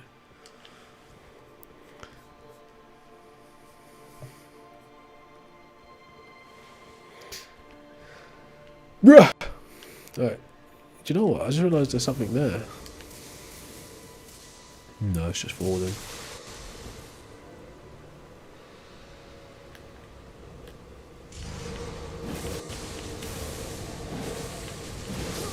One-shotted me? Nah, this DLC is mocking it. So Apple user, I think, right, like I said earlier on, right, within religious institutions, there's like a fork in the road for most of these people who study in seminaries and become like Bible scholars and like Quranic scholars and stuff like that. It's like a fork in the road where they find themselves on an intellectual pursuit, and they find that the intellectual pursuit forks off from the belief of the system itself, right? And at that point, they get a choice whether to continue to perpetuate the falsehoods or the lies within the institutional view of the religion, or further pursue the intellectual pursuit, right, which is mostly philosophical. Okay, and at that point, there's people that are going to either make use of religion pragmatically, right, for a righteous cause, which is to maybe help their community, help their ethnicity, or geopolitical aspects. There's going to be people that make a pragmatic use of their religion or their intellectual pursuit of religion in a more nefarious way, right, which would be to manipulate people, garner political power, economical power, etc., for other means. Okay, so that would be my opinion on that. The average person in any one of these pyramid schemes, Muslim, Christian, Judaic, Hinduism, whatever, there's like two sectors of them. I'm being very black and white, very mechanistic or whatever, right? One set of them are innocent believers who probably just ushered in by birth, and another set of them are delusional people who need a place to be able to express their delusions in society with the safety of an institution behind them. Above that lower rung is the type of people you're talking about, the more intellectual, the more higher IQ people who've studied the various philosophies and ideologies and tenets behind religions. Okay? So as I was saying, the people that are more well studied and have higher IQs within these religious institutions find themselves, as I was saying before, either going to make use of religion pragmatically, or they're going to exit the structure completely. Right. That's what I think. Right. That being said, I think the people who decide to exit are better off for it. But in terms of the actual institutions themselves, they can only be helped to be reformed.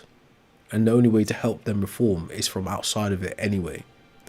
For an example, might look like this, right? In the Middle Eastern world, you've got a group of people who are like more fundamentalist Islamics, right? And you've got a group of people who are becoming what's considered the liberal class of Islamics, right? Or Muslims. The fundamentalist / conservatives types of Muslims are actively fighting against, or like an internal civil war against the more liberal type, because the ideology of Islam on the front facing side is it's not supposed to change. The word of Allah isn't supposed to change, neither is the book. But the reality of human beings is that human beings must change by necessity of their nature. Right? So how something like that plays out, the people who want to update the systems and move away from poor dogma, right, will be more towards liberal leaning ideologies. But in order for them to actually change things from within inside the system, which is fundamentally conservative in terms of traditions and identities, they have to get help from outside of the institution, right? From more like pluralistic or humanist societies and backdrops for where they live. Does that make sense? So the people who rise to the top of the understanding of those religions tend to either step out to help in that kind of capacity from a humanist aspect, or they work from within the institution to either make pragmatic uses for righteous causes or pragmatic uses for nefarious causes. So that hopefully helps, but that's just my opinion anyways.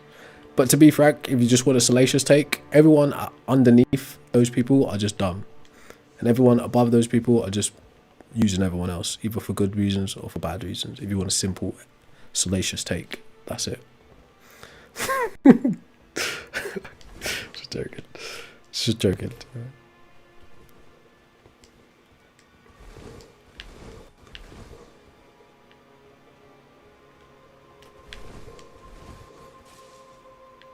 Just my opinion, right?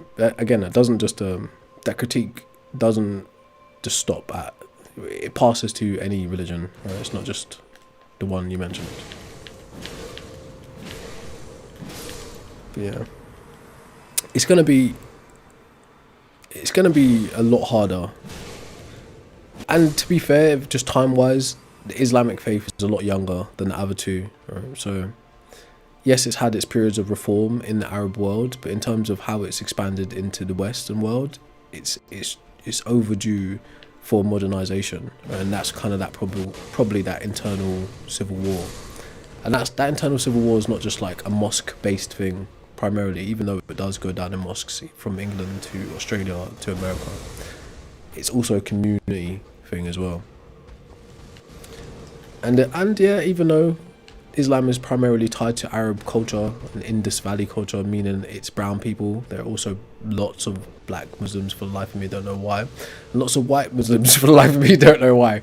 But that being said, right, as we were talking about identity and people tying their religious beliefs to their identity, the community aspect of what I just said breaks that border, right?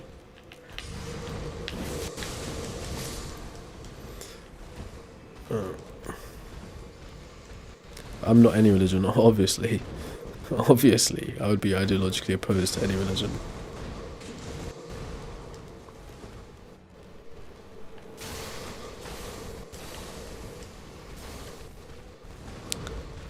Yeah, to be fair, again, I've not researched a lot of what happened in their worldview. Like, I'm coming from like a Judeo-Christian, European kind of view. I'm barely even well up to date with African history. It's just that's something I still constantly try to get a grip on. So I don't really know what the most liberal periods of their history is or were. I don't really know. I do know they have a lot of again, this could be a biased take, but I do know they have a lot of monarchical and theocracy kind of history, put it that way, right? In terms of how Islam was devised as an actual political vehicle. But yeah, I got enough to read already, so I don't think I'm going to be getting around that way anytime soon. To be honest with you, I'm a slow reader. But I would say reading chat and playing game does help. He most definitely is, Chris Hansen. Yeah.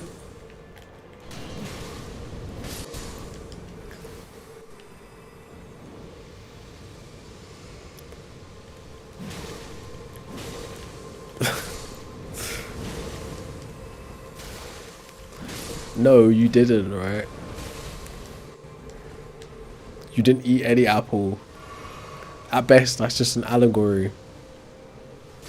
And then if you want to be honest, again, this is the problem with apologetics, right? It's either God wanted Adam and Eve to eat the apple, or he couldn't stop them from eating the apple, right? Which one do you think is more likely?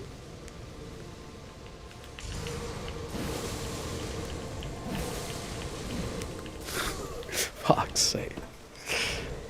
I've been playing this game for too long. Excuse my language. Which one do you think is more likely? It's either he wanted Adam and Eve to be able to get the apple and eat it, or he couldn't stop them from getting the apple and eating it. I don't think it's actually accurately an apple anyway. I think it's just the fruit from the knowledge of good and evil or something like that. Yeah, I have heard about free will, and what you're trying to do is use it in an apologetic setting, which it doesn't apply to. Okay. As I said, free will introduced to the game as well. It's still either God wanted them to eat the fruit, or he couldn't stop them from eating the fruit. Free will included.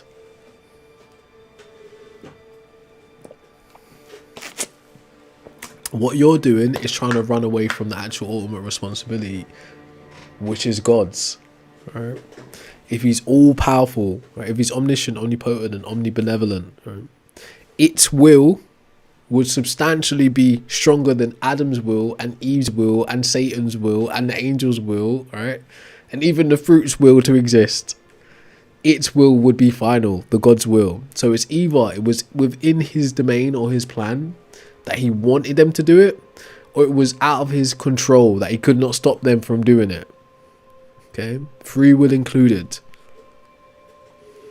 You are experiencing cognitive dissonance, so you don't want to embrace that reality on your own internal critique or your own story. That's what's happening here. I'm not presenting you a false dichotomy, right? What would be the third option?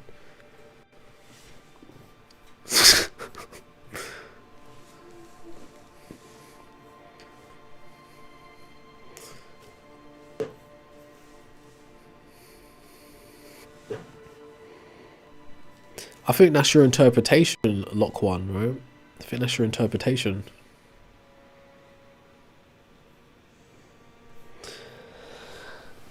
Bro, it's a waste of truth be told, it's a waste of time arguing these kinds of minutiae things about religious texts. It really doesn't matter, because reality doesn't match up to Genesis anyway. So at best you could say it was an allegorical story, like Plato's cave, like allegory of the cave, maybe. Like it was designed to impart an understanding on something, but it itself isn't explaining reality. It doesn't make sense that there's a talking snake and an apple, right? And the guy making a man out of dust and breathing life into it, and then a woman being made from the rib of that guy, right? Those things don't match reality. So if you're taking it allegorically, then yes, we can pontificate till the cows come home. I can write a treatise, so can you, right? We can just yap our heads off about it, but does it actually represent reality? No, it doesn't. But you still fail to answer that, right? It's either he wanted it to happen or he couldn't stop it from happening. Okay? Whichever side you lean towards will let you understand your approach to the story. Oh, bro, you're mad. Diego, you're mad, bro. This is what I talk about when I said this apophenia. Okay? That is not even connected in any meaningful way. It's just random bits of information. What are you talking about, follower? See, that doesn't make any sense, right? If you believe in Jesus being a triune configuration, then Jesus was God in the Adam and Eve story too, right? This is what I'm saying. Like it's constant mental hurdles of nonsense. Like what are you talking about, right? He's the same guy essentially. Then, right? He's just expressing himself in a different form. So that doesn't make sense, right? But luckily for you, the Genesis story comes from the Mesopotamians and passed down to the Babylonians and the Israelites, that becoming the Jews. So you don't have to worry about the Roman telling of New Testament and how Jesus fits into it, right? Because that all exists thousands of years before Jesus. But if you think Jesus is also God, then Jesus is already in the Garden of Eden, right? With the snake, with Adam and Eve, with the apple, all right?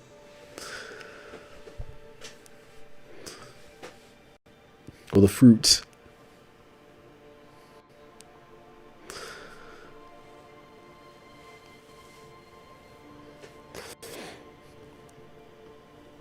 Talking donkeys. Flying donkeys too. Talking snakes. All kinds of shit. Sounds like a Tolkien story.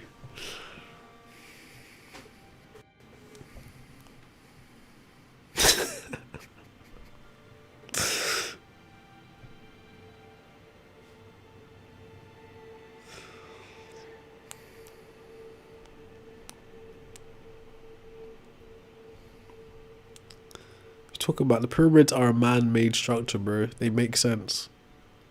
Mathematically, physically, geographically. What are you talking about? You need to give yourself a username, bro. It's like really takes away. Like, not only the crazy things you're saying take away from your credibility, but the fact that you don't have a username also doesn't help. It's like I have to constantly keep that in mind. People who haven't even bothered to make a username or an avatar are usually either super smart or super stupid.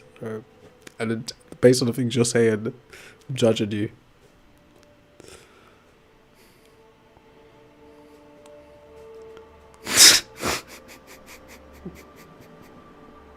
It is that serious, bro.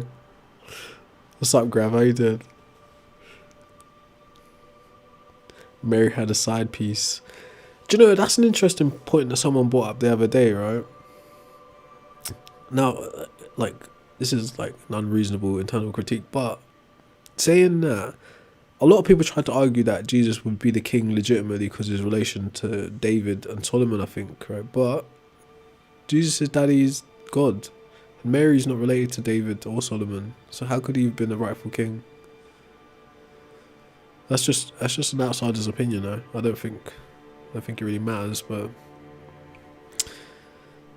like Joseph ain't Jesus' daddy, so it doesn't matter what his lineage is.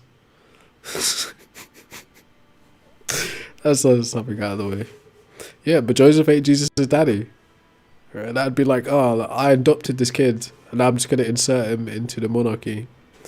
That's not how that works. Why didn't God just like put a little bit of magic sauce in Joseph's sperm? Just give him, make Joseph, experience coitus in a normal way, and then that produced Jesus. Why not that? But the reason we're having this silly conversation is because someone said something on YouTube about Mary having a side piece. That's why it was funny. But what's funnier is that meme when the guy's like, when he's pretending to be Mary and Joseph, and he goes to Mary, look at this bread, right? Mary's like, where'd you get that from? Right? We don't have an oven. And he goes, God helped me make it, right? And it's just like, ooh, suspicious. He's like, see how that sounds, Mary? You see how that sounds, Mary? That's exactly the situation you're in. Right? Stonehenge is just rocks, bro.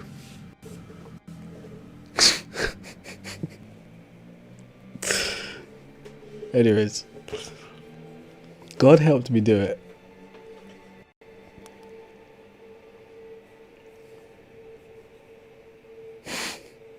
I'm trying to get some lunch, man.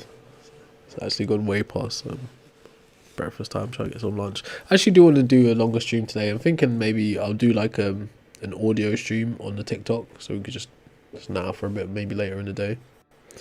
So it's a bit long, setting it all up to play games. But we'll see. Maybe I'll jump into one of you guys' TikToks just now with you. Yes, it was interesting. I think I spoke to 3 different people in 3 different streams. And boy, it was rough. It's really rough.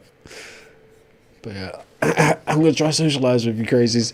Alright, anyways, I appreciate you all for joining the stream. If you learned anything, that's great. If you was entertained, that's great. If you was completely angry, you're scribbling away your plans for the future, that's also great. At least I inspired you to do something. But that being said, I appreciate you all for tuning in, and I'll see you later. Hey, subscribe, bro.